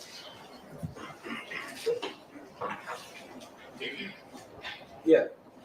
Here's your number one. You're all right. Yeah, the photo on the left is a still from the first surveillance camera located at the parking kind of lot entrance. And the second is off the, still off the camera from the loading dock on Central. So one on Argyle, one on Central, kind of the start and the end of where we kind of started capturing video, kind of the last point where we captured video. Okay. And Your Honor, I'm going to make 36, if I can go back, make it a 2-page document. So I'll make this first page that we just talked about, that I was referring to as 36, I'll make that 36A, and the second page will be 36B. With the court's permission? Yes.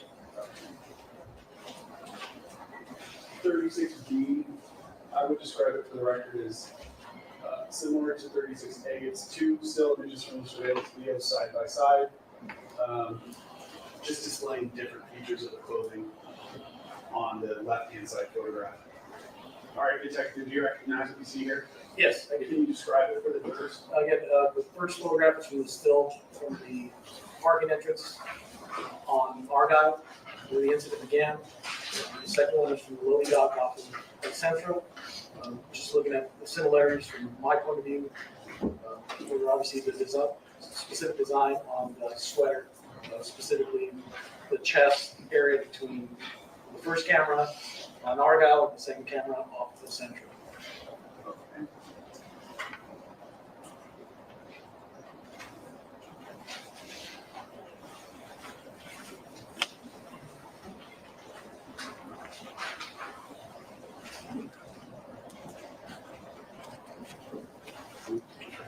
I'm going to mark two more exhibits, 37 and 38.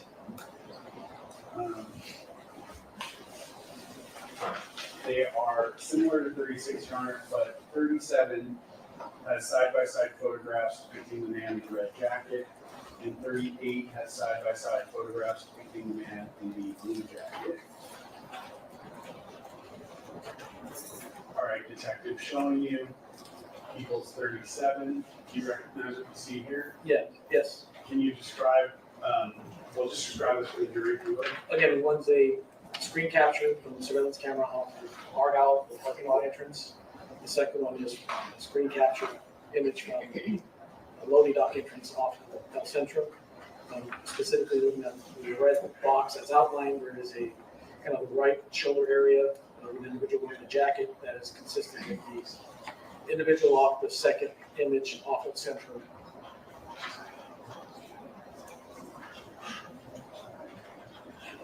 Okay.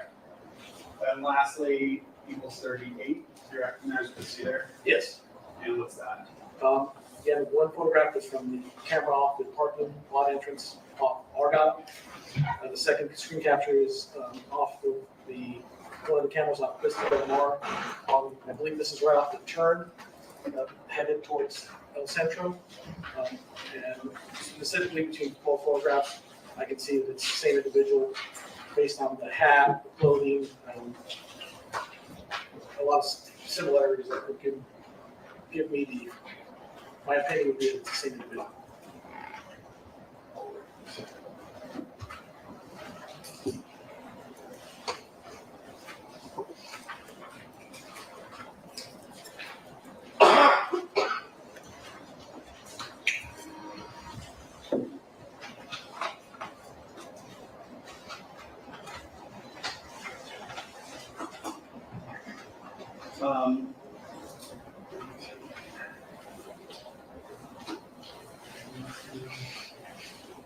As the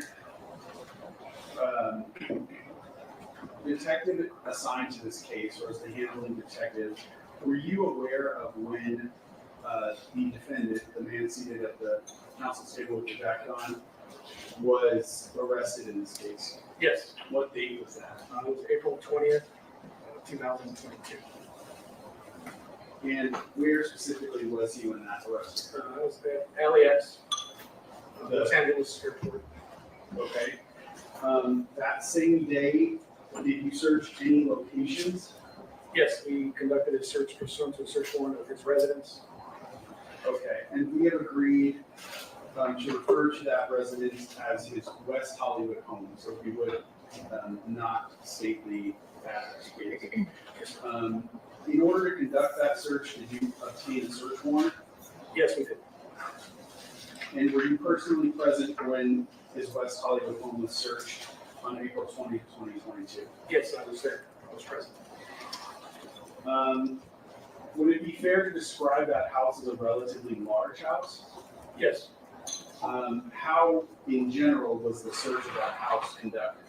It was conducted with a team of officers and detectives that assisted with the search, securing the location primarily first, and then going through each room and area systematically looking for specific items that we were searching for related to this case. And did you say there was a team of people? Did you kind of split up the room so that one part of the team would search one room and another part would search another room? Correct. When anything of significance was located, what would be your involvement at that point? I was called over and the item was pointed out, and I was given information as far as what condition it was in or where it was originally seen. During the search of his residence, were you alerted to multiple firearm-related items that were found in his house? Yes, including things we were looking for and other things that we weren't, anything substantial that they wanted me to look at, I went there and looked at. It wasn't necessarily everything that we seized. But would it have been everything firearm-related? Yes. And if you can narrow it down to one room in the house, what room was the firearm-related evidence observed in? It was what I would kind of describe as the master bedroom of the house. belonging to Mr. Myers. Okay. Did you observe any fire-related evidence in any other rooms in the house? No. Let's start with the actual firearms. Did you observe any actual guns in this house? Yes. How many?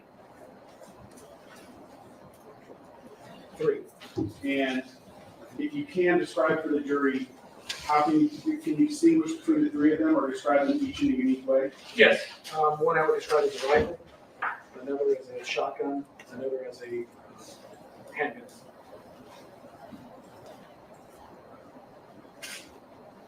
Okay.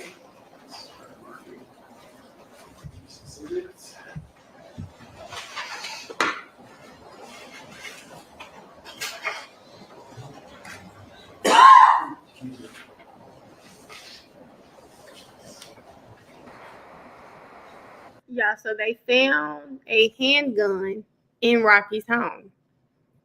They found a handgun.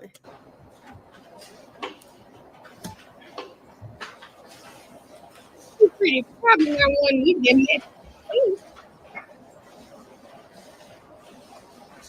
There are 6 pages.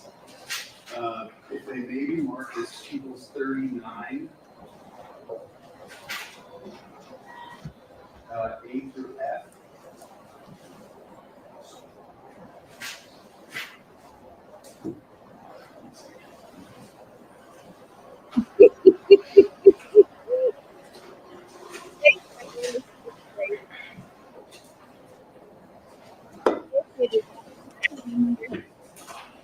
Me too, right now.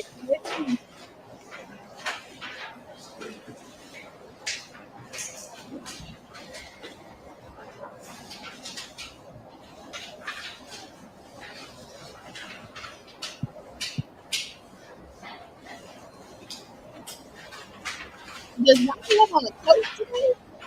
You must just put your shirt on.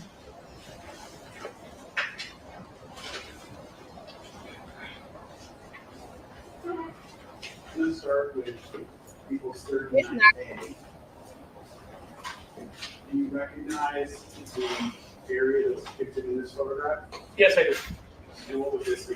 That is the angle of the master bedroom facing the bed. Okay. Would you agree with this be the same room that you've been talking about where the firearms were specifically located? Correct. All right, we go to 39B. Do you recognize what you see here? Yes, it's a side table adjacent to the bed. Okay. There's an item with a red rectangle around it, just above that side table. Can you make out that item? Yes. What is that? It's a handgun. And would that be the handgun that you were describing earlier? Yeah, I described it as kind of a large caliber.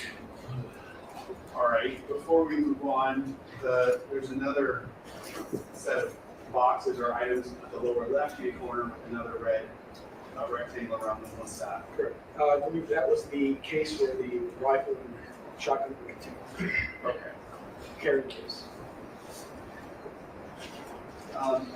Let's start with the handgun. That item, would you agree it was directly behind, essentially like the headboard of the bed? Yes, kind of behind the bed. All right. I'll show you 39C. Do It's not you the recognize what you see there? Yes. What is that? That's the handgun. Again, I described it as a large caliber handgun. Just a close-up of the same gun that you just pointed out. Correct. Video. Okay. Do you know what caliber handgun that was? I believe it's a 44 caliber handgun. Are you positive that it was not a 9mm? Yes. And I want to say this. So we see this is not a 9mm, right? It's not the weapon used in the incident. If he did what this boy says he did, why would he have weapons just sitting around the house? Specifically, why would he have the weapons sitting around the house that he used? If it was a real weapon, it's gone. It's not going to be found in his house. It's gone. Where they put it, I don't know. It's gone. But again, to the jury, if they're not thinking that far, they'd be like, oh, he's not worried about being caught because he has guns all around his home. And it's not a 9mm, guys. Showing us this is not a 9mm.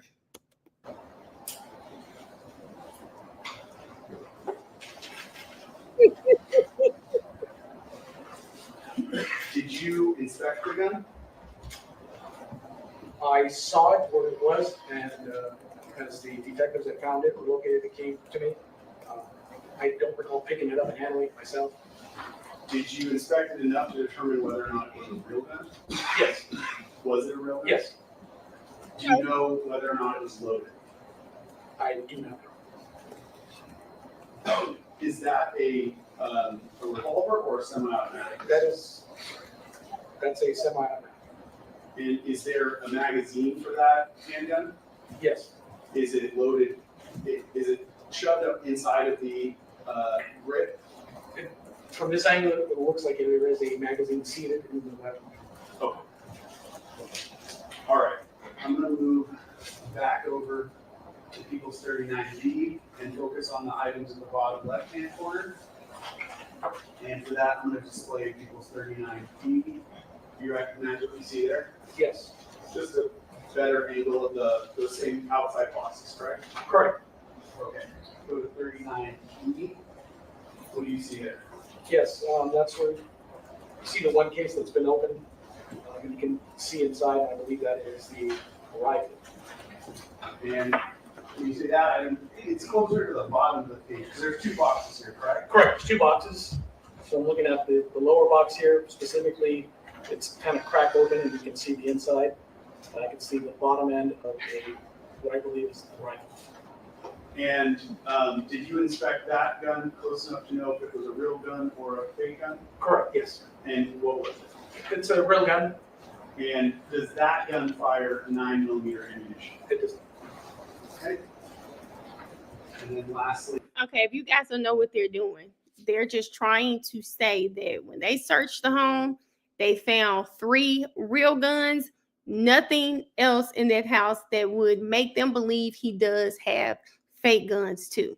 But I don't give a damn. Real guns or not, I'm still leaning towards the fact that you can't prove the one he had in that video was real because there's no evidence that a real shooting occurred. So all of this is a waste of time, and I'm ready for Joe. 39F. Do you recognize what you see there? Yes, here on the right. So both cases are now open. The case on the right specifically, I can see the outline of the shotgun, also in addition to the shotgun shells in the carrier of the stock. Let's see if I can get the glare off there. It's kind of hard to see. Oh, it's getting better. The shotgun you described as being on the right hand side, correct? Correct. Shotgun's here on the right, the rifles on the left, and that's 2 separate cases. Got it. Okay. And with the shotgun specifically, did you inspect it close enough to tell if it was a real gun or a fake gun? Yes. And what was it? It's a real gun. Okay. Will that gun shoot 9mm ammunition, the shotgun? No.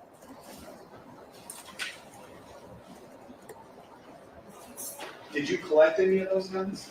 No. Why not? They weren't part of what we were looking for pursuant to the search warrant.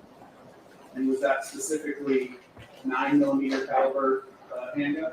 9mm caliber weapons or the evidence of possession, purchase, anything related to a 9mm, specifically 9mm handgun. Okay. Those 3 guns in that location, would that be where? I want to say that for Kaylee, I do think it was a real gun. However, the prop gun defense is a good one to have. And for it to kill, what if the prop was in one of Rhianna's videos? That's exactly where he said he got it from. He said that they did a video together, I think in 2021 or something, or 20. They did some type of video together at some point, and that's where he got the prop gun from. That is his defense. He said that during, I think Joe said that during opening. The one when you first observed them? Yes. In close proximity to the bed in the master bedroom? Yes.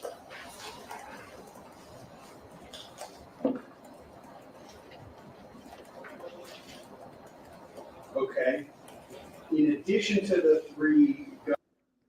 for Miss Chocolate, I just think at this point, the prosecution, just like with their opening, they're trying to say all of this stuff so the jury's mind can be clouded. They just got to at this point. They're asking him about this search warrant, knowing they did not find anything that ties Rocky to this case. However, they want to show the jury that he does have other guns. He has other real guns. And in searching his home, we didn't find any other prop guns. That's a defense, but who needs more than one prop gun? That's what Joe will probably ask here. But right now, he just wants them to hear that they found some guns. Not the one that we want, but we found something. That's all. I mean, I don't think it's helping the prosecution. Now, they're probably like me. You're wasting my time. Guns that we just talked about, was there any other firearm-related evidence that you were alerted to in his home? Yes. What was that? A magazine, a 9mm magazine for a Glock 23, collected from a box in the master bedroom closet.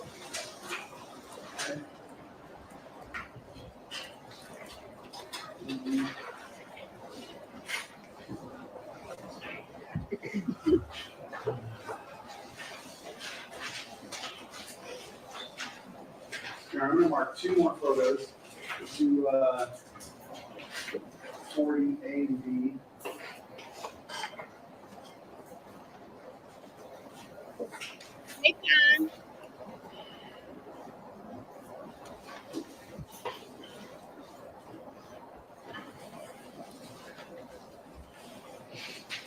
Where's the book?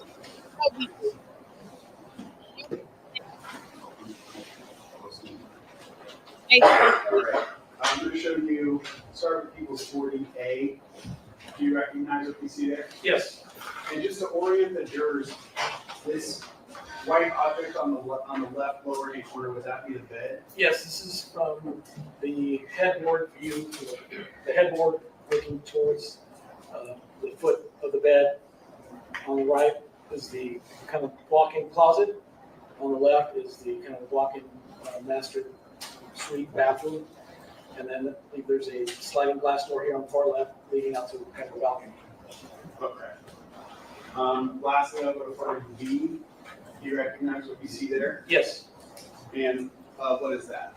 That's a box containing ammunition, magazines for a rifle, and it specifically is or a rifle. Sorry.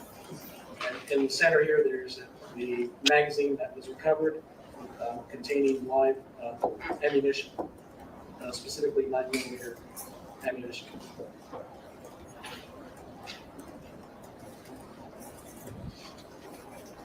In that photograph, underneath the magazines, it looks like there are a number of boxes. What are those boxes?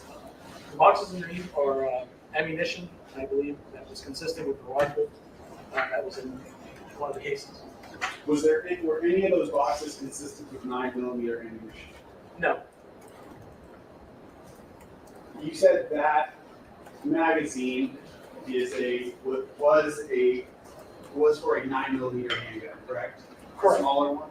Yes, I believe it's a Glock 43. Okay.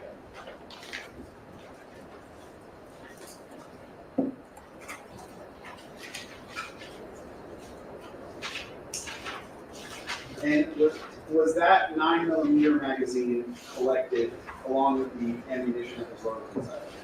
Yes, it was. I have two envelopes here, Your Honor.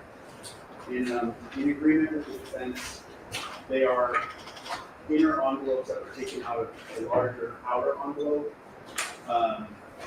Another item that was in the outer envelope is not being used, so the returns to detective, we were just using inner envelopes. So that's part of 32? Or do you want to mark it separate? I think I want to mark it separately, Your Honor, and I'll mark each of the envelopes separately just so we don't get them confused. It's going to be 41. I'll mark the magazines 41.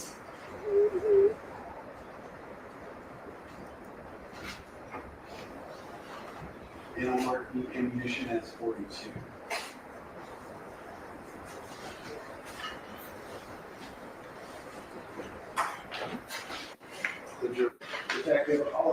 first with, let me write it on the envelope so I don't forget the numbers. 41.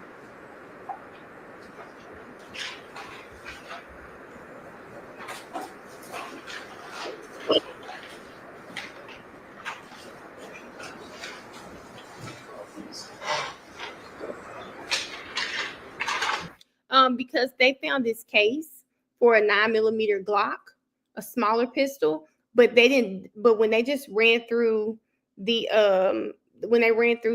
evidence, the 2 shotguns and the other weapon that he has doesn't match what they found. And then you have to also factor that the shell case, the bullets, they didn't match what really turned in as well. So they found these bullets in Rocky's home, but it didn't match what really turned in. So there's that. There's that too. You're right, Miss Sheila. They would have to prove that it's Rocky's. Again, the bullets don't match. For me, I don't really care about the weapon being missing. I would need something like a smoking gun. Where are the bullets? The bullets don't match. Do you miss Miss Love? I don't give a damn about Adrian. 41. Do you recognize that object? Yes, And what is that? that's the magazine that was recovered and showing that photograph on screen. In the master bedroom closet? Correct. Okay. Can you describe what that object is, or tell us the features of it? What's the brand of that object? It's a Glock brand magazine, which has a capacity of 6 rounds that can be loaded. In a semi-automatic firearm, the rounds are loaded into the magazine. As you press them down, they're loaded to capacity. And then once the magazine is filled to whatever ammunition is available or to capacity, it's then seated inside of the weapon. The weapon is then charged to chamber a round into the chamber. Makes the gun ready at that point. Okay. And you specifically said this was for a Glock, correct? Glock 43. Okay. 9mm. 90. And then People's 42 has, you want to count how many there are there? There's 6 live rounds of ammunition for all 9mm. Are they all the same make and model? Yeah.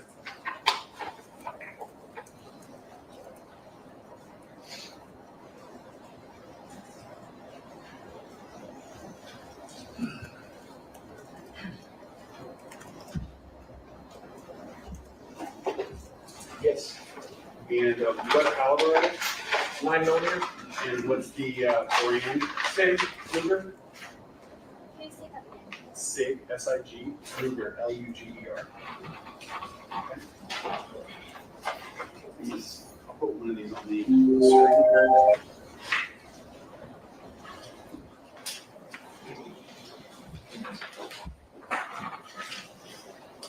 First, I'm going to put up People's 41. That's the magazine, correct? Correct. Okay. And then next to it, I'll put one of the items from People's 42. That's the unfired bullet, correct? Correct. That's a live round of 9mm. Okay. And then on the bottom is where it says SIG 9mm Luger, correct? Correct.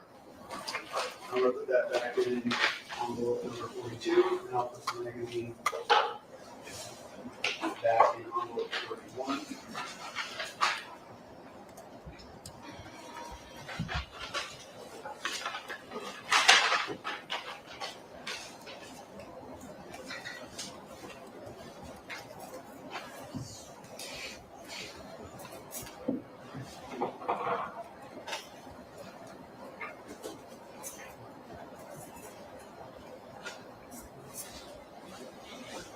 Did you observe any guns in the defendant's home which would accept or utilize the magazine that the Marcus people stored you? No.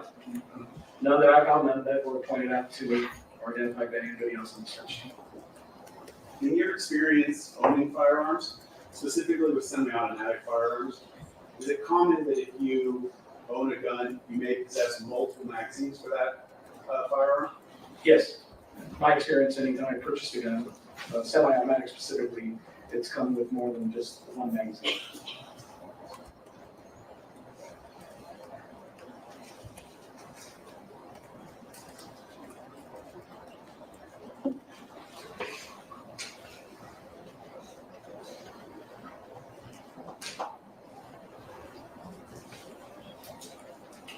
Based on your experience in law enforcement and with gun ownership specifically, are you aware of any purpose why someone would possess a single handgun magazine without also possessing a gun capable of accepting? Objection or close speculation. Sustain.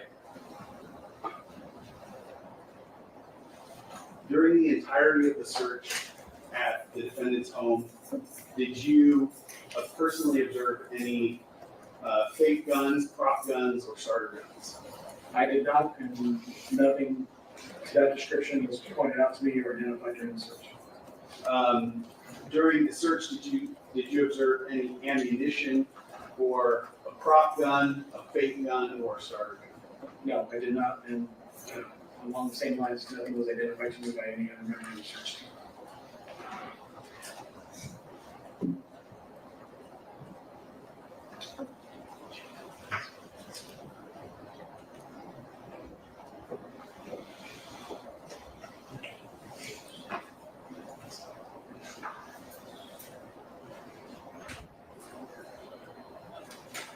When it related to this case, were you first made aware that there was an allegation that the gun used at the scene was a prop gun, a fake gun, or a starter pistol? Objection.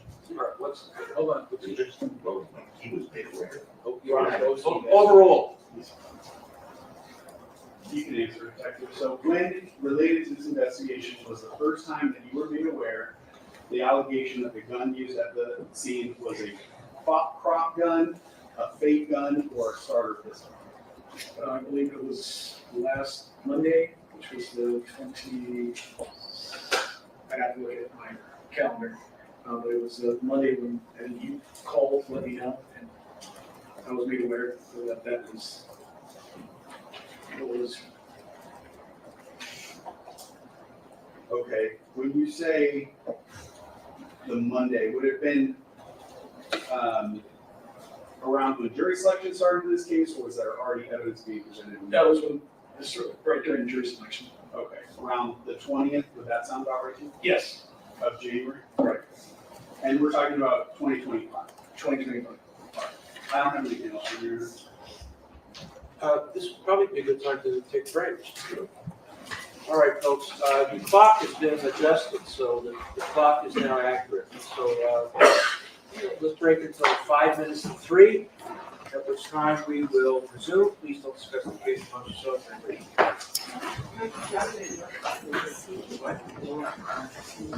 Get the ladder and replace the battery.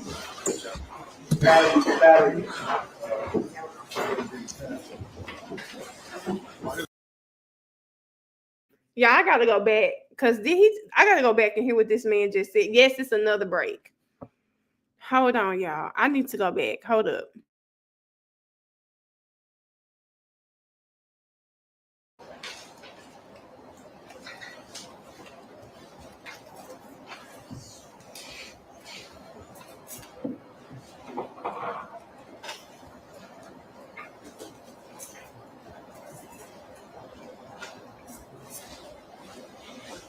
Did you observe any guns in the defendant's home which would accept or utilize the magazine that the Marcus people stored you? No. None that I found, none that were pointed out to me or identified by anybody else in the search team. In your experience owning firearms, specifically with semi-automatic firearms, is it common that if you own a gun, you may possess multiple magazines for that firearm? Yes. My experience, anytime I purchased a gun, semi-automatic specifically, it's coming with more than just one magazine.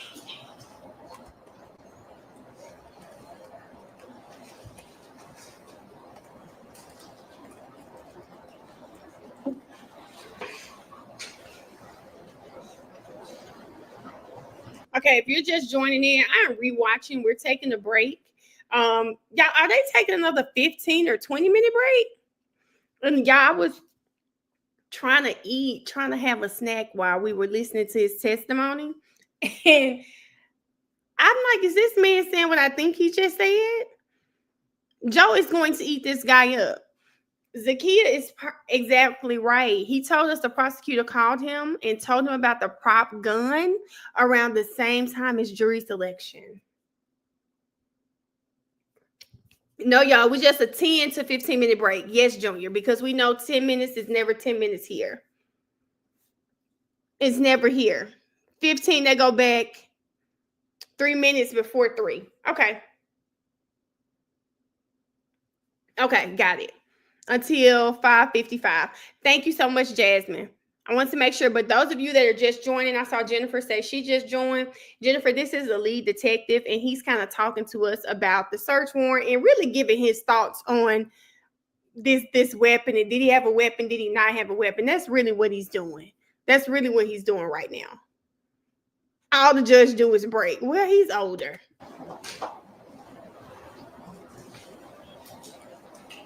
Based on your experience in law enforcement and with gun ownership specifically, are you aware of any purpose why someone would possess a single handgun magazine without also possessing a gun capable of accepting Objection or close speculation. Sustained. during the entirety of the search? Now, I don't own a weapon, but I would just imagine there are a lot of reasons why that could happen. I mean, there are a lot of reasons why that can happen, but him trying to insinuate that Rocky doesn't have it for a bad reason, which could be true, but insinuating that is funny. And the judge is like, I mean, they objected to it anyway, but the fact that the officer was going to respond to that as if he can just see all and be all, no. At the defendant's home, did you personally observe any fake guns, prop guns, or starter guns? I did not, and nothing to that description was pointed out to me or identified during the search. During the search, did you observe any ammunition or a prop gun, a fake gun, or a starter gun? No, I did not, and along the same lines, nothing was identified to me by any other member of the search team.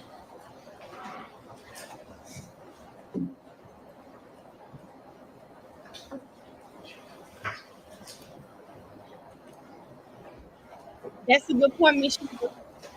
That's a good point. Miss Sheila said they searched the home and not the car. She said she has 2 weapons in her car and extra clips in her home. That's a good point, Miss Sheila.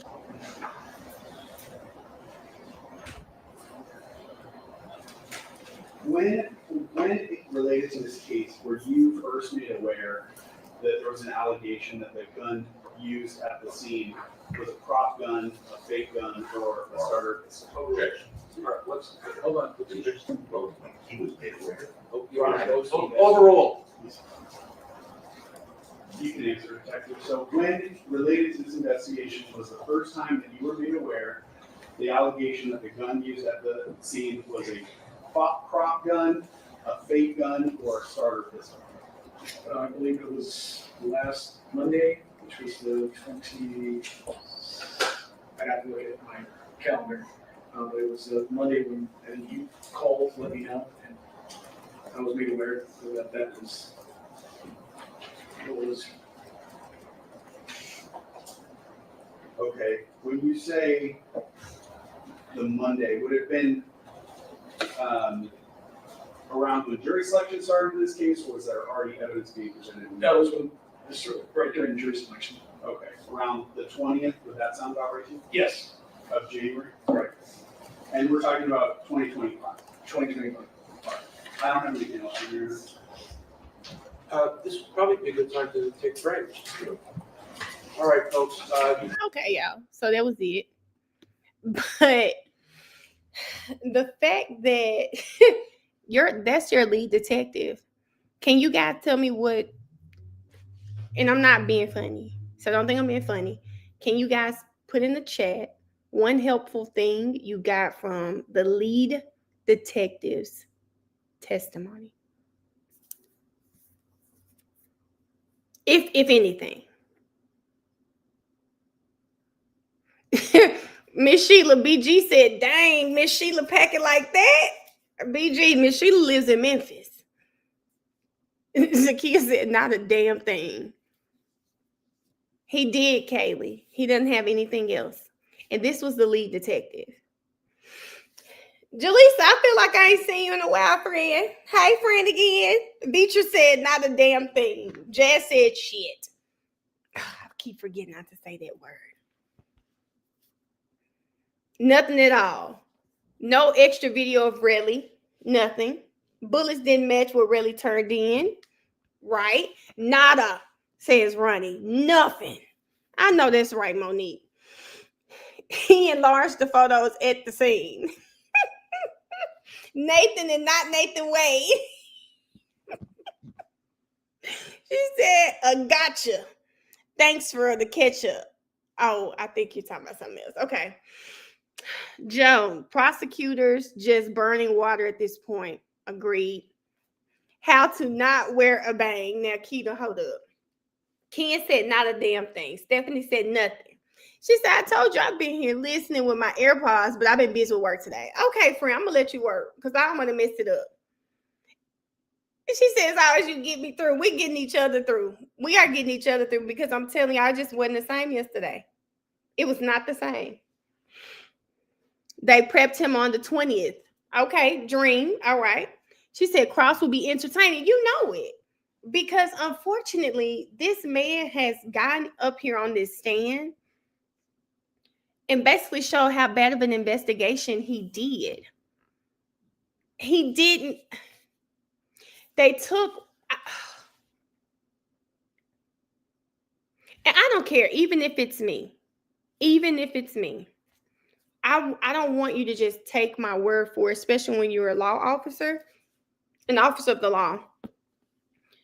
Investigate it, because I don't want this to ever happen to one of my cases. I don't want this to ever happen. I personally, listening to it, really is terrible. Okay. He's a shitty friend. He's jealous, all this, but no one deserves to have a gun pulled on them. No one deserves that. But I don't know if that happened. So the fact that I don't know if that happened, the police should have investigated this thoroughly, especially knowing who this man is. He may not have $1 billion, but his baby mama has access to it. You should have investigated this case before bringing it forward. You should have known the amount of attention it was going to draw. I don't even listen to ASAP Rocky. I'm not some big Rhianna fan, but I was interested after hearing the case. Like, well, people saying let's watch it. I'm happy I watched it because it's a shit show. But you should have crossed all T's and dotted all I's in this case. You should not have taken his word. Did you investigate their relationship? Did you investigate friends? How the hell they find Wally and you didn't? Is giving Detective Hogan. Come on now. You had to do some due diligence. And they didn't do that. Miss Sheila. On that phone call, Miss Sheila. I think I stopped the phone call again. I'm gonna go back, Miss Sheila. Let me write that down. Because I saw that online too, Miss Sheila. It was all online. Really said it. Okay, we gotta go back. I hate to go back. Oh, wait a minute. It's on another thing. I got him pulled up. When we go back to Wally, Miss Sheila, I want to hear that.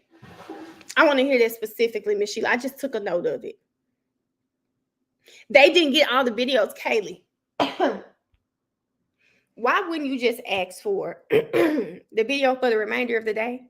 It was already 11. Why not just ask for the rest of the hour? He did say Dr. Chris heard it.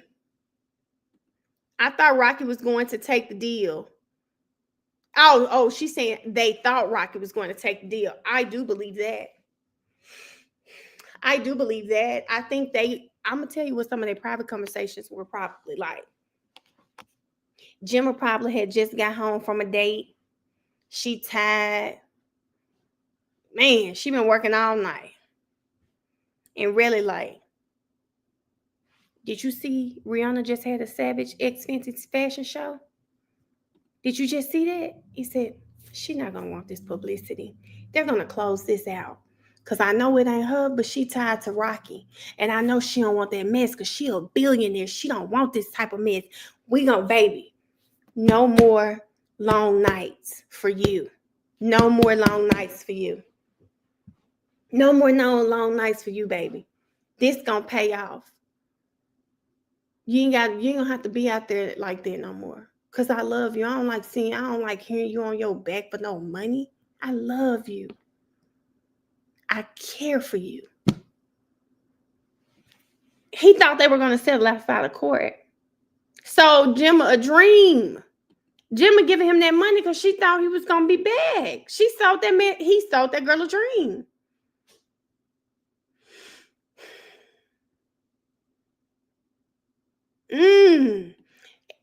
Aaron, I'm gonna need you to explain it to us. Let me take a picture of this, Aaron.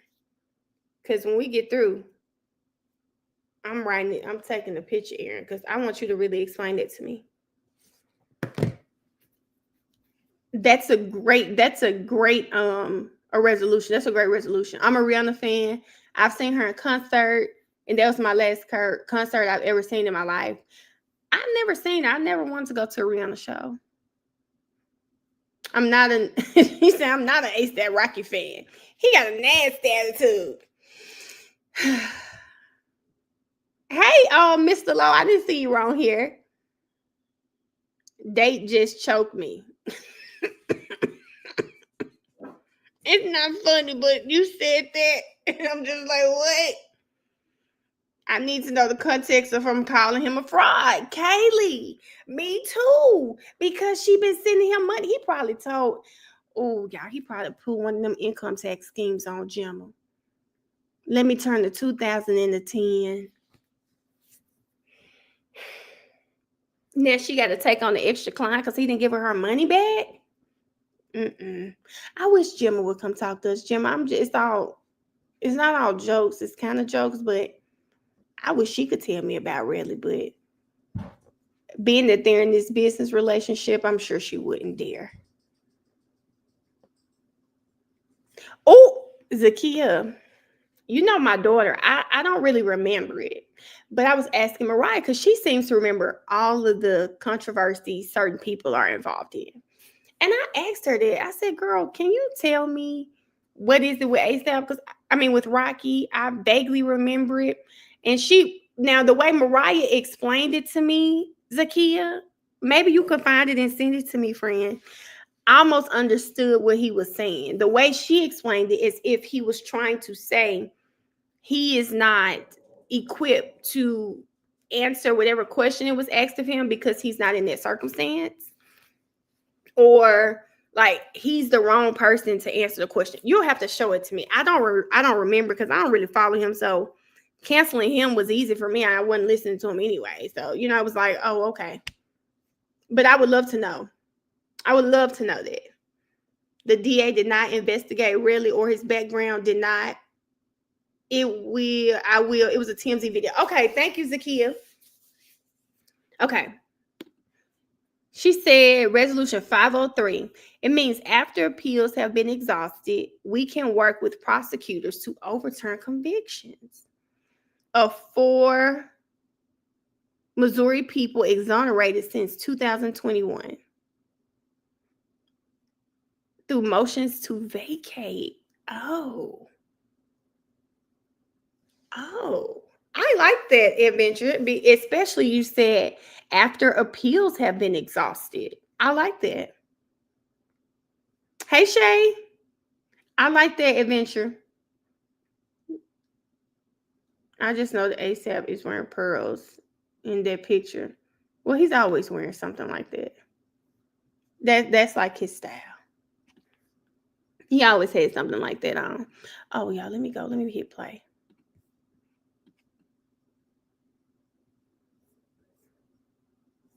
Court is on a short break. Yeah, we'll believe it when we see it. I can't wait to see the documentary on it. A$AP Rocky is very cocky. Someone said, like, in my comments, he's just confident. And I hate when we label our black men cocky. Like, no. Everybody that follows me on anything, y'all know how much I love the Deion Sanders, okay? The Deion Sanders. And nothing about the Deion Sanders to me ever gave cocky. It always gave confident because he's so humble and how he speaks to people, how he acts. I don't know. I don't see enough of his interactions, but I will say when he was in court, there are things about him that kind of made me feel like, oh, he's a little arrogant. I watched that video when he walked in with TMZ. I told you I'm sorry, but that video was just like I get it, Rhianna. That man has the confidence of somebody 6 feet, 6'7". Okay, 6'7". Okay, yeah, but I don't see him enough interacting with people to say. I just think he's a cocky person. I thought he was arrogant in court, and sometimes I said it could come off as arrogance. What I said, but Deion Sanders never gave cocky to me. Even watching his old stuff. She sent to remember this was okay. Thank you, Zakia. That gives me context. Thank you, Zakia. You love a zaddy. Now, Deion Sanders is a little too old, but I do think he's handsome though. He owns the room. I do think Deion is like that. I could see on in the room. His bedroom was very homey. It was a lot of crap in that room this year. Very much gave people on bed.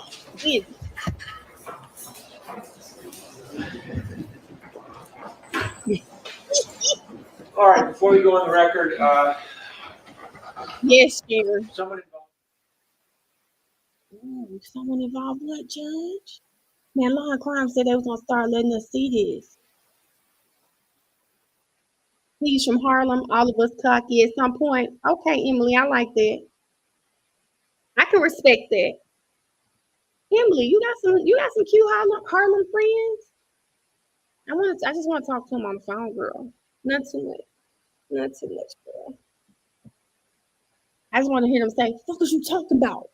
However y'all be saying it. That's it. Chris Brown is not cocky. He's a Taurus. Dave, what does that mean? He's not cocky. He's a Taurus. Dave, how am I supposed to take that? George is on the stand, and I believe you wanted to read one more stipulation. Yes. Go ahead. Stipulation number 3, regarding surveillance video from 6200 Hollywood Boulevard business. The stipulation is that LAPD Detective Freddie Flores, Carlos Camacho, and Luis Rivera. I just got to pause to say, Emily, what about what I said I want to hear your mom? I want to hear a woman say it. Emily talking about you could call my mom. I said, man, Emily, is my haircut deceiving you too? Is it? Okay, Emily, we're going to have to talk about this. Along with LAPD Technical Investigation Division Technician Harry Wooten, downloaded surveillance video from the security office at the property management company for the business located at 6200 Hollywood Boulevard in Hollywood. The security office maintains security cameras on Argyle Avenue and on El Centro Avenue. The video was originally recorded between 10 p.m. on November 6, 2021 and 1 a.m. on November 7, 2021. The surveillance video contained in People's Exhibit 15 is a true and correct copy. 2 to 3 minutes faster than actual time. You could stipulate. So stipulated by the press? Yes.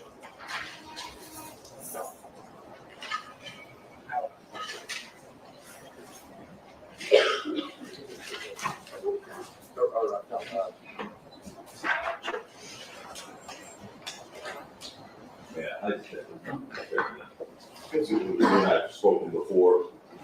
yes, Chatted, we have. you know, witness stand, preliminary hearing in November of 2023, right? Correct. By the way, let's just start out where you finished off. You asked some questions about when you personally were made aware of one of the issues raised by the defense of Mr. Mayers being in possession of a prop gun.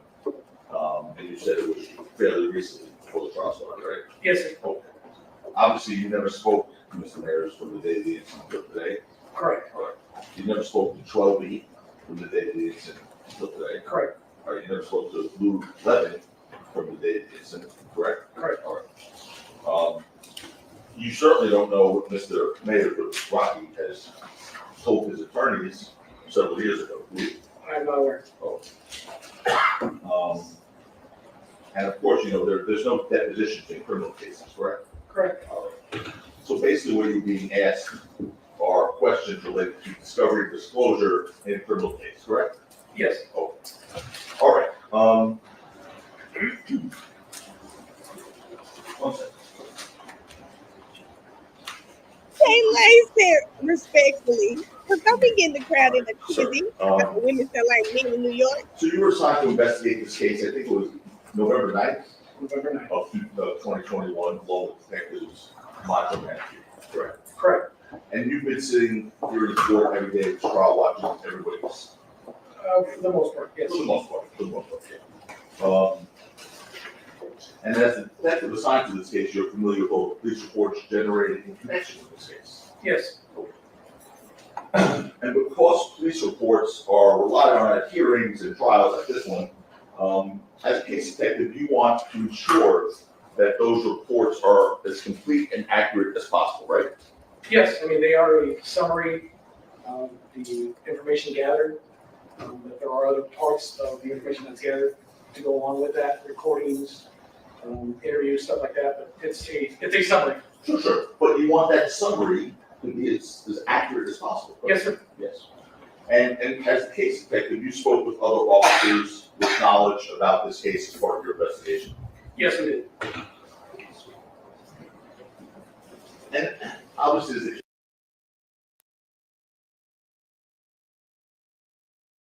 pertaining to this incident, Correct. We some of did. what we talked about and just seen, correct? Yes, sir. All right.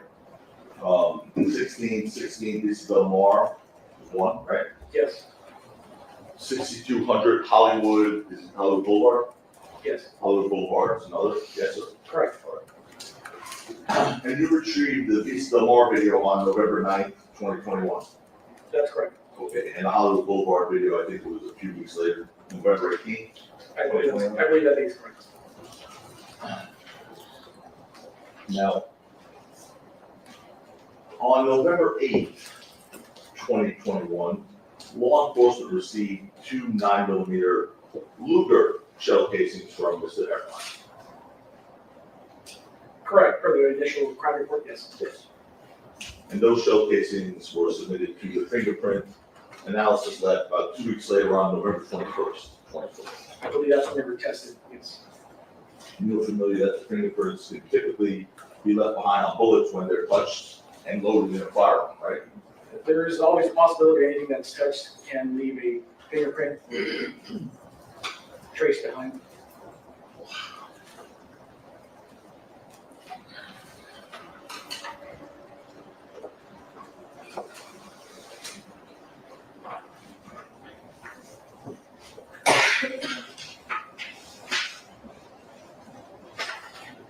So the answer is yes, they can, correct? Yes, sir. And the latent print lab, the LAPD latent print lab unit completed its fingerprint analysis of those 2 shell casings on November 23rd, 2020. That sounds correct. All right. And after examining the casings provided by Mr. Efron, law enforcement lifted exactly 0 fingerprints off them, correct? That's correct. 0 prints for the.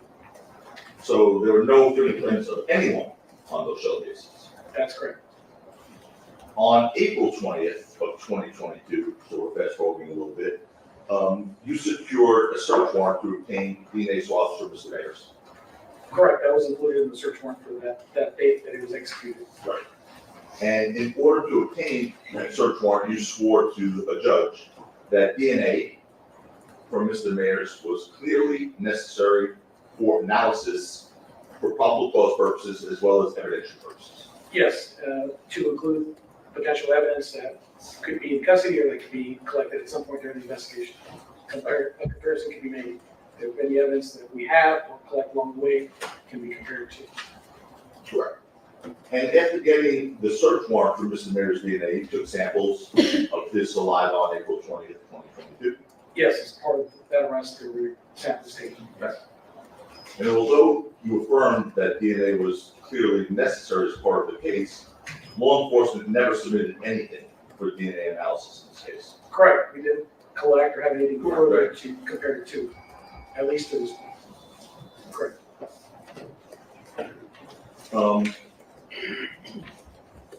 The alleged altercation between Mr. Efron and Mr. Mayers took place on November 6, 2021, around 10:17 p.m.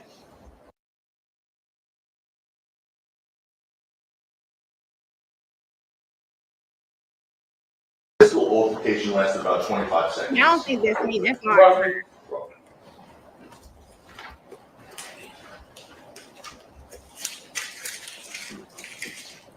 According to you, based on your knowledge from the investigation and your review of the videos in this case, after leaving the scene of the altercation at around 10:17, Mr. Efron initially claimed he returned to the scene at around 11:09 p.m. Object as to vague as to what he's talking about when Mr. Efron leaves. Vague. Then on address, 11:09. Wait a minute. Yes, sir. I'm not sure about the exact time, but I think he roughly said within an hour of the incident.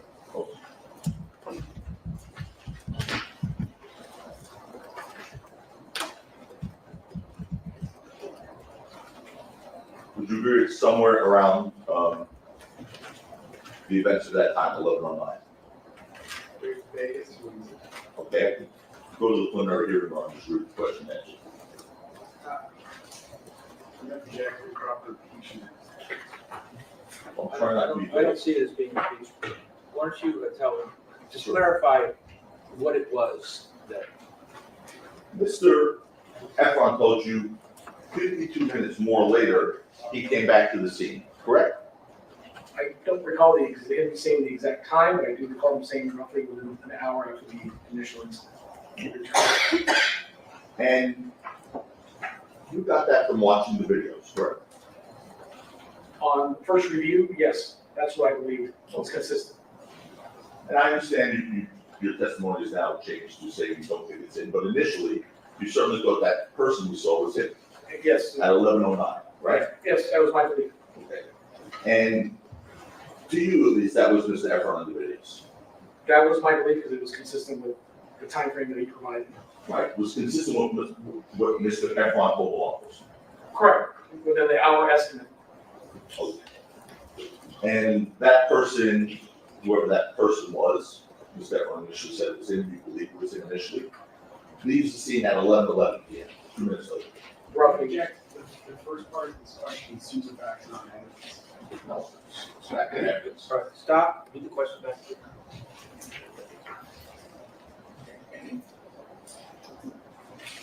And that person, whoever that person was, Mr. Efron initially said it was him. Let me read it again. I can approach her and try not to speak in objection. What do you need to approach for?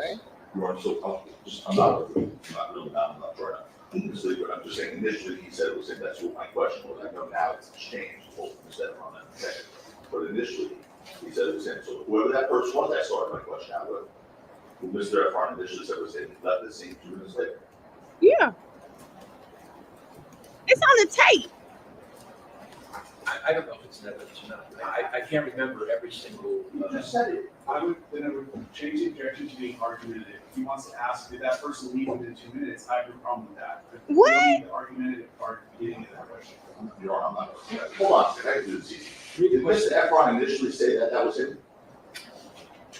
I don't recall Oh, those words exactly. I believe he made a comment that may have indicated that, but Well, for instance, you were here when he testified at this trial. correct. Do you remember when he said at this trial from the jury that he was sure that that was him? Yes. So, just a week ago, or a few days ago, Mr. Efron said that was him, correct? Correct. So whoever that person was, that person that Mr. Efron swore it was him to this jury initially, left 2 minutes later. Roughly within 2 minutes, that person left. I know that's right, Joe. That's great. Yes. And to be clear, you observed all the video footage that was recovered in this case. Yes. So if that is not, the new position is not Mr. Efron, at least you don't think it's Mr. Efron. Based on your testimony today, you have absolutely no video showing Mr. Efron ever returning to the scene, correct? Nope. Correct. Another lie, baby, that we can't get really out of.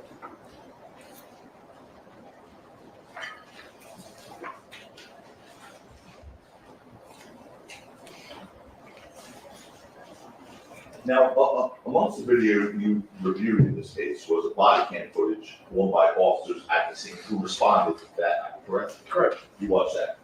Yes, sir. Yes. And you are aware, before Mr. Efron or whoever that person was returned to the scene 52 minutes later, law enforcement had arrived. Yes. And certainly before, if Mr. Efron returned to the scene, certainly before Mr. Efron returned to the scene, law enforcement had arrived. Correct. And the police arrived at the scene about 18 minutes after the incident. Yes, roughly. Okay. And there were at least 7 officers there. Yes. And while they were at the scene of the incident, 18 minutes after it ended, at least 7 officers were canvassing the area. Yes. They are walking in and about the area of Selma and this one. And you saw them on the video searching the area of the location. Yes. Adjacent parking lot. Yes. Using the flashlights, Correct. looking on the ground. You saw them. Yes. I know you know this answer, but asking that way. You know law enforcement did not cover any casings in this case, correct? Correct. The officer responded did not find or recover any case. No officers ever covered any shell casings. No. Right? No. You're asking from the radio call, the officer that responded initially? No. Yes. Or any other police officers cover any cases from the scene? Only the officer at the front desk that who took the casings. Yeah, no, my question was from Flores. No, not from the scene. Did y'all see what Flores just did there? He said he tried to put the officer who took the bullets when Reli went into the Hollywood police station, tried to loop him in with the officers who were on the scene. Baby, 2 separate incidents. He is talking about the officers at the scene and not one recovered a shell casing. Come on, Flores. In fact, they didn't locate any sign of shooting, correct? Correct. Other than the radio call. Right. But that's a call. And you heard Officer Zizzo testify, I think it's Sergeant Zizzo now. You heard him testify. A lot of people make calls or they can be misinterpreting things, correct? You heard that. Yeah, I mean, there are a lot of reasons. Sometimes people are just don't stick around after. But in any event, you do agree that the officers who arrived 18 minutes later didn't locate any sign of shooting. That's correct. And despite that, as shown on the video, after the police left and Mr. Efron returned to the scene, he supposedly located the shell casings by himself without a flashlight within minutes. I believe he said he used the light on his phone and he located him. Within minutes. Yes. You were in this courtroom when Mr. Efron testified that this individual named 12E had a knife during this incident, right? Yes. And you're familiar with a summary investigative report related to this case dated August 5th, 2022, sir, yes? Yes, I am. And that's a collective sort of prior statements and a summary of the investigation overall. That is a specific, that was the filing summary. And that's what you use to file the case with the district attorney's office. Correct. So obviously, in that report, you certainly wouldn't want there to be any accuracies, right? Correct. It just, as relates to the crime, yes, correct. That's what it is, the crime. Yes, sir. Your name is on that report, right? So, My name is on the report. and what you wrote in the last line of the first page of this report, the collective statements, is that the victim observed Ulunga in ASAP Hills was armed with a knife. Did you write that? I didn't author this report. Okay. Is it in that report? It is in that report. Okay. So some police officer wrote that. Yes, Who, do you know? I believe that was my partner, Detective Crunch. Where do you go? He used to be there, right? He was in the back, I didn't look at property. He's gone. But he was there. The guy was Yeah, yeah, he's been here. You're right. What? And it was brought to your attention during the preliminary hearing on November 20th, 2023, that this report said Mr. Efron identified ASAP Hills as the one armed with a knife. We discussed that preliminary hearing. So, Yes, sir. and if you thought that that report was inaccurate, you certainly could have asked for that to be changed at any point, correct?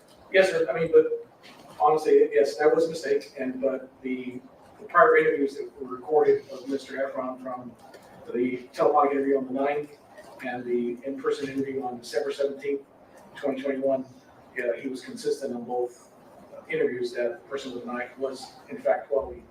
The report. Now, please tell me at what point of really and all this foolishness has he been consistent? Please stop, sir. A knife is something I would think is very important, and you put that into that first time you go. But he had time to go home, think about it, and a couple weeks later, oh yeah, now this person had a knife.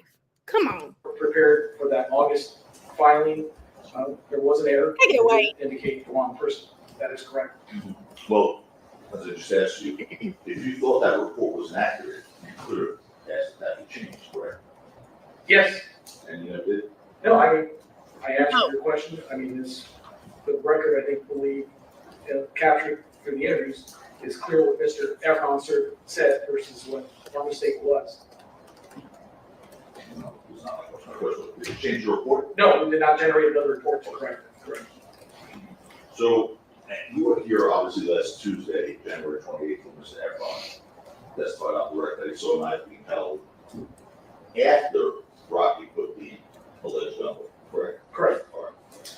And with regard to the knife, Mr. Efron told police in November of 2021 that he saw the knife being held while Rocky was pointing the alleged gun at him, and he was yelling at Rocky, right?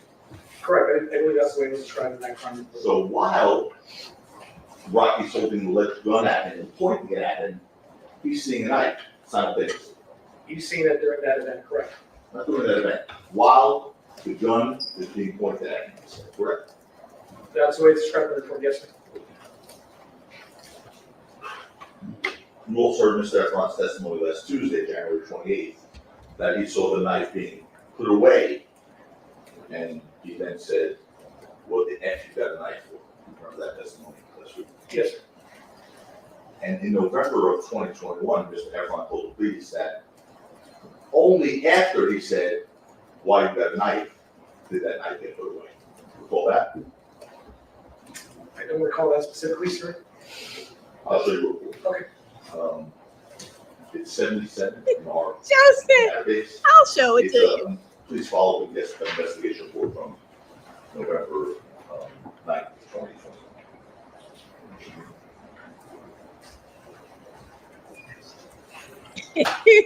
Joseph, I'll show you a recording. Now, Flores, you had to know. The objection is safe. You had to know this.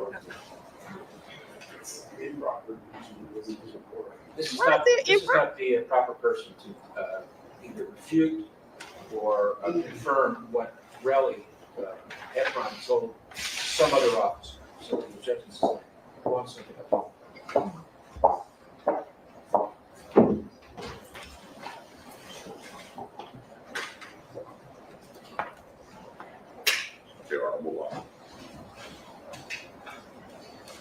Okay, we know you had receipts, Jeff. In any event, you saw an arrest warrant on Mr. Mayers on April 13th, 2022. Correct, that's the date it was signed. And to be clear, law enforcement received Mr. Efron's complaint 5 months earlier, November 8th, 2021. When we received it, it would have been the 9th, it was, the initial report was taken on the 8th, correct? 8th or the 9th, whatever, 9th of November 2021, you guys, PD, like the station house guy, November 8th, right? Correct. On that same day, law enforcement received, November 8th, 2 9mm Ruger casings from Ms. Efron. Correct. The next day, you along with Detectives Camacho and Henry spoke to Ms. Efron again at Len. Yes, telephonic interview. By the way, that same day, November 9th, Mr. Efron told you he decided not to become involved in Rocky's music business any longer. You know saying that? I believe the statement's left.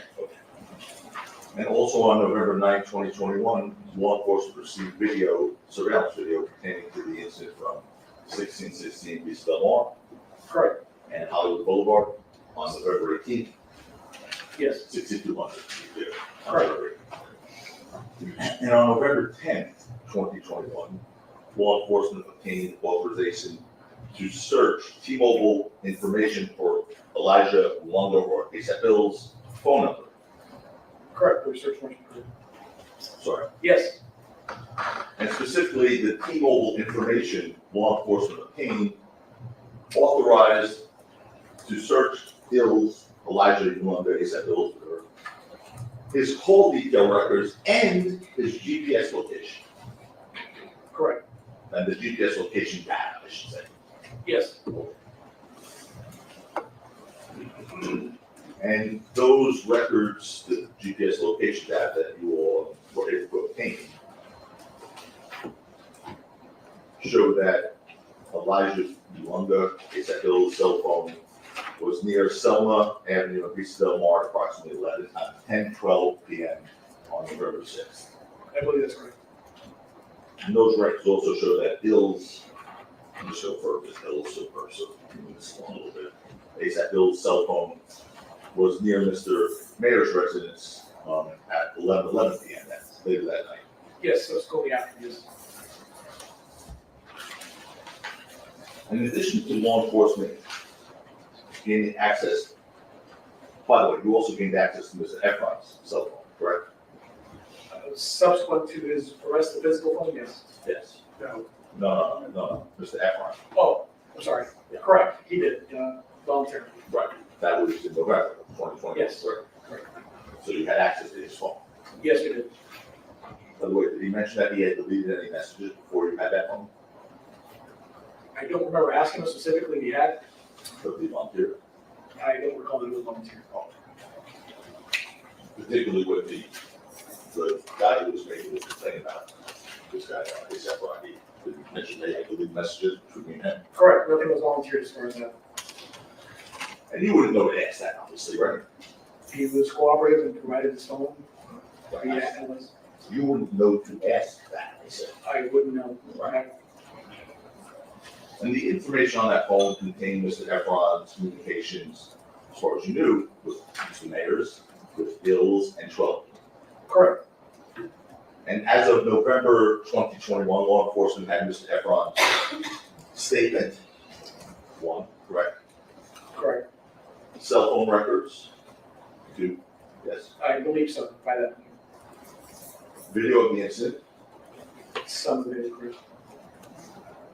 Well, which video did you not have by the end of November 2021? At the end of November, correct. I touched it November 17th. I touched. No. So, because the last video you got on November 8th, right? Correct. So let's again. In the month of November 2021, you the collective police officers and law enforcement Correct. had Mr. Efron's statement. Yes. Yes, sir. You had cell phone records in this case. Yes. You had video of the incident. Correct. And you had 2 shell cases provided by Mr. Efron. Correct. But you still waited another 5 months until April of 2022 to arrest Mr. Mayers. Yes, I mean, there were other factors involved. Yes or no? Yes. Yes. And during those 5 months, from November 2021 until Mr. Mayer's arrest in April of 2022, law enforcement recovered nothing else, no additional evidence to use against Mr. Mayers, correct? Correct. In fact, during those 5 months, law enforcement never contacted 12E, never tried to find 12E or contacted, correct? No, we never were able to contact him. Able, did you try? Come on. No, I'm sorry, at that point, no. Thank you. And you understood that 12E was present during the incident, obviously. Correct. We understood they were present during the whole appointment. And obviously, he would be an important potential witness in this case. Could be. Who's that? Right? Yes, sir. And you testified as the case detective, it's your job to look for all relevant information, right? Correct. So to be clear, you arrested Mr. Mayers without even trying to speak to 12E. Sustained.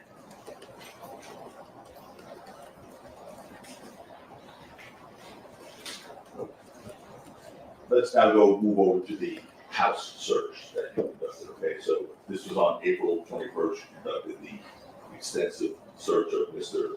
Mayer's residence, correct? Yes, April 20th, 2022. And during the search, aside from what we all saw, we'll get into that when we ask you about those things. You also saw boxes in his residence, right? I'm sorry? Boxes, like corporate boxes. Yes.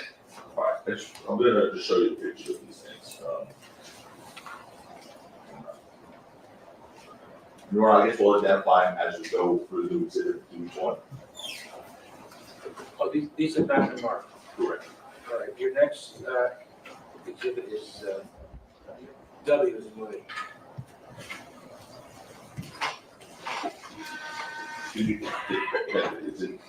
Is it easier for you to see back there, or is it just Rhianna? It's easier to see. Okay, so you could turn around.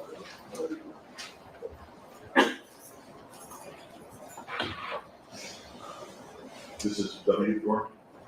Yes, W. Okay. That's one of the photos you see. Things packed in cardboard boxes there. Correct. Did you learn whether or not Mr. Mayers was in the process of removal this morning? I was not aware that he was in the process. How about the next one is? That would be defense. X, as an X-ray.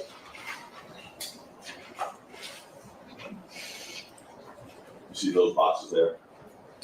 Yes, I did. By the way, could I go back to the last photo, the W, I think? Those cardboard boxes that you see in this photo, did you search those? The closed boxes, no. I'm gonna just look for it. I know you said yes. Those boxes. Did you say? Oh, closed boxes. Yes, Oh, I sealed you said boxes. closed, okay, closed. Closed boxes, sealed, okay. So you did not search those? No. Okay, next, please. No, the other one's okay, this one too. Did you search any of those bags or boxes there? I don't recall going through them myself. I know the rooms that was on. Yeah, so someone said, what's going on here? So what Joe is just showing is that Rocky's home wasn't thoroughly searched. So y'all know, and I don't know if this is tying into that weapon, but maybe we'll get here. What if that weapon was in one of those boxes? What if the missing magazine was in one of those boxes? We will never know, because when the police came, they didn't bother to search any of those boxes. Y'all saying it looks a mess in there. Maybe he just moved. Maybe he just cleared out a storage unit. You never know. So Joe is saying we don't know if that stuff wasn't there because they didn't bother to search these things. I don't know if that's the angle, but that's what I'm getting. I'm sorry? I did not go through that room myself. I don't recall going through that room. But I know each room was searched by part of the team. So if that room was searched and those boxes were searched, would there be a report on that? If there was anything, again, found relative to the investigation, items that we were highlighted in the list, yes. Well, you agree that those sealed boxes obviously weren't searched, right? Correct. All right. The next one, please, which will be defense. Y as in John. Why is, same thing here, Wise and Young, that's what's in that box was searched right there, correct? Correct. All right. Next. C is in zebra. Police and Zebra. Those suitcases, were they opened and searched, do you know? I don't recall specifically from my memory. Next, AA, Adam. AA. Same question. Correct. Sealed boxes were not opened and searched, correct? Correct. Is that it? One more. AB. There's a lot of stuff. Hold on, I got to come up with a little bit. A lot of colors and a lot of things there, but any of these sealed boxes that you see in the code there? No, sir. They were not searched.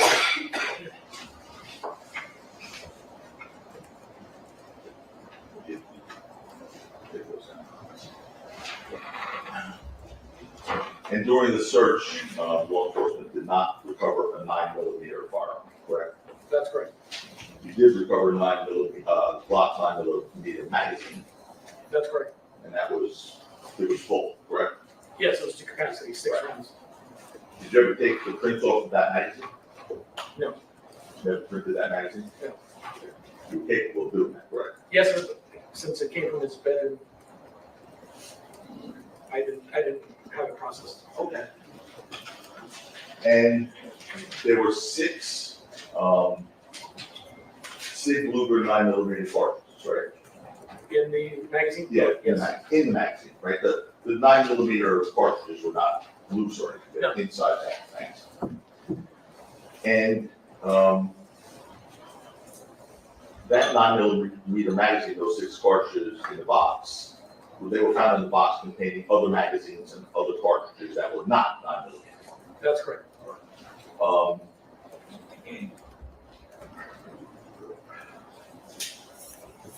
We showed the pictures of the 2.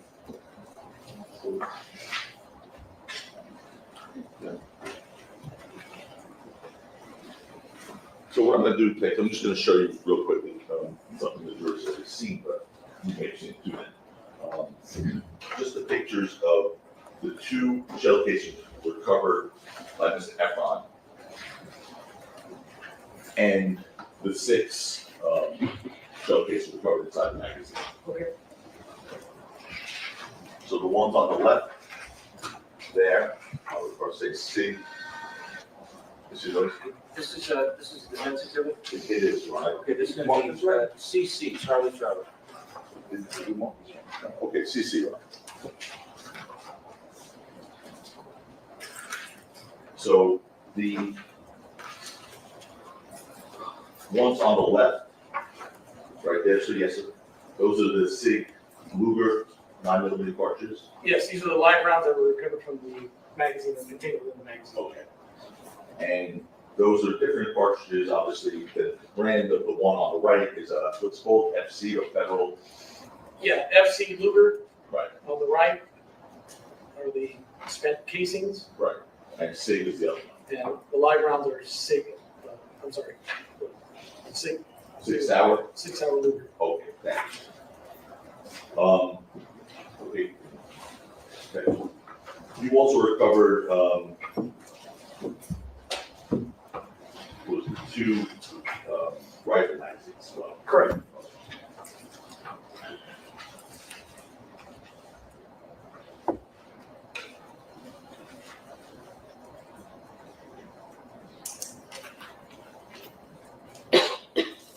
As part of your investigation, you learned that Mr. Mayers was licensed to possess firearms. As part of your investigation, did you learn whether or not Mr. Mayers was licensed to have firearms? Actually, calls for yes or no. Nothing I can confirm, but I heard he did. You did, okay. And, those 2, Anything after nothing I could confirm as being non-responsive. Sustain, the answer's true. and Calls for yes. the 2, the one gun, what was it called? You know the name of that 44 Magnum? Desert Eagle. Desert Eagle. That was Mr. Mayers, that was registered to Mr. Mayers. Correct. Right, registered to Mr. Mayers. Yes. Jack is again, culture here, so. And the rifle was also registered to Mr. Mayers. Same objection. Overruled. That's correct. Okay. being legally registered to him, correct? Yes, both those weapons are registered. And the other weapon, gun, whatever you call it, that was recovered was the shotgun, It was a shot. and that was registered to an individual named Lou Levin. I don't remember who specifically was registered to, but it was a legal. It was a legal weapon. Correct. Also, all three were legal weapons. Yes. And as a matter of fact, that shotgun was given back to its rightful owner before he left the scene, correct? I don't recall that Mr. Levin took it. That's just my recollection. Okay, it's okay. Well, what would refresh your recollection? I don't know if there's anything, obviously, Mr. Levin took possession of the house when we left. He took charge of the house, so what he removed after that, I'm not aware of. Okay. I'm talking about what he removed, I'm talking about what you removed. You removed the two guns registered to Mr. Mayers, correct? No. You saying you left them in the house? Yes, You sure about that? yes, So you left those two, the Magnum and the rifle in the house? yes, And obviously the shotgun you left there as well? yes, those are all legal weapons. And All legal not part of what our search warrant encompassed. Okay, okay.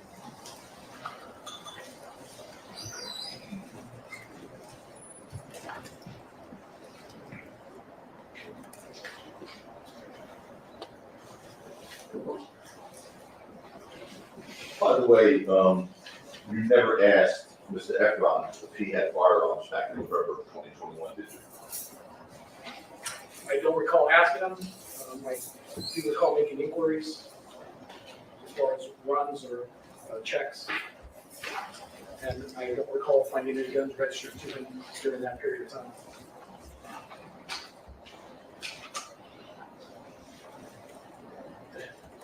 Or on the read for the preliminary hearing, page 271, lines 2 to 4. Right, when Joe pick up that transcript, I get nervous. Just say, don't pull that. It would be, it's not impeachment, it's refresh. Miss Sheila, I'm wondering if why he asking that. Just volume 1 or volume 2? What's the page? Page 271, your arm, lines 2 through 4. Yeah, you know, there, you can hear two shots from Sorry, yes. No, What gun, lines? loud boom. 2 through 4. Joe got this Fair transcript. game. I'm gonna, It's fair game. Your Honor, can I? That No. You were asked by We the, follow it up if you want. did you ever ask Mr. Efron if he had firearms back in 2021? Answer, not specifically.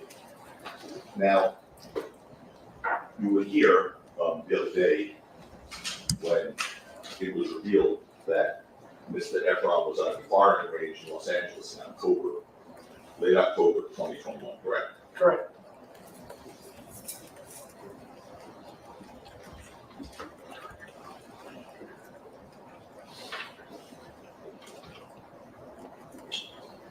By the way, the search of the house had 21 officers, more or less. More or less.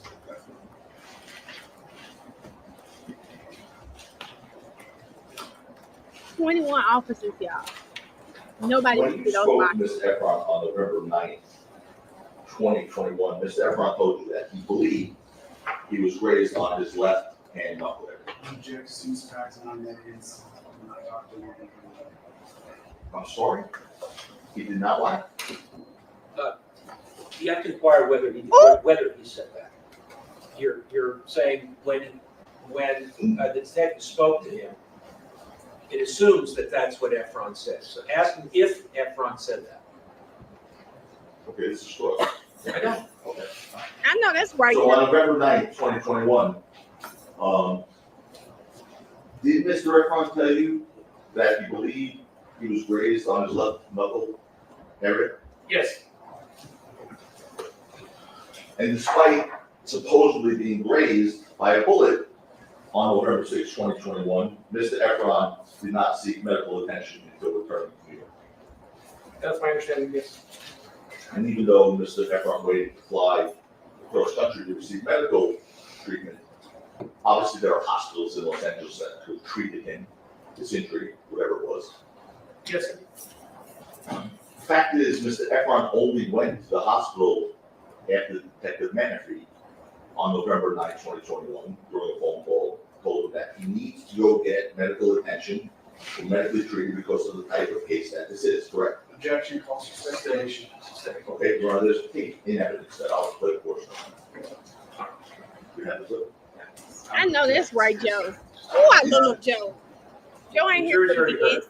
So It's evidence. technically, it is hearsay, go on to something else. The jury's already heard it, you can play it in final argument. Okay, did you hear it? Did you hear it? I remember the comment, I remember that line of questioning, but I think I made a comment prior to that as well. Okay. And I think in the context that he was making a comment about his injury, and I think I also suggested he should get it looked at, and I think that's when Detective Menifee also made her statement. Her statement was that he needs to go get medically treated because of the type of case that this is, correct? I believe that's the context. And with regard to his statements, Mr. Efron first reported this incident to the police, again, just to be clear, 2 days later, November 8, 2021. Correct. He didn't call 911. No, Didn't go to the police on November 6, 2021. that's correct. Waited 2 days before reporting to law enforcement. Yes, sir. And when he did finally walk to a police station in Los Angeles to report to law enforcement, he did so in person with his attorney, Brian Hurwitz. Yes. And you were here last week when Mr. Efron testified on cross-examination that he did not recall telling law enforcement that he told his attorney, Brian Hurwitz, who told him to retrieve the shell casings from the scene. You were here, sir. Objection, Your Honor. You hear when he said that? I believe I was. But when Mr. Efron reported the incident to the police, he did, in fact, make that claim, correct? He told the police that after the alleged shooting, he called attorney Brian Hurwitz, and that Mr. Hurwitz told him to return to the scene of the altercation and retrieve the shell casings. Do you remember that? Sure. Read it back, please. But when Mr. Efron reported the incident to the police, he did in fact make that claim, correct? He told the police that after the alleged shooting, he called attorney Brian Horowitz, and that Mr. Horowitz told him to return to the scene of the altercation and retrieve the shell casings. What's the legal name? They say It is, yeah, it's just- it is. he told you that Brian Hurwitz, his attorney, instructed him to return to the scene to retrieve the shell casings, correct? I'm trying to recall the exact context. I know he made several calls and he was given advice to go back. I don't remember the sequence of phone calls with Mr. Horowitz. Okay, let me see if I can refresh your recollection. I'm gonna show you your report. Okay. 75 is the August 5th, 2022.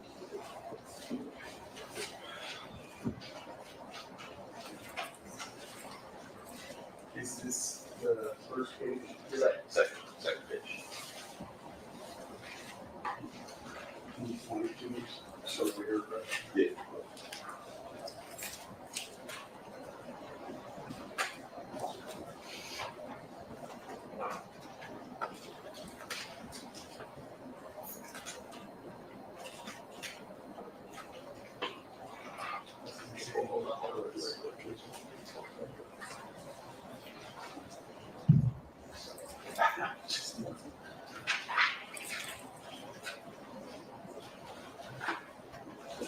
Wait, 1 second. I don't see this.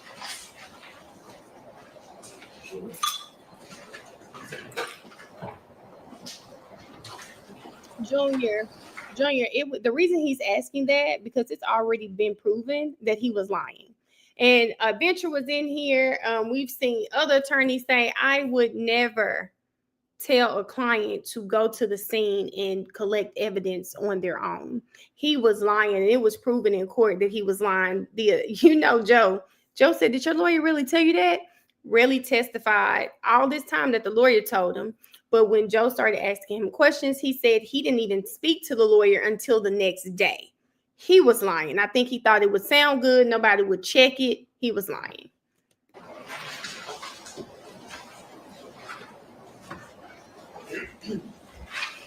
And look at Yates. And there's Yates chiming in. Yates said, hell no.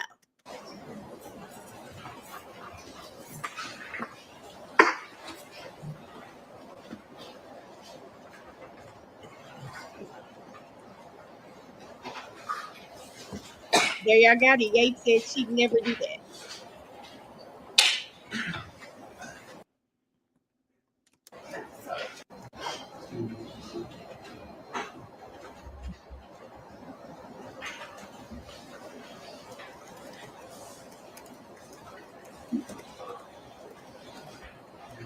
I'm gonna object as to who we approach. Anything can be used to refresh recollection.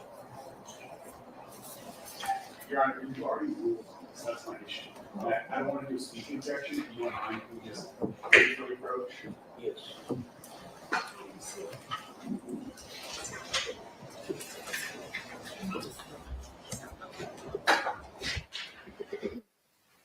And here we go again. Here we go again. Go back to the scene. The suspect could have been there. Exactly. They could have sent police back out. And that's what they're saying. But he admitted on the stand because Joe was like, so you call your attorney that night. And that's who told you. Reli had been put through the ringer with Joe, so he already knew what Joe was coming with. Reli had to finally say, no. I was talking to my business partner asking for lawyers. The lawyer didn't call me back until the next day. No, it's not a break, guys. They're at the bench. They're at the bench right now. And because they're at the bench, they he doesn't have them record when they go to the bench. You can't record that part. So that's all this is. It's a sidebar. 24, Miss Chocolate, it's been 24 objections. Let me write that down and make sure I say Miss Chocolate. 24 objections is crazy. 24 objections? It's been a lot. We can tell that. What lawyer gives right back to you if you are new? There's that too. Hey, Natasha. Is it common for a lawyer to tell a client to revisit the scene? Hannah, every lawyer in the chat has said, hell no. They would never. Oh my God, so good to see you, Mel. It's been so long. So glad to see you back on your live. Thank you, Aaron. Aaron, I only missed Monday.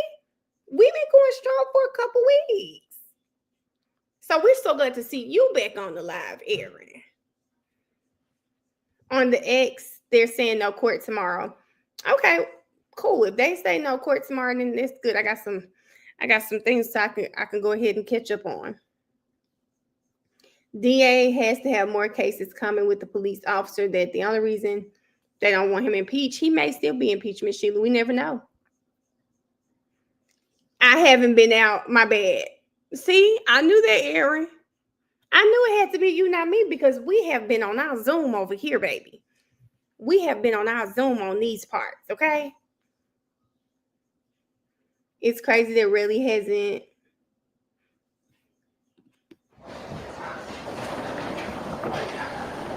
Oh, yeah, Dominique, because it's crazy. So this is going to show you. Miss Sharp, she's not giving us the rest. Oh, there could be more. Okay. That's great. Yeah, to be a dispute. I heard that.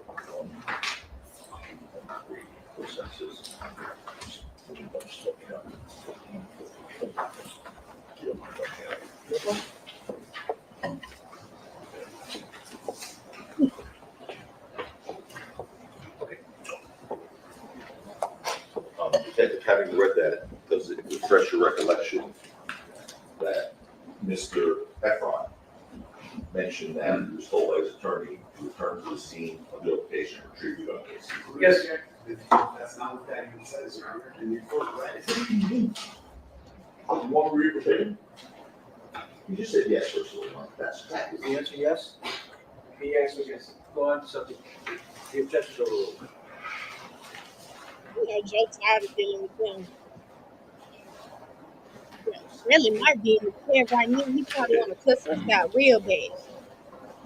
I know he off the stand. You and Detective Manfrey eventually interviewed Mr. Efron's attorney, Brian Hurwitz, on March 22nd. Sustained.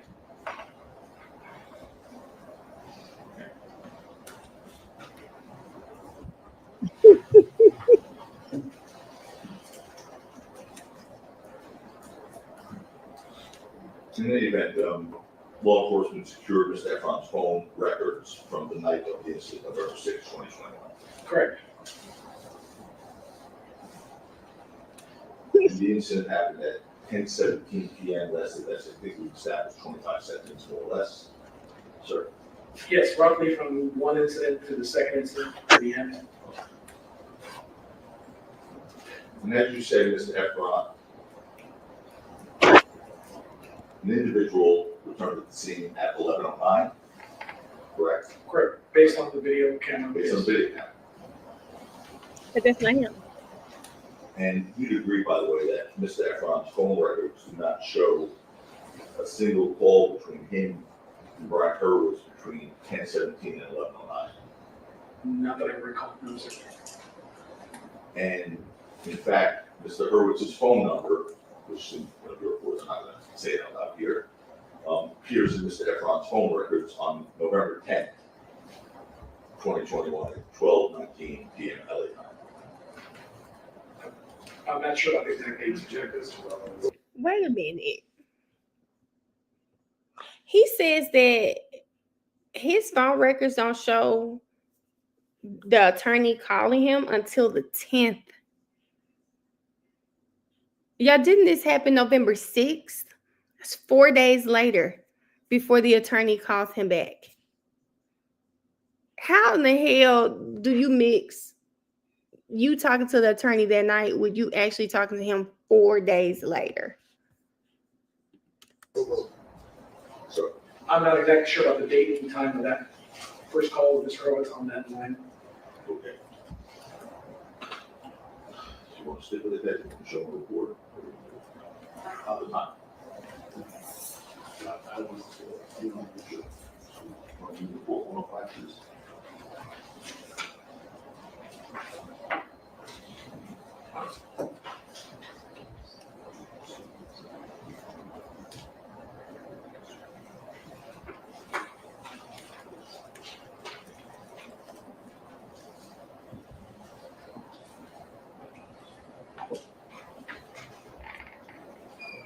This, if I can speak this along. You remember, in search of Mr. Efron's phone records, there not being a call to Mr. Hurwitz until a few days later. I recall some point after. Yes. Yeah. Correct. All right, that's, you know what, that's fine. At least directly, that show Right, up directly. right. But certainly not on November 6th, going into the morning, of November 7th. Again, nothing directly. Directly as opposed to indirectly. Like a three-way call, somebody three-way call, anything like that. Did you see any indication of three-way call on the phone records? I don't know that it would necessarily reflect three-way calls, just the Now, I'm just pissed that you can tell this detective, he definitely is trying to defend his word, because now he just said that we may not see the phone calls, but three-way calls. That's why we can't see that he called Brian, because it was a three-way call. Wouldn't that be in your report? Wouldn't that be somewhere we can verify it? Now, all of a sudden, it was a three-way call. Sir, shut up. direct call to somebody. But again, not that I'm aware of. Well, did you see any calls between the time of 10:17 and 11:09, for example? Was that wrong? I don't recall seeing any calls between that time. Judge might be asleep. As detective, you agree, when conducting an investigation of an alleged shooting, you wouldn't want anyone who's not law enforcement moving evidence or taking evidence from the scene, right? Correct. Because that could tamper with and hinder your investigation. It can. Now,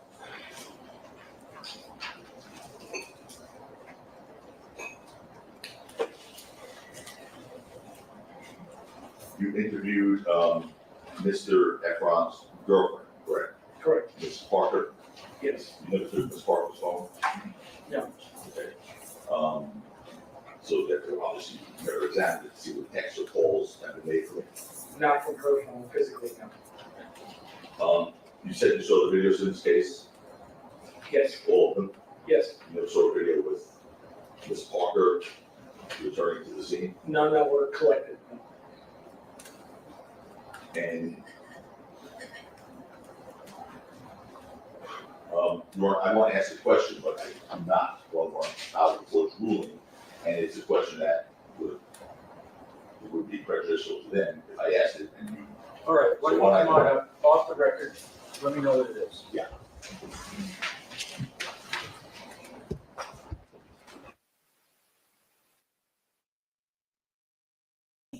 BG said, do we have another emotional support pet? We don't, BG. We don't have an emotional support pet, but I'm starting to think just taking breaks is the emotional support. I'm just thinking that's what it is.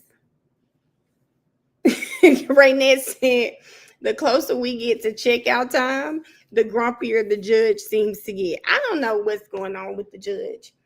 I mean, he has all of these rules, and I don't know if this, I've heard that it's not normal. I don't know, Yara, I don't know what he might ask, but I think it's something about that girlfriend. Oh Lord, he gonna probably ask if he knew she was into prostitution. He's gonna ask if he knew that they were involved in prostitution. Just watch. That's what they're about to ask. If they were involved in prostitution. Watch. Did you research this? Watch.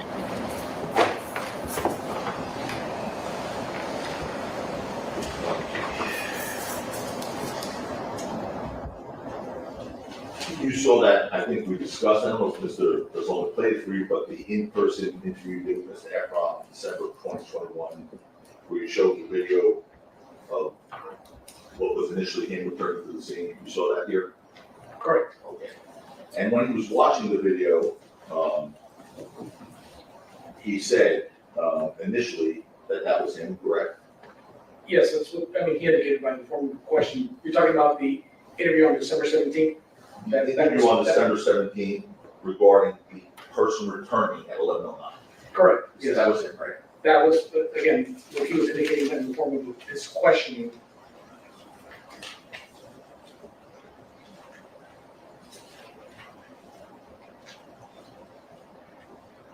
You heard Mr. Efron's testimony regarding that and the evolution of that belief. He first testified here before the jury that that was him. And Mr. Rizzola asked him if he was sure that that was him. You recall that, and then he subsequently changed to that's not. That's true. Tom works, this is back to the word evolution. Changed? Changed. What? Which I thought was I'm tired. synonym for evolution. Changed into it wasn't. You saw that testimony? Yes. Okay.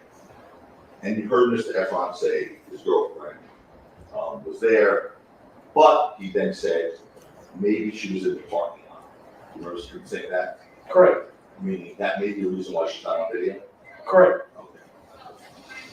Okay. And then Mr. Rizzola asked him about the clothes being different, like he did with you just now.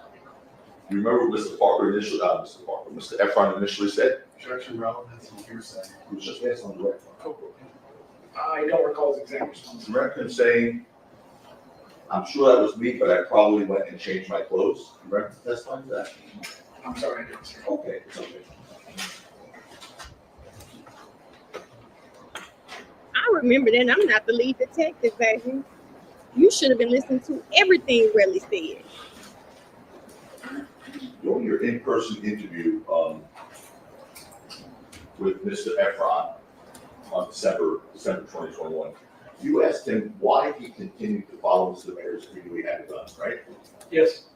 Because according to you, you told him that would seem to be an odd thing to do. Yes. Okay. And when you asked him that, why did he continue to follow Mr. Mayers after seeing a gun? Mr. Efron couldn't give you a clear answer. What he said was, I don't know why. nobody hears. The first part of the question is argumentative. Excuse me, the first part of the question is argumentative, the second part is not. Read the question back. What was just on that? Oh, no. I know that lady. Why did he continue to follow Mr. Mayers after seeing a gun? Mr. Efron couldn't give you a clear answer. What he Yeah, all said, That part about Efron couldn't give a. You get what I understand. Ask the question again. I'm gonna ask it again. When you asked Mr. Efron, why did he continue to follow Mr. Mayers after seeing a gun, what he said was he didn't know why. Correct. With respect to the video recovered in this case, which you've seen the image of Mr. Mayers holding an object, which according to you appears to be a gun, you'd agree, without having that object, you cannot help that it's an operable gun, correct? On the first incident, Yes, sir. yes, On the video where you see Mr. Mayers holding what appears to be a gun. correct. On the parking structure, the first video camera, yes. I mean, without it, anything else appearing on that video other than him holding what I believe to be a handgun, I cannot determine whether or not that's an operational gun or operable gun, correct. Oh, And with regard to the video incident, after reviewing the footage captured from 16 Vista Del Mar, that law enforcement prepared a document entitled Video Download Information and Summary. Remember that? Yes, And in that document, law enforcement described what it could observe in the footage. Which one? Here's several. This. You prepared a document. sorry for those of you guys that didn't hear. Detective Flores said from the video he cannot tell if there was an operational gun in Rocky's hand from looking at the video. And I said, oh, if the police officer can't tell and he deals with weapons all the time, how the hell is the jury going to be able to tell? That was good. Describing what you could observe in the video footage, correct? correct. Notes that kind of detail what specifically can timestamp at certain points of different angles, angle for angles, and then obviously looking at everything collectively from all the angles together. And for example, what you saw appeared to be a struggle on the street at 2217. Correct. Specifically, what that video shows is Mr. Efron apparently struggling with Hills, ASAP Hills. Yes, And you also detailed approximate distances observed within the video, right? roughly. And you listed various times of various events seen on the video. Correct. You described that as a subject, you described that a subject was in a dark colored jacket or sweater. Correct. In preparing the report, obviously you want to document anything that you observed on the video which was considered important with respect to the case. Yeah, just give a rough timestamp of what the events took place and give it a holistic view at the end of which we look at all the pieces together and tell the story. But in the report, you didn't want to leave anything important out. Well, again, these are just notes to mark timestamps. So yes, what I thought was important relative to that frame. And clearly, as part of the investigation, was if a gun or a shooting were observed on the video from 1616 Vista Del Mar, that's something you would have documented in your summary, correct? Again, sir, it's collectively, I mean, that's part of A, where the incident began, or we observed a gun. B, where the struggle took place, and we can see various individuals running in different directions.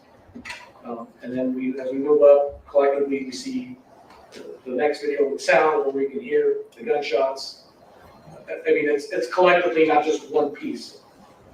Okay, so let me just make sure you understood my question. Okay. Again. I'm sorry.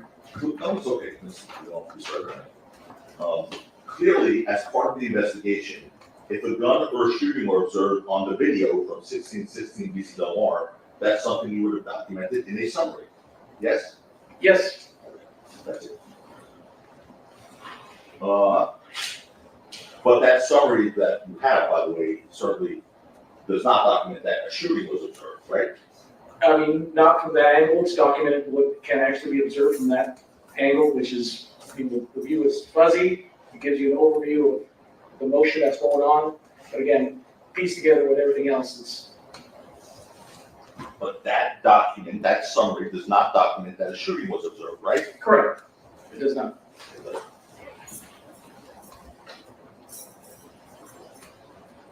In fact, that summary does not even document that a gun was observed in the video from 1616 East Del Mar.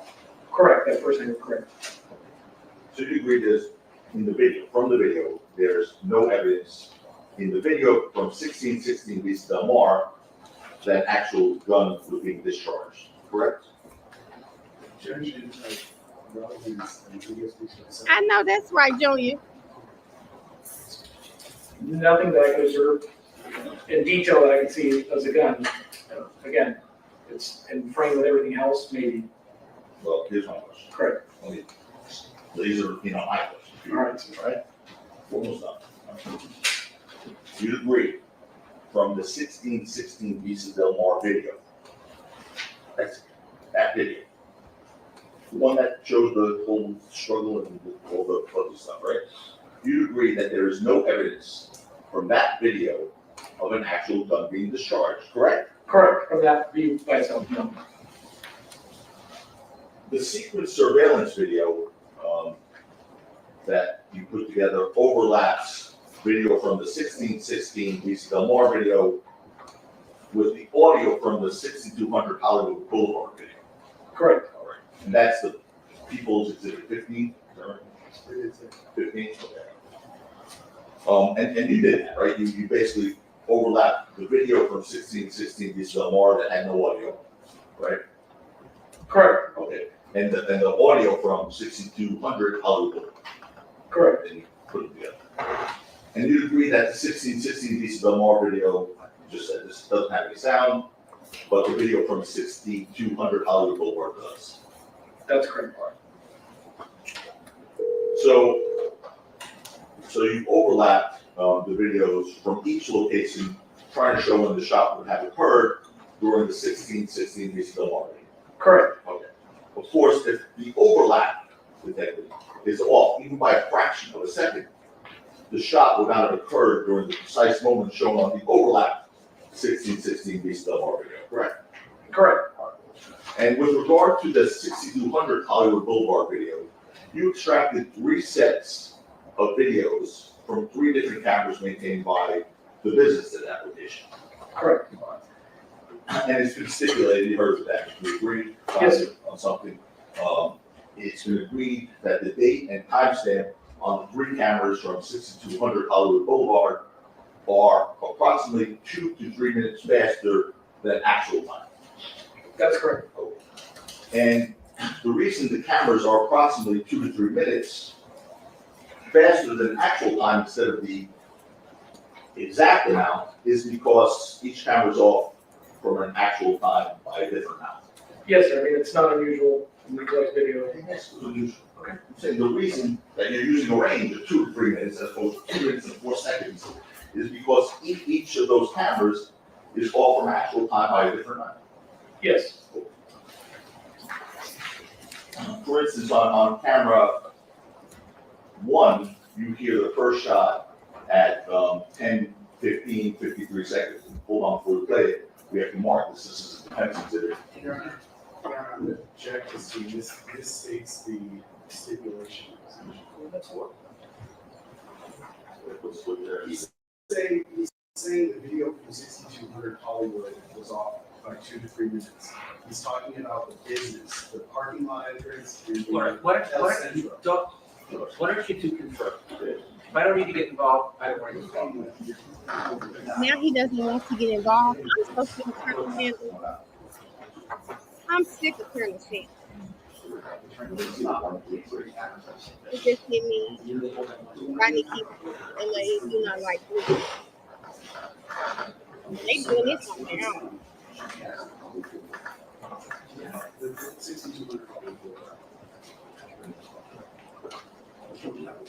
Melody, as Wally would say, wishy-washy with love. I never heard a person use wishy-washy in that way. Wishy-washy with love.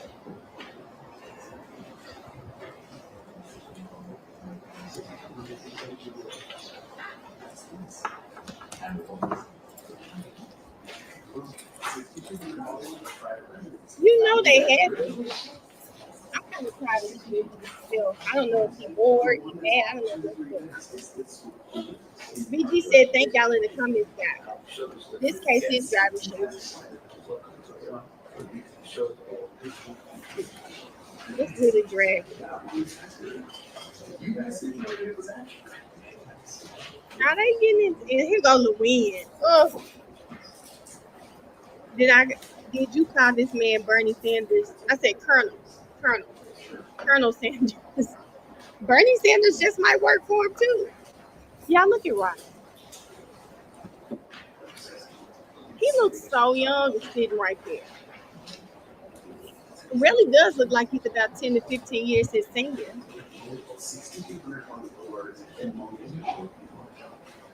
He looks really young. Stop.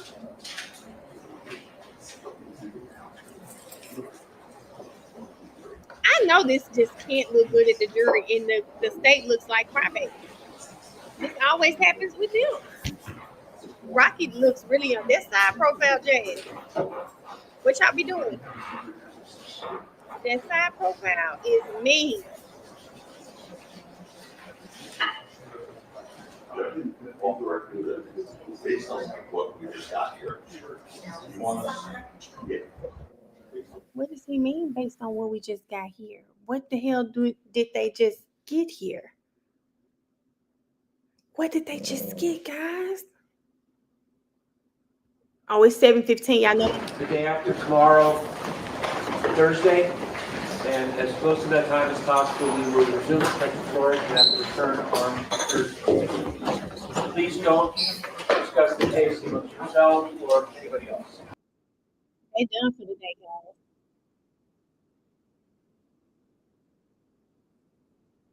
They're done for the day, and no court tomorrow, which I'm actually kind of happy because y'all know I leave early on Wednesdays anyway. I think I have 3 more weeks of the group therapy that I'm in. We have 3 more weeks of that, and then I'm back. So WTF, will be at 8:30 tomorrow because they're accommodating me and the group therapy that I have going on. 3 more weeks, y'all. They actually have a graduation, so I have to let y'all. I'll make sure I post about it so you can see it. But y'all, they just cut trial short. They just went ahead and said, let's just call it a day, and no court tomorrow. No court tomorrow, but I don't want to promise. I'm gonna let y'all know. Oh, I'm sorry. Why'd you just tap my finger? She said, hey, girl. She said, I want to say, hey. She just can't. I don't know if y'all dogs do that, but she tapped my arm like, hey, I'm right here. A video of him and Riri. He also wait on her and be helping her out. Yeah, I saw that, Miss Sheila. You can't take us to graduation? I'm going to ask, guys. Y'all know it's other people in there. It's other people in the group as well. So I don't know if they will allow me to do that, but I will ask. If not, I'll definitely have somebody record what we can record and tell y'all about it. I'll tell you guys all about it. But they're done for the day. We're going to go back to Wally. We got a little bit left. So I know it's 7:17. So if people have to get off, definitely understand that we're going to just continue on with, we're going to continue on with Wally. But yes, WTF is just an hour and a half behind. So I go to my group therapy, starts at 6:30. We're normally out of there about 8:30. But to accommodate me, WTF is an hour and a half behind. That's why I joined late. It kind of ran over last week. Last week it was really heavy. So I really did need WTF. Everyone, they had us write a story about, it was like we were writing a movie, but the movie was about really the day you found out your loved one passed. And it was really, that was a really heavy session because, people have lost their children, their moms, their husbands, their mothers, fiancés. the young lady, she's actually going to come on and talk to us. Aaliyah Strong, she is over the nonprofit A Time to Thrive. And one Sunday in the next couple of weeks, we're going to have her on. And she has a really amazing story about, you know, how she turned the pain of losing her fiance. It was at a club in downtown Atlanta. She lost her fiance at the club they were working at. He was shot outside the club, and how she turned that into a time to thrive. She said it was really lonely for her, and she was able to use that pain, and she helped so many of us now. I think it's a really great experience. This is my first time doing therapy since my mom died, and it's been it's been really, really great. See you Thursday, Vitra. Me too, Miss Chocolate. Me too. I think, you know, the good thing was hearing other people who are going through the same thing. That day is approach for me. I don't think I could have done that activity. Too Pretty. It was hard. I think everybody stopped, teared up, because you do feel like you're right back there. I know for me, I was like fighting the tears. You feel like you're right back there. But it's really an amazing. So if you're in Atlanta, look out for, she's having a April session similar to what I'm going through. It's like 6 weeks. So she's having a session. There's a licensed therapist there. There's someone there who teaches us yoga, Southwest Yoga in Atlanta, Southwest Atlanta Yoga. She's really amazing. She taught me that breath work I told you I really was up there doing. She taught me that. But yeah. Don't cry, Emily. I didn't want to make you cry, Emily. That wasn't the purpose of it. But y'all go follow A Time to Thrive, because Emily, it may be a resource that would be amazing for you. And like I said, she's going to come on. Y'all get to ask her questions, and we'll get to learn more about it. I need that group. I lost my only bio sister April 24th. T, I'm sorry to hear that. Are you in Atlanta? She got like a really big grant from Quavo. She does a lot around the city. She helps the youth. I mean, she's really amazing. She's really amazing to hear her story. And I told her, I said, I think it would be great. So one Sunday, instead of the accountability session, she'll be on to talk to us about her story, just what she does in Atlanta, how you can help, and how she can be of assistance to you. Oh, Emily, writing it down was hard, friend. I don't want to be on. I don't want to make y'all sad. So I am gonna add it on here. I'm gonna add Wally back. But it was a really tough. It was a really tough day last week. It was really, really tough last week, but it felt good to get it out. And you know, that anxiety, you feel that pain to still move through it, felt really good. So for those of you that are saying, you know, oh, I couldn't do that, I encourage you to try it. Record yourself reading it if you don't want to read it to a friend or a family member. Just record yourself reading that back just to get it out. It did feel good. I did it. I was happy I got through it though. Thank you. I'm not an ATL. Follow her. I think I posted something about it. She's in my followers on Instagram, A Time to Thrive.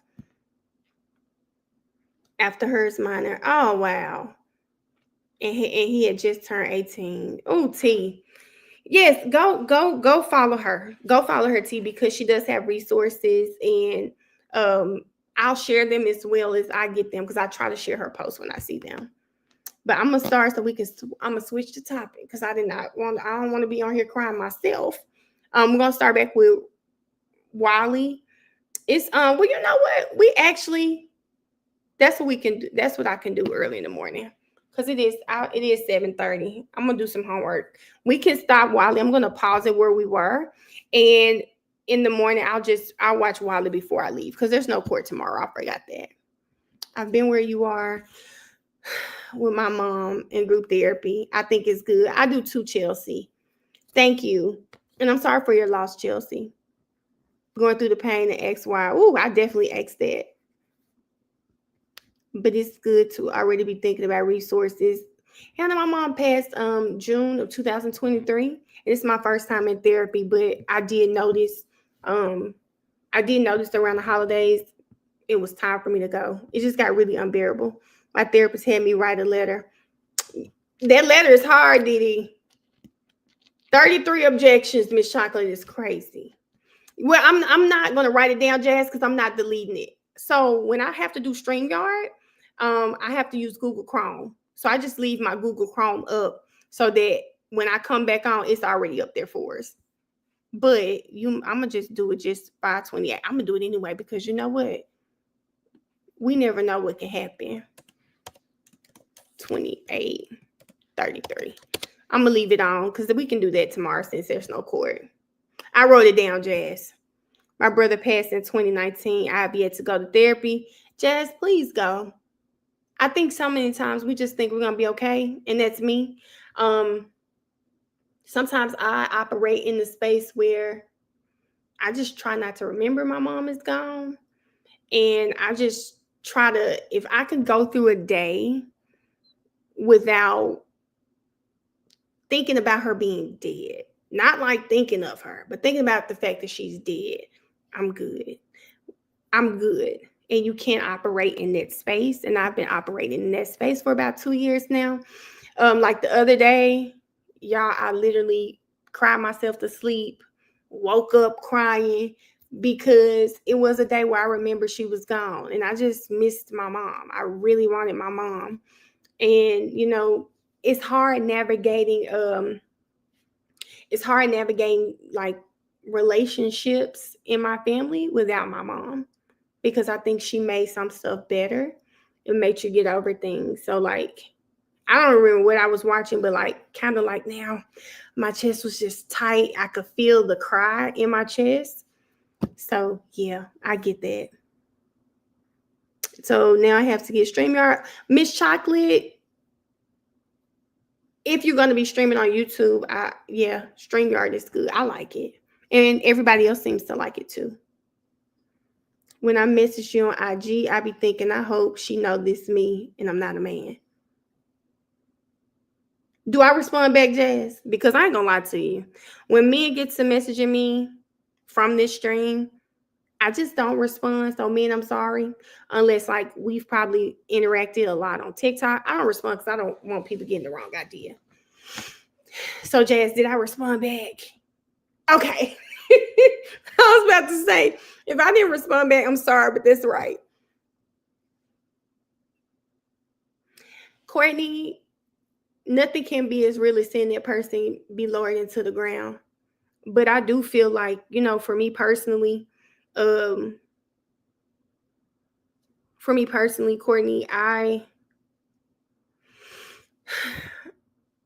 it affect like my daily life, like sleeping a lot, crying, lack of motivation, just not being the person. I have not been the person I know I can be the last few years. And the same could be going on with you. Sometimes we are functional, but it doesn't mean we're okay. So I would recommend that you talk to a therapist because you got to iron out your feelings about the loss of your person. Let me, Jazz, I know this you. Jazz, I know this was you. Yeah, okay. I did see it was a picture of your brother. I didn't know who that was, but I did know it was someone that passed in your life. Oh, I like that, T. I like that a lot. He may not want to talk about it. People can respond differently. I really pray for you.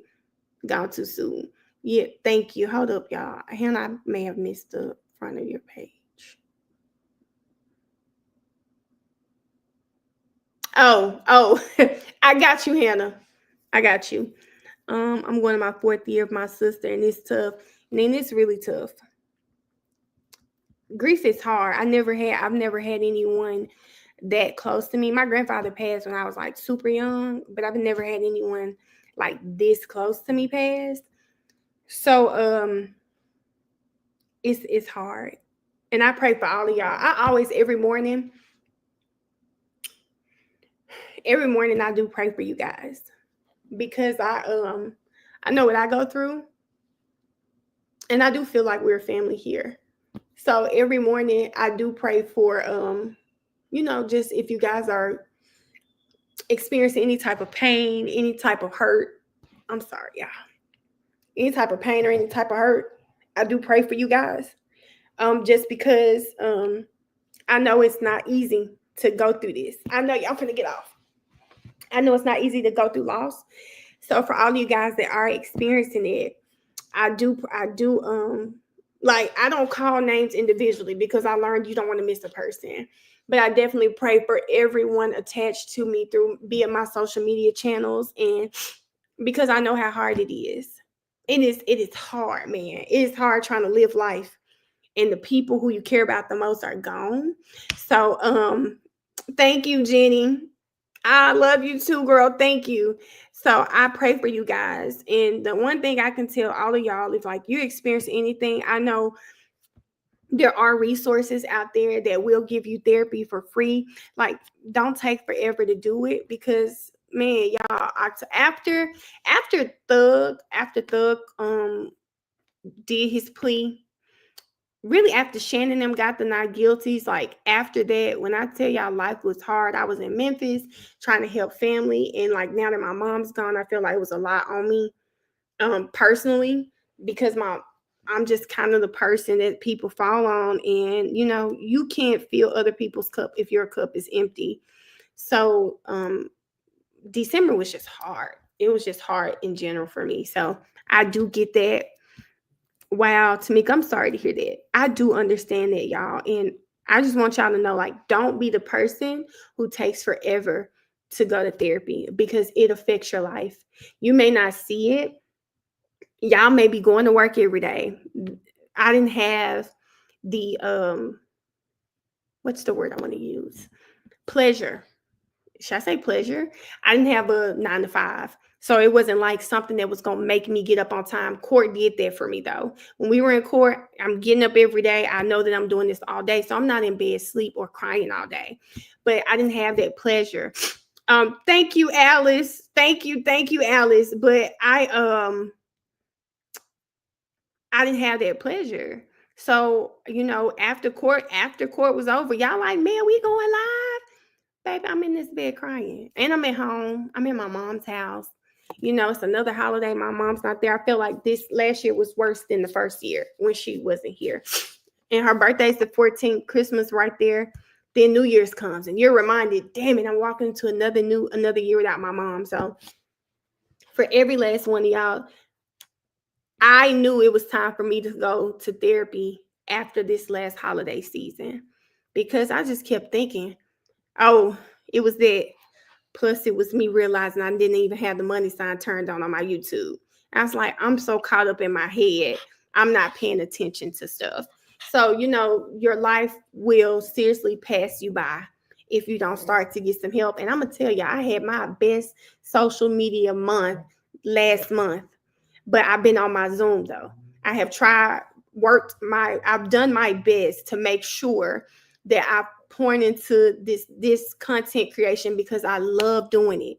And I keep saying my mama doesn't want me to be this person. I am not perfect. I'm not there, because I'm still be slipping on my Bible study. I'm trying to make sure I open that Bible app every day. Ash not in here, but Ash was talking about streaks. Y'all know the Bible app will keep streaks. I'm really determined to keep my streaks up. And I ain't gonna lie to y'all, every day I mess it up, but I'm gonna keep going. I've been listening to church. I've been going to therapy. I have journaled here and there. I'm not consistent with the journaling because I need to start waking up earlier. But not perfect, but I do feel much better than I did in December.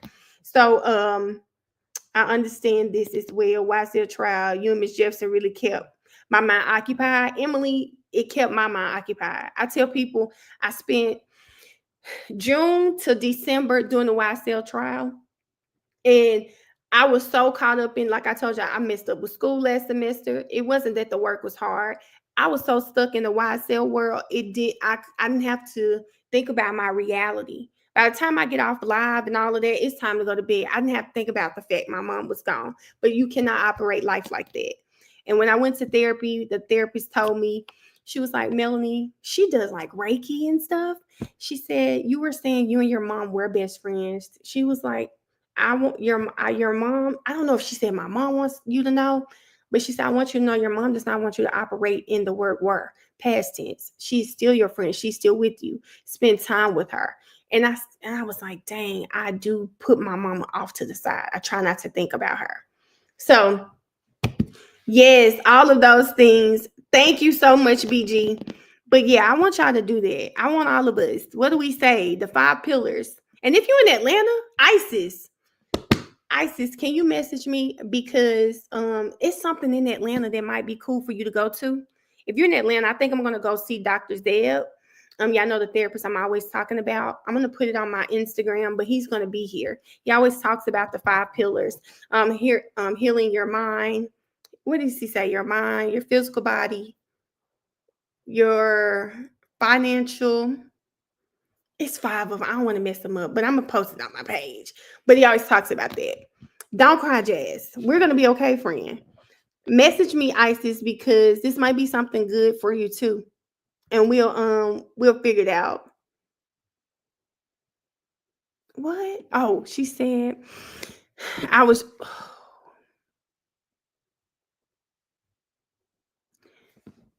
See, you about to make me cry because when I tell you, when people, like, I'm talking about evil people on this earth, people, I don't give a damn if they're my family. I said, God, why you didn't take them and leave my mama? Why you didn't take them and leave my mama? Why did you take her? You could have took them. If my daddy wasn't already dead, but when my mama died, you could have took him and left my mama. And I would be realizing like that's selfish of me.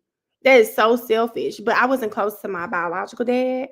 So that's selfish of me to say, but I'm not gonna lie, baby. I definitely went through that too, T. Didi, I owe y'all my life.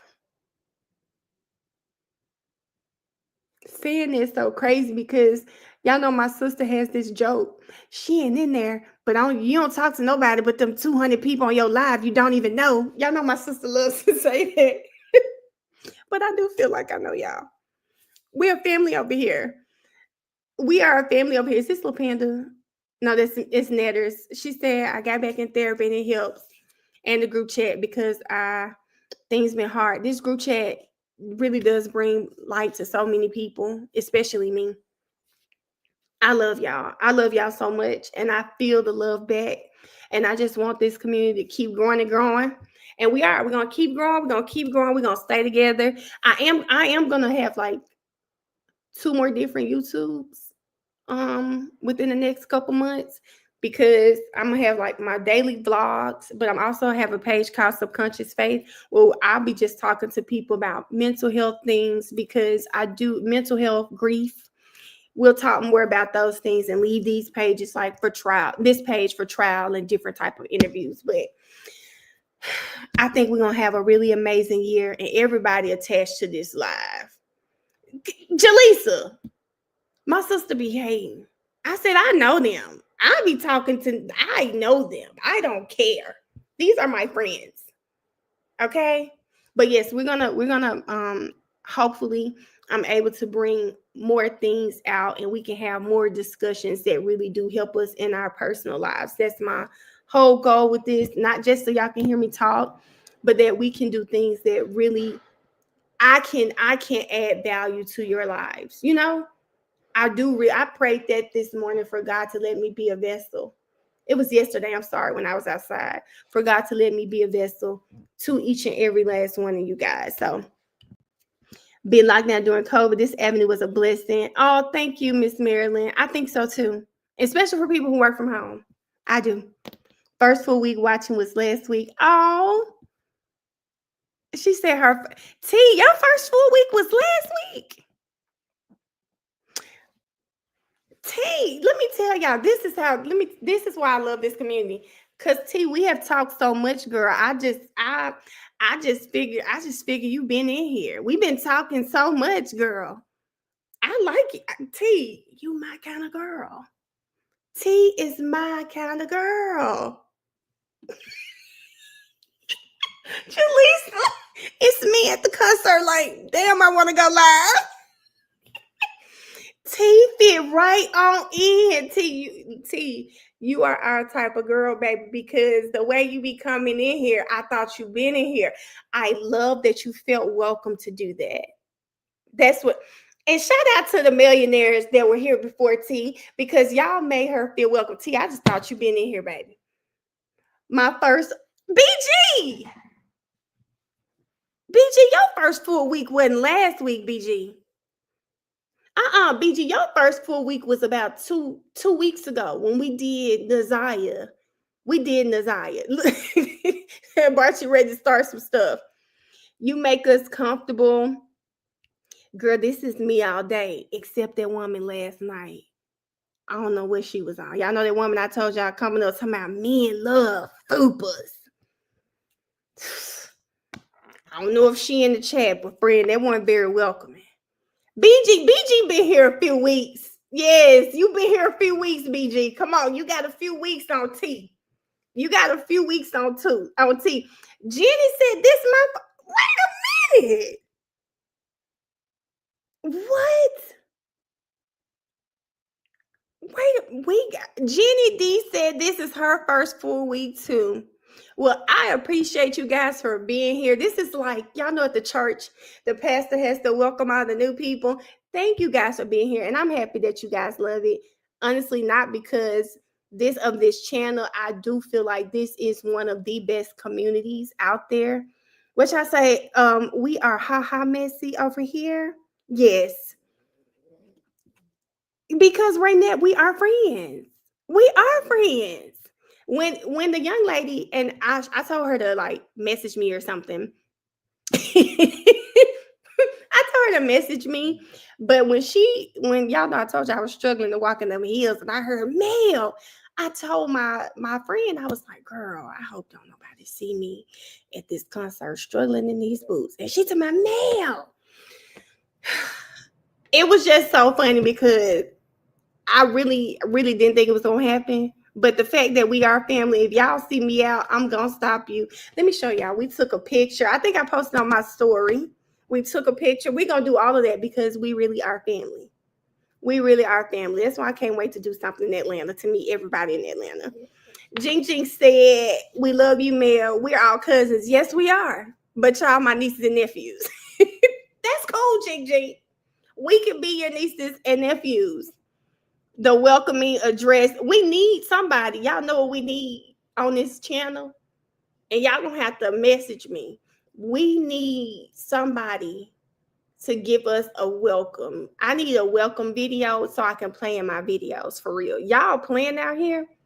But see, y'all know my creative juices get to flowing for real. I think we need a welcome. Jenny D said this was her first full week. BG, a couple weeks, we need a welcome address to play at the end or the beginning of our lives. And y'all know I'll get in Canva and get some cute, put you in a little cute box. Zakia, it's something I want to do for that. I might do something that weekend since people might be here for the Beyonce concert. I'm going too. I don't know which day, 10th or 11th, but I'm going as well. You're my niece. Thank you, Miss Marilyn. Zakia, we're going to figure this out. Now look what yes, ma'am. I know you are covering your face.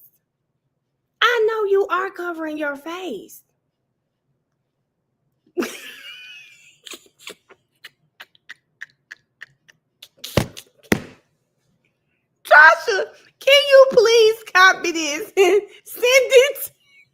Tasha, can you copy this and send it to my Instagram? Y'all, we're gonna have to do some Beyonce that weekend, y'all. We'll find something, but we're gonna have to do something that weekend. Y'all, I need somebody to come say, I welcome you once, I welcome you twice, I welcome you 3 times in the name of Jesus Christ. Key birthday is coming up, y'all. It is coming up. Tasha done ate that up. Mel, I have it too pretty. We might have to commission you to do it. Or maybe we can come. I don't know, y'all. But y'all get where I'm going. I love it. We're going to have to do something like that. We got to play it for the new people. When we on a break or something, just like we pop out Big Kia, we need to pop out the welcomes. We need to pop out the welcomes for them, okay? Because I really do love that they're like, hey, this is my first week. It was great, because that lets me know that they can feel the community that we are building here. It's not just me. And I keep telling people that it's not just me. It wouldn't be this page wouldn't be anything without you guys. And let me pop it real quick. I gotta pop it one more time. Let me pop it one more time for the chat so we can see what's going on. Where is it? Shout out to the chat. This is just last week alone. 17.2 thousand views. That is absolutely amazing. Up 5,000 views. Absolutely amazing.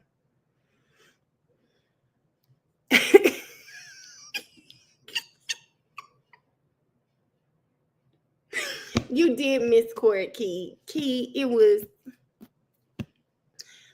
just who we saw. Flores on the stand today. We saw another officer. It really was just reiterating. Nothing. Only thing, Reli said that he had a brown paper bag from Dunkin' Donuts. It was actually a plastic bag. They searched Rocky's house, and there were several boxes that they didn't go into. So all of these missing items could have very well been in those boxes. We done caught Reli in another lie. I mean, just catching Reli in lies again, Key. That's about it. That's about it. But Key said, it's nice to know y'all can survive without my commentary. We can survive because that's who we are. We're survivors, but it's always missed. It is always missed, Key. You are always missed. The black bag, it was a black plastic bag. Oh, hold on. Shelly said, I'm new here also. Last week was my first time really watching you all through your videos. Thank you. I was so mad because I couldn't find you on live yesterday. Thank you, Shelly. And if it makes you feel any better, I was a little mad too. And I was just like, is this normal? Am I okay? Because why am I sad I can't go live?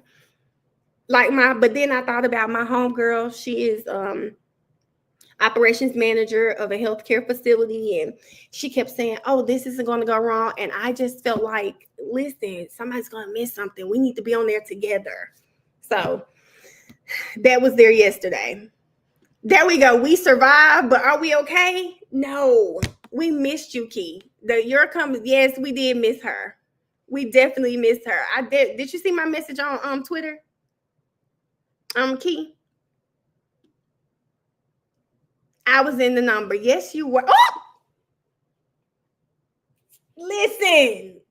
Whoa. Wait. Listen. Yes, ma'am. You were in the number. Yes, ma'am. I kept. Jenny, and let me tell you, if you follow me on Instagram or something, I did post on there. I wasn't going to be on here. I also post on my Instagram because when I don't post, baby, y'all will run my inbox down. You good? Are you okay? And I love that y'all be thinking about me. I said, let me put some out there because y'all will get worried. I just didn't want to stop because I knew I was going to have to stop to get dressed. So I didn't want to have to stop. And then if I get on, it's hard for me to get off. My friend was here and y'all saw how she acted, baby. My girl was like a drill sergeant, but we got there on time. I'll be missing it too, Destiny. And then you said the concert, and then yeah. But if you went to TikTok, you would have saw her popping up with telling. I did. Yes, Key, we missed you, friend. I hope everything's okay though. But we definitely missed you, and they were looking for you. They was like, wait a minute, something different. Where is Key? They were definitely looking for you. Key, Emily, I definitely said when I found she was from New York, oh, do you got a little friend I can talk to? I just want to hear him talk. She said, my mama can do it. I said, Key, is it my haircut? Like, what's going on? Why she say her mama? Laverne, I'm sorry for your loss. Laverne. If you are, I don't know if you might be playing it back. If you do get to this part. Emily, you did. What you mean don't do me? Y'all hear Emily talking about don't do me. Emily, you said that. Mel had me talking in the law crime chat. I hated it. I had to stop. Y'all keep saying that. I don't really go over there. I don't watch the chat much because I'm watching the stream, but I hadn't been saying it. Key, that wasn't me. Now Emily want to act like I'm doing too much.